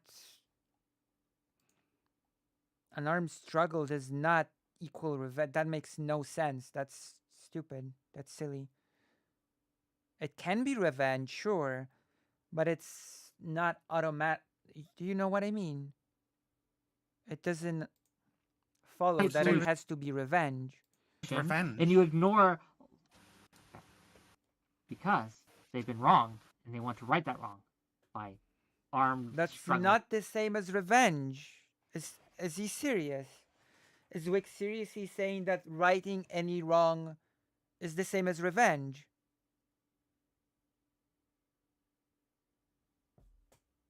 Is that Wick's stance? Correcting a wrong is revenge. That cannot be real. That cannot be his stance, is it? Right? And how has their armed struggle looked? It has been by targeting civilians. That's how their armed struggle has looked for at least the last 20 Sure, but you cannot extrapolate and then say that armed struggles across the board are this. There have been many armed struggles that have not targeted civilians. to 30 years. I mean, they've targeted a significant amount of military personnel as well. Not to the same degree at all. Like this is not like we're talking like an order of magnitude more. So, like they've blown up school buses and shit, right? Like and Israel has killed a magnitude more civilians than. Generally, this would fall under the. He's not serious. He's just playing with words. Generally, this would fall under the category of justice, but what justice can be interesting debate. Militants. But they haven't targeted them directly, which is a difference. I would disagree with that, but I'm sure we're going to have that argument tomorrow. Well, you'll be arguing. I'll be moderating, to be clear. You'll be arguing. Well, not we, but yeah. This channel will have that argument tomorrow. The regardless, right? If you remove those conditions, then at least some. I'm gonna go eat something nice tomorrow, which is today, technically speaking.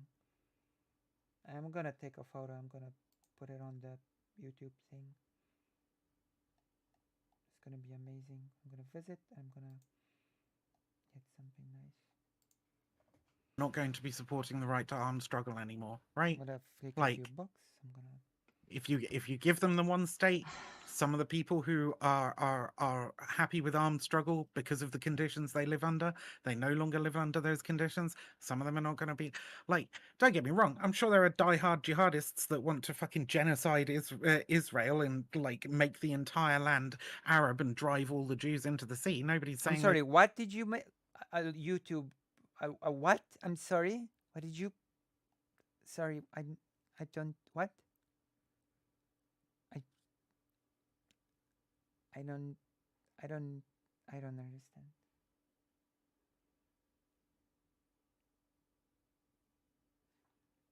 I really don't understand.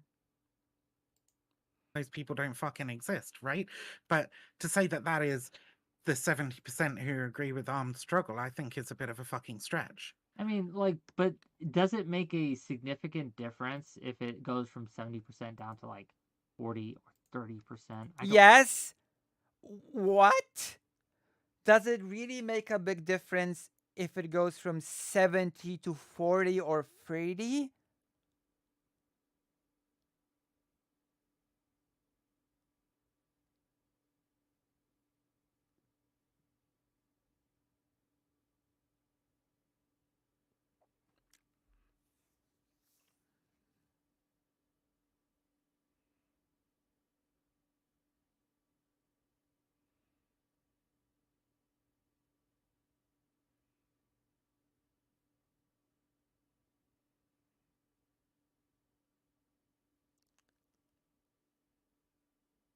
I don't know what to say to this.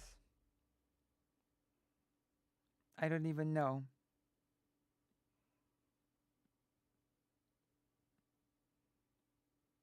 What the?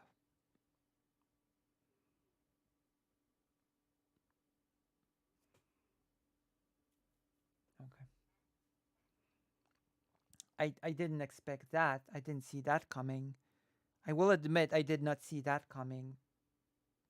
For a second. Gee. Don't know if it does. Yes. Yeah, I think Yeah, it does make a very Why? significant difference, because this is the point. This is the point at which you also compared Hamas to Nazi organizations in the United States. That What was the another note I meant to take, and I Mhm. forgot about it. But like, you compared them to Nazi organizations in the United States, Or and other extremist groups. talked It doesn't about have to be Nazi organizations. We have extremist groups all over the world. A lot of yeah, them yeah, come yeah, from rich sure. assholes, right? They're rich boys. Sure. But in liberal Western democracies where there isn't the presence of extreme oppression against these people, right? Right, That yeah. armed struggle has so far, in most cases, failed to materialize. And not all armed struggle just targets civilians indiscriminately. That's just such a mischaracterization of armed struggles in history. It's just ridiculous. Usually through the lack of And framing it as revenge, um, just silly. willingness for the militants involved in these organizations to carry it out, and those organizations' ability to recruit, because the oppression is not manifest, right? The big difference between Nazi groups in the Oh, US. hold on, Keffels is no longer streaming and has not rated me. Keffels hates trans people. You heard it here first. You've heard it here first. Keffels hates me.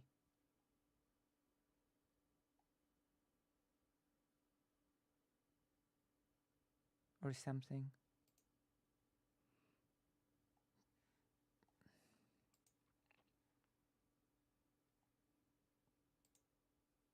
And Palestinians in Gaza is that the oppression is manifest, right? It's a lot easier to recruit somebody to a militant cause that claims oppression if the oppression actually fucking exists. So one of the reasons, right, that the Nazis groups in the U.S. and It's a other such different thing, yeah, of organizations course, can't Sophie, enact yeah. their will that they would want to, right? And believe you me, Yes, if please, they could, they Sister would. Rose. Yes, It's please. because of the power of the state that oppresses them, right? That Oh, suppresses okay. them. That Yes, please then.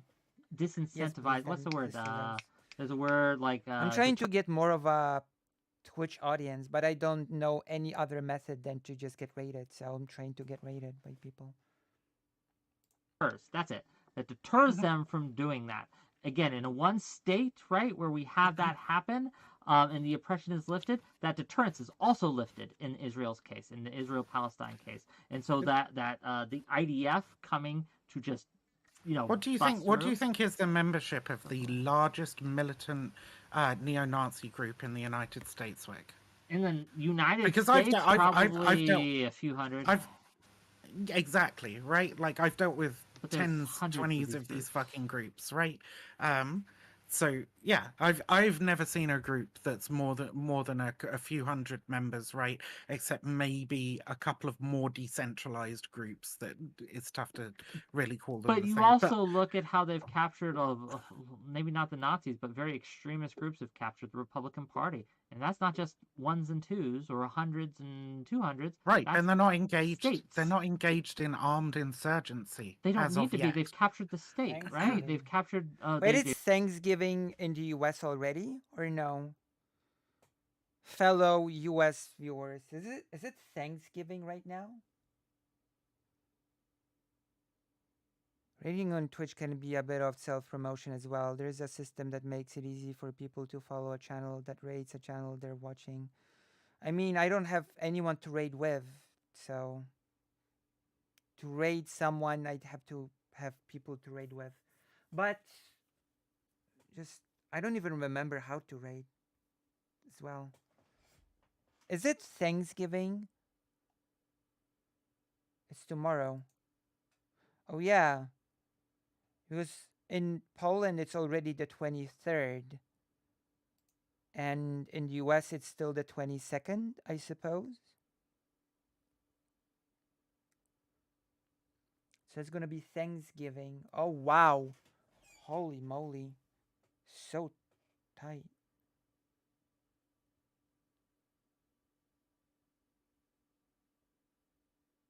In 4 hours on the East Coast. East Coast is like New York, right? That's the East Coast, New York, etc. East Coast. Tomorrow is Thanksgiving. You celebrate Thanksgiving? What do you do for Thanksgiving? Are you all fans of Thanksgiving, or are you rejecting Thanksgiving as evil celebration of subjugation or something?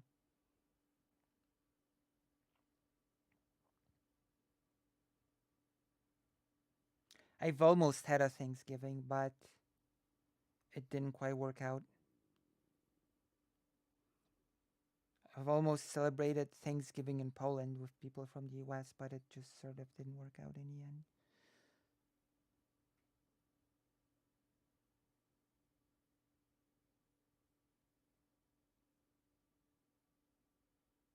No? Nobody else? Okay, let's continue.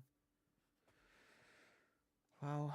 We're getting off track. We're not really watching this video. And we have to. We have to watch and comment on it. They've put in through laws like anti-trans legislation. They've captured the state. Why would they need to? Also due to the fact That that WIC is just such a... you're talking about these because what they want, right, is the removal of the oppression of the white race that we were talking about. Yes, right? and they've captured the state in order to use state force to enact legislation in order. They to want do an this. apocalyptic race war, right? They're not going like the people that you're talking about want an apocalyptic race war, right? They have not passed legislation to create an apocalyptic race war.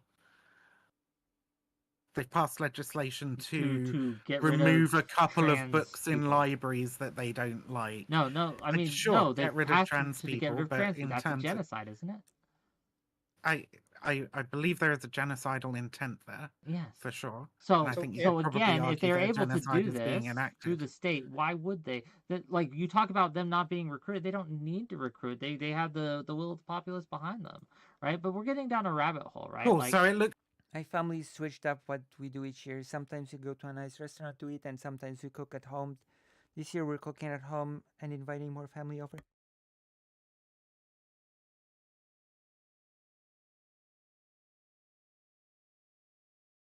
Oh, I sneezed twice. Someone just said something nice about me.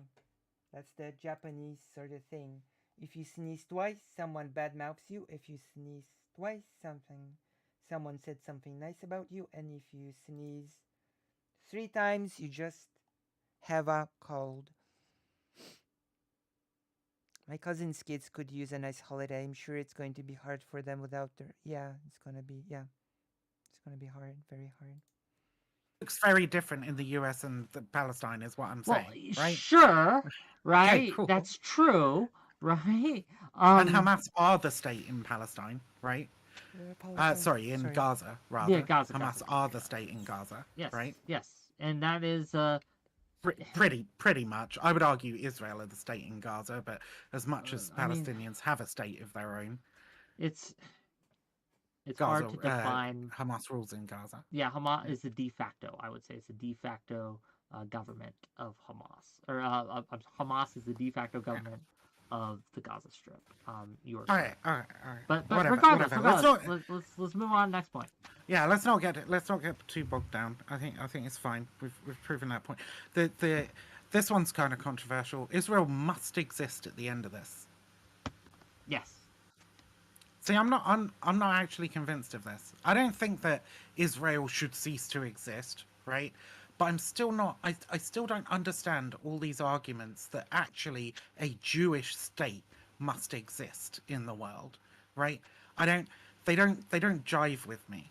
I understand the arguments about how Jewish people have been. I understand this argument because I understand how the Zionist project works at its core.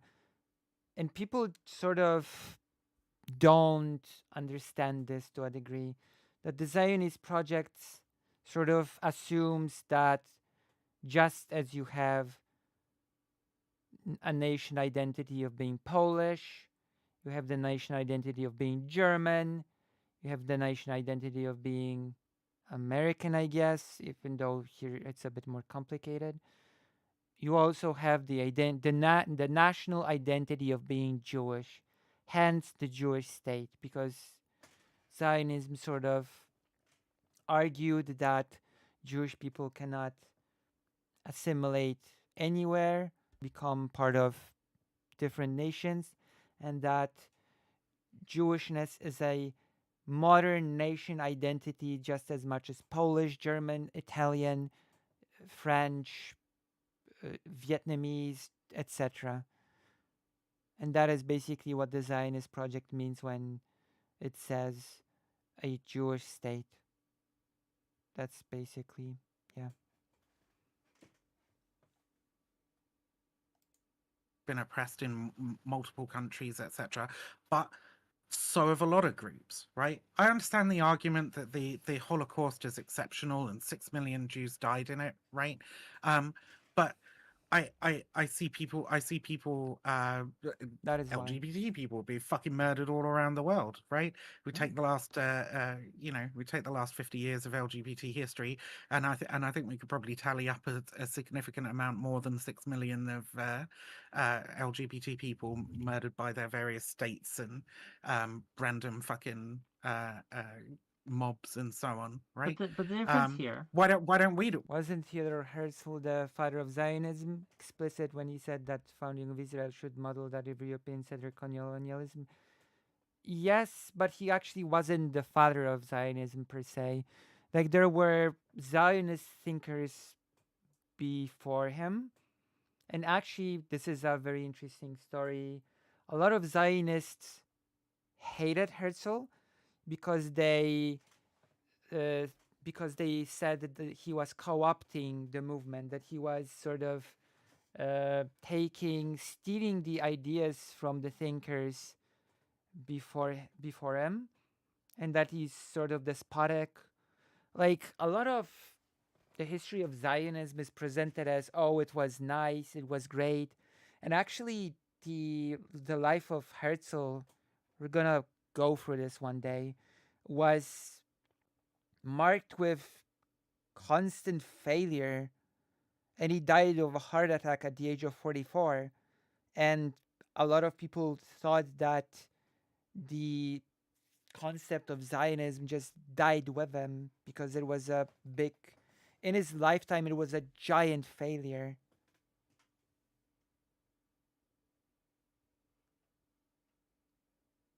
Yeah, right, yeah.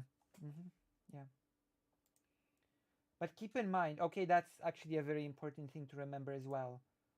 While he wasn't the inventor of the movement,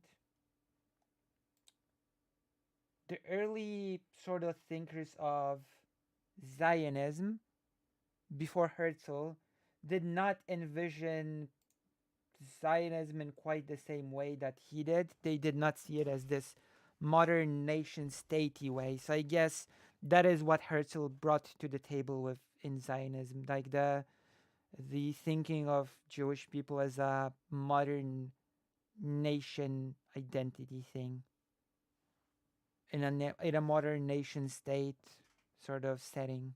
That was like earlier Zionists were just talking about broadly returning to Palestine and not exactly about forming a nation state, right? So that's a big difference right there.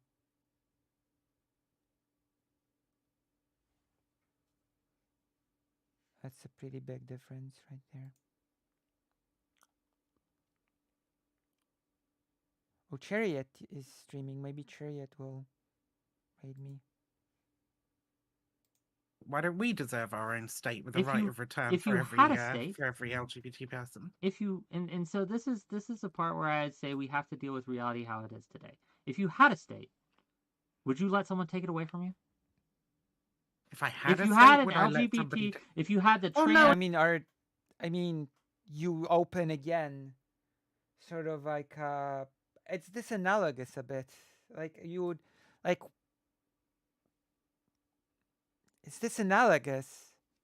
Like, what are we supposed to now treat the LGBT as a modern nation identity, the nation of LGBT.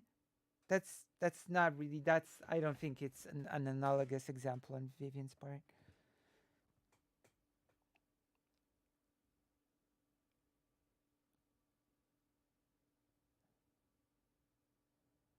Uh, I mean, Christian Zionism was born in Great Britain, so. In Israel are not going to let Transylvania, somebody right? take it As a away state, from them. Saying right? that the No, are you this is saying that the South was right?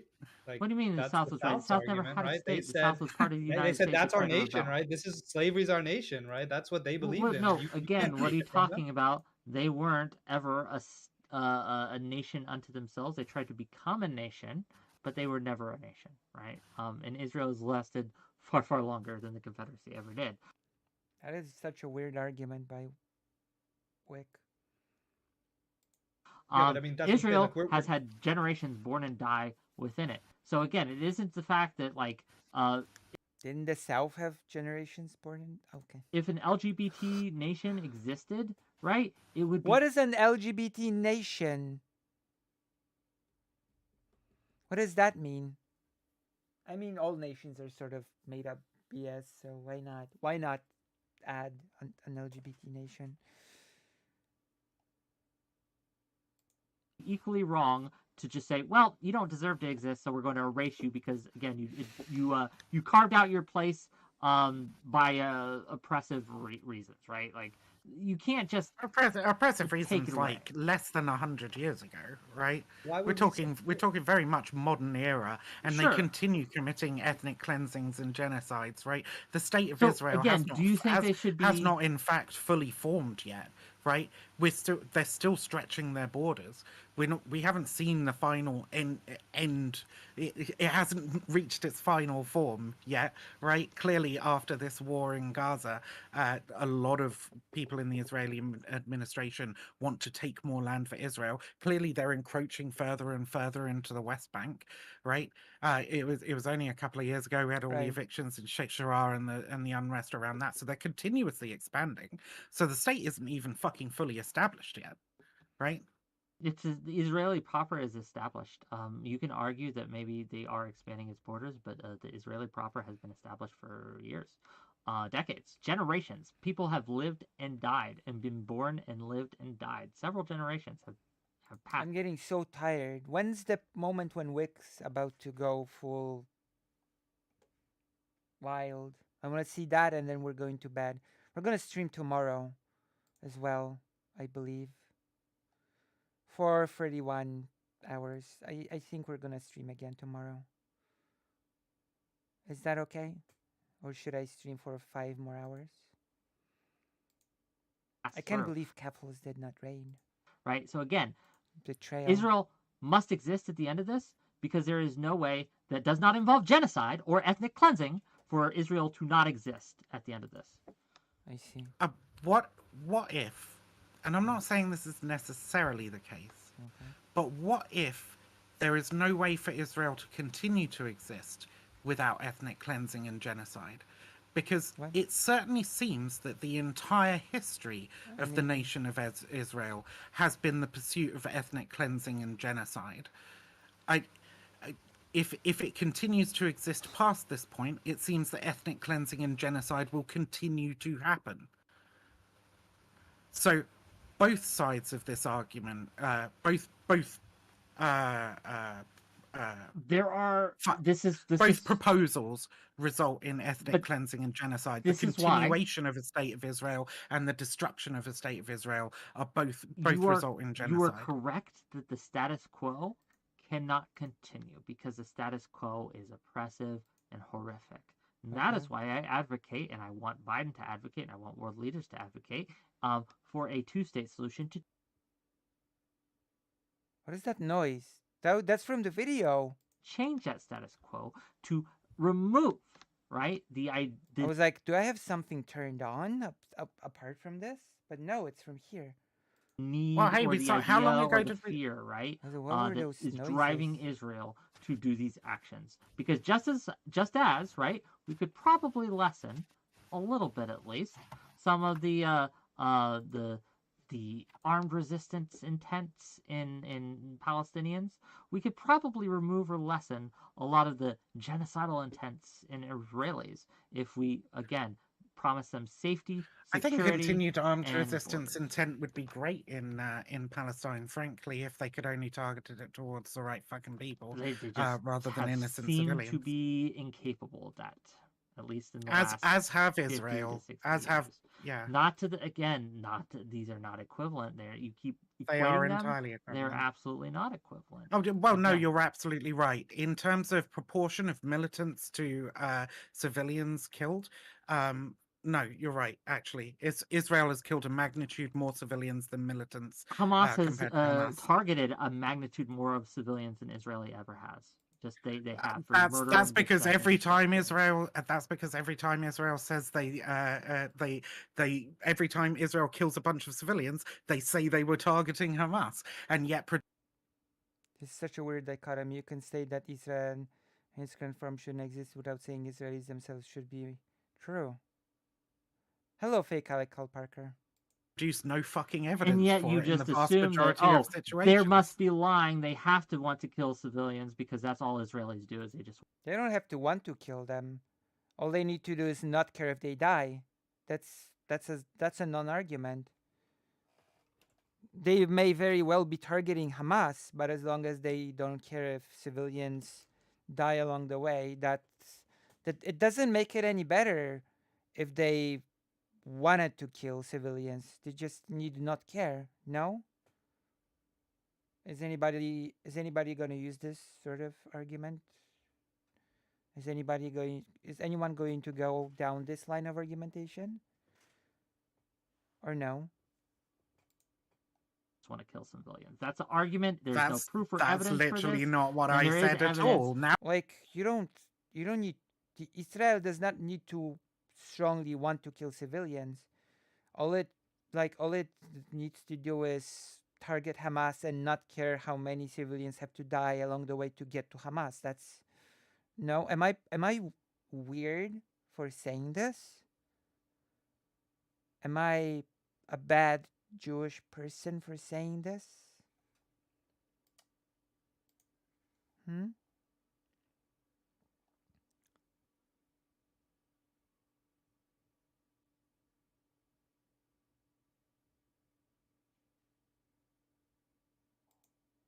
Now But you're that is just the putting words in my implication. mouth. That is the If I implication say of to what you, you you said. have no evidence to back up your claim, that doesn't mean that I'm making some insane hyperbolic polar opposite claim. But I do have evidence to back If up you my say claim. if you say the Earth is round and I say you don't have evidence for it, that doesn't mean I think it's a fucking cube or a marshmallow. Okay? Yeah, but what I'm saying is the implication of what you were saying, right? That Israeli is that Israeli is targeting civilians. That is what you're saying, correct?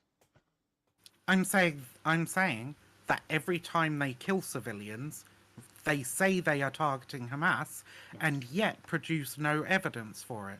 That's what I'm saying. Like, you don't need to make any inferences beyond that. But they right? they do in countless occasions, right? They do provide evidence in countless. You can argue that it's not sufficient evidence or whatnot, but they do provide that, right? They may not give you access to all their decisions. They've made that's such a wrong. No, that's oh gosh, that is such a wrong way to think about it. It doesn't matter if they target Hamas. They should still care for the civilians not to die. Once again, 2002 theater incident in Moscow.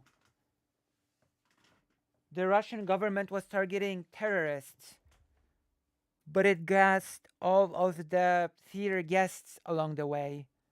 Does that make it okay just because they were targeting terrorists? No, it doesn't. And it doesn't make it okay here either. Come on, it's not complicated in this sense. It's like when Hassam and Ethan had that argument about the slogan "From the river to the sea, Palestine will be free," and while I empathize with Ethan because Hassan and his community treated him horribly. Saying the phrase is inherently anti-Semitic is just giving it to Zionists. It's like when racists claim that Black Lives Matter is anti-white.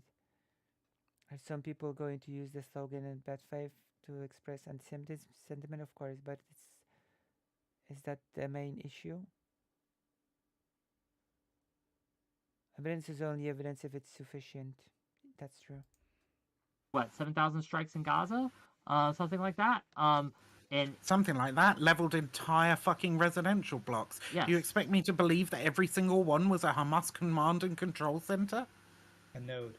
A node? No, but we have video evidence and we have testimonial evidence of Sorry, that's the many of term those the US places, are using, right? Of being many of those places being centers where Hamas again has been known to and again. Like we're operating on this logic that if Hamas is present in an area, it's carte blanche to murder as many civilians as possible to get to Hamas. That's I just reject this. You know? Because if you're saying that, then you have to say that Russian government was correct in gassing the theater and all of the theater audience to get to the terrorists. You would have to say that because the terrorists were using the guests as shields and the Russian government was just trying to get to the guests. That's of course nonsensical and nobody would say that it was correct, the correct thing to do. But somehow it does become correct here for some reason. It's like it's absolutely similar to how Russia claims it's targeting Ukrainian Nazis when it's clear they're targeting civilians and they make no distinction. Everybody's a Nazi according to Russia. Poland, Ukraine, Lithuania, Latvia, the entirety of Western Europe, everybody's a Nazi according to Russia. You already said that Poland's next for denazification, so prepare. Be prepared or something, I don't know.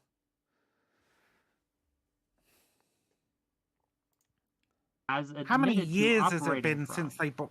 How many years has it been since they brought down the Associated Press building? Since they murdered American journalists? How are you, an American, not fucking mad about this? They killed American journalists. They bombed a fucking press tower. They killed journalists. You, as a champion of free speech, they murdered the free fucking press.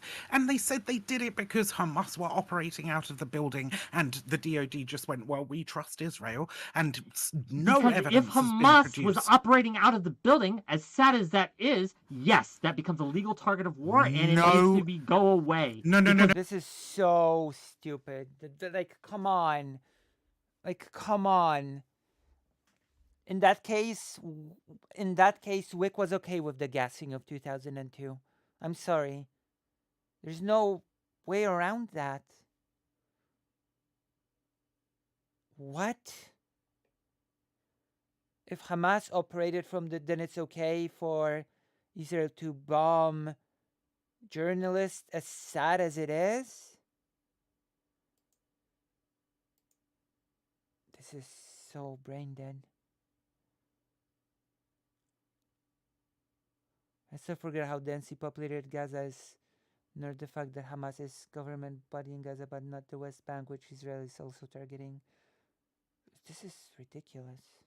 When they're operating out of the building, killing men, women, and children from that building, shooting rockets, we can't just let them do that. You understand? What do you mean, we?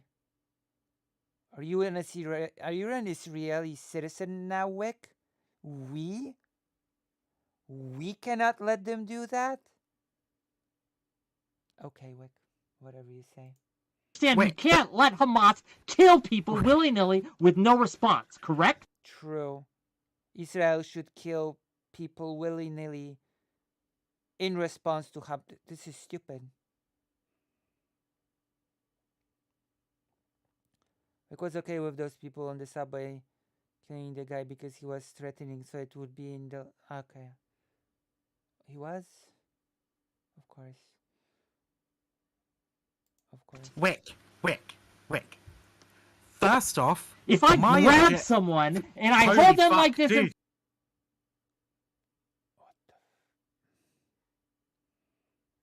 hours. Oh, I'm tired. I'm tired and I need to go to bed soon. I'll be streaming tomorrow as well, don't worry. I promise. I promise you that much. I'll be streaming tomorrow as well. I guess Wick would be okay with the EU bombing Florida because DeSantis is in charge of this. In front of me, You're ranting and you like an shot idiot. to kill me. I'm not ranting like I'm an idiot. I'm making a point. You are ranting. And you because, shoot no, you're to making kill the me, wrong point. and you shoot the guy accidentally. You're making the wrong point right? because you didn't listen to what I was saying. Wick, Oh, that would be incompetence, wouldn't it? Are you saying the IDF is incompetent, Wick? It's almost over? Okay. the thing that you, as an American, should be, as an American, as somebody who cares about free speech, should be utterly enraged about is the lack of You evidence. tell me, Brooks, am I being wild by saying that even if Hamas is using people as shields, it does not give Israel carte blanche to just kill as many people as possible to get to Hamas? Am I being the one in the wrong here by saying that? Bye, Lul, I have to go now. Best of luck. Well, I will be finishing soon as well.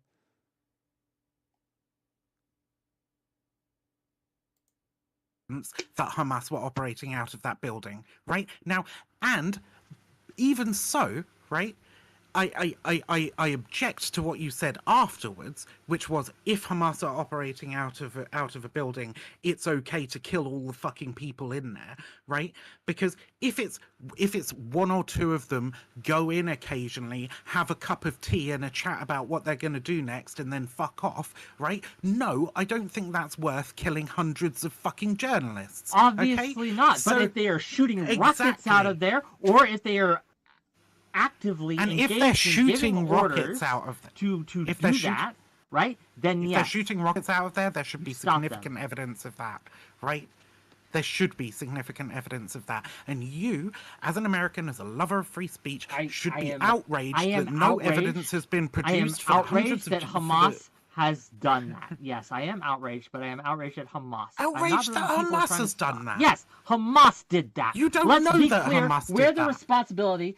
Again, You don't know that Hamas did that. How do you know that Hamas did that?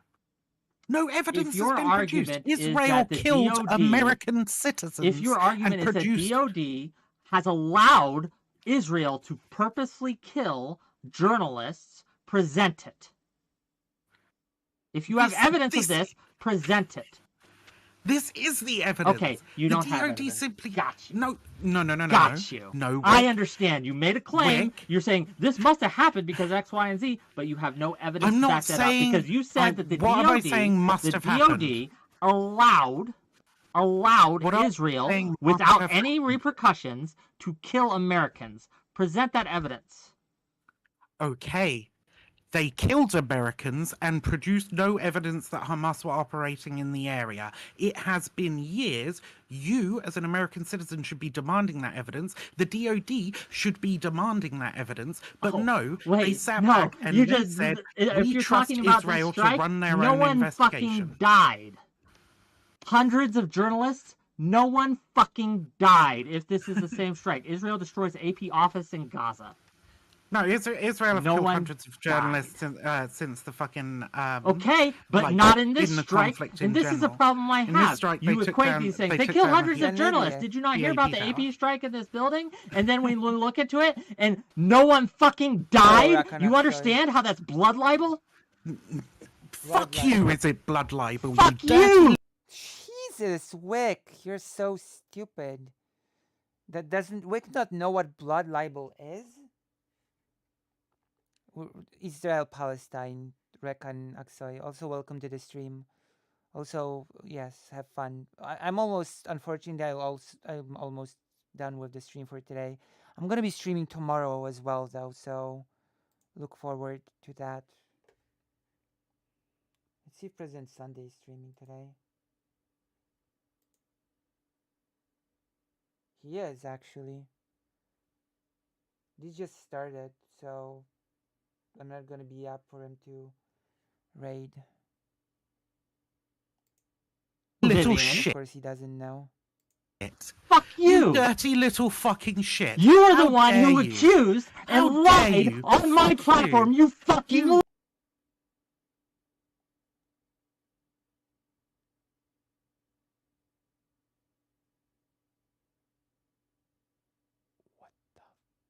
What's going? lied, caught red-handed, you lied and said that Israel killed hundreds of journalists. Blowing up your mic, I can't even hear. Wick manages to take the position of the far right, but tries to act like a centrist, sometimes even calls himself leftist. It's so slimy. Journalists in a fucking AP building bombing, and then when we look into it, it was This a is what fucking happens when you lie. don't listen, Vivian, Wick. you are blood libel right now. Get off my. Wick doesn't know what blood libel is.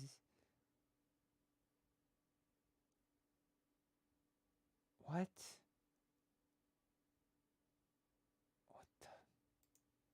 Fucking platform, go Blood away. libel.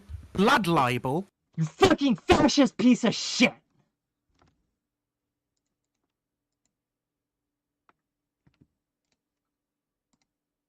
Oh my god, Wick is so stupid. What the hell?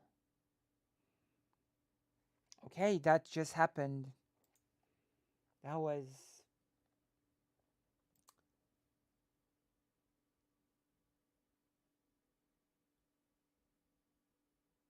That was something. On forever. So Wick, I did want to ask though, and this is just a side question. We can also close it up after if you want. I just want to. So this is one thing that I've had a problem with, which is I actually don't deny that. For example, I have a strong feeling that Hamas has Was that bald beaver scream? I don't know. used civilian infrastructure as human shields, right? We talk about hospitals. I still think some of the evidence is questionable, but I do think it's probably very likely that Hamas has used hospitals, has used whatever civilian infrastructure to sort of hide themselves. Okay. I think what I'm kind of interested in trying to understand from your side is there a line, right, that we draw to say that at some point we know they're there, but we have to avoid civilian casualties, right? Yes. Like a Yes, school there- or a hospital. we yeah, like, again. Wick knows nothing about anti-Semitism. Coloring me shocked. True. Obviously, right? There are places where we just cannot strike. I think that the strike against the We? What do you mean we? Is Wick part of is Wick an Israeli citizen now? What do you mean we? What is the US doing the bombing of Gaza, not Israel? Can anybody explain? So is the US bombing Gaza, not Israel now? I assume Wick is from the US. So why the we?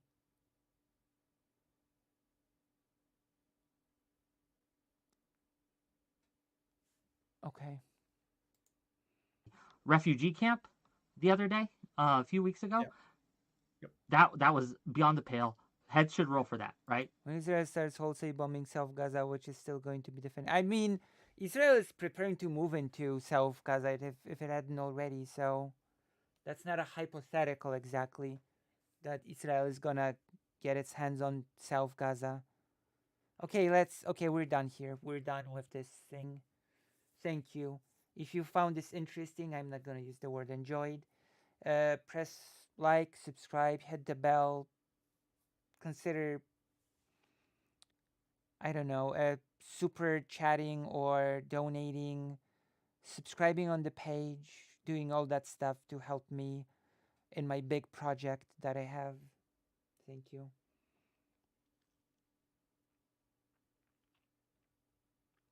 Thank you. Consider making Arkal not a white name, but Lucy. There are no buts. You need to make Arkal not white.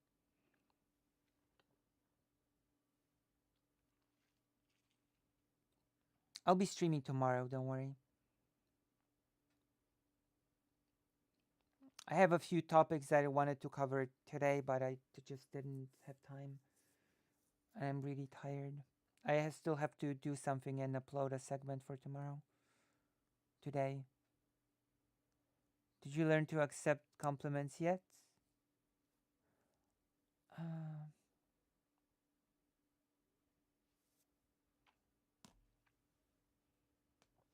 Maybe a bit. I'm not sure. Maybe a bit. I mean, there's been some evidence that maybe things are not as bad with me.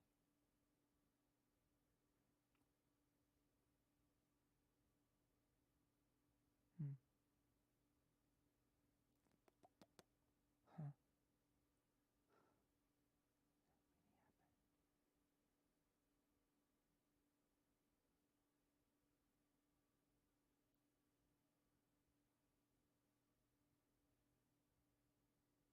Okay, good night. Love and solidarity.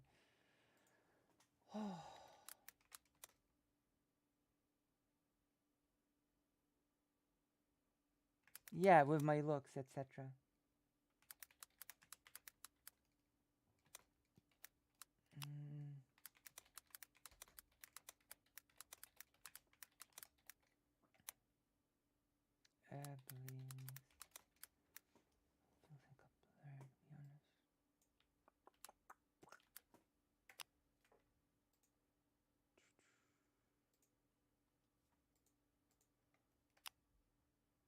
Oh, I have to log in. My own thing. Oh my god. For real? I have to do verification. It's so annoying.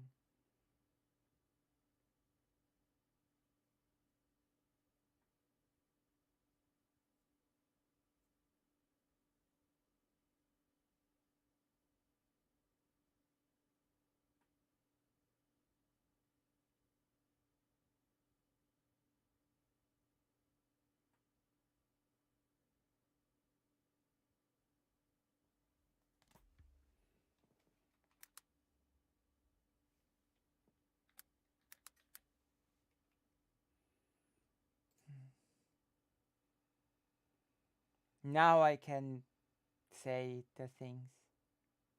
There you go. Now I can do it.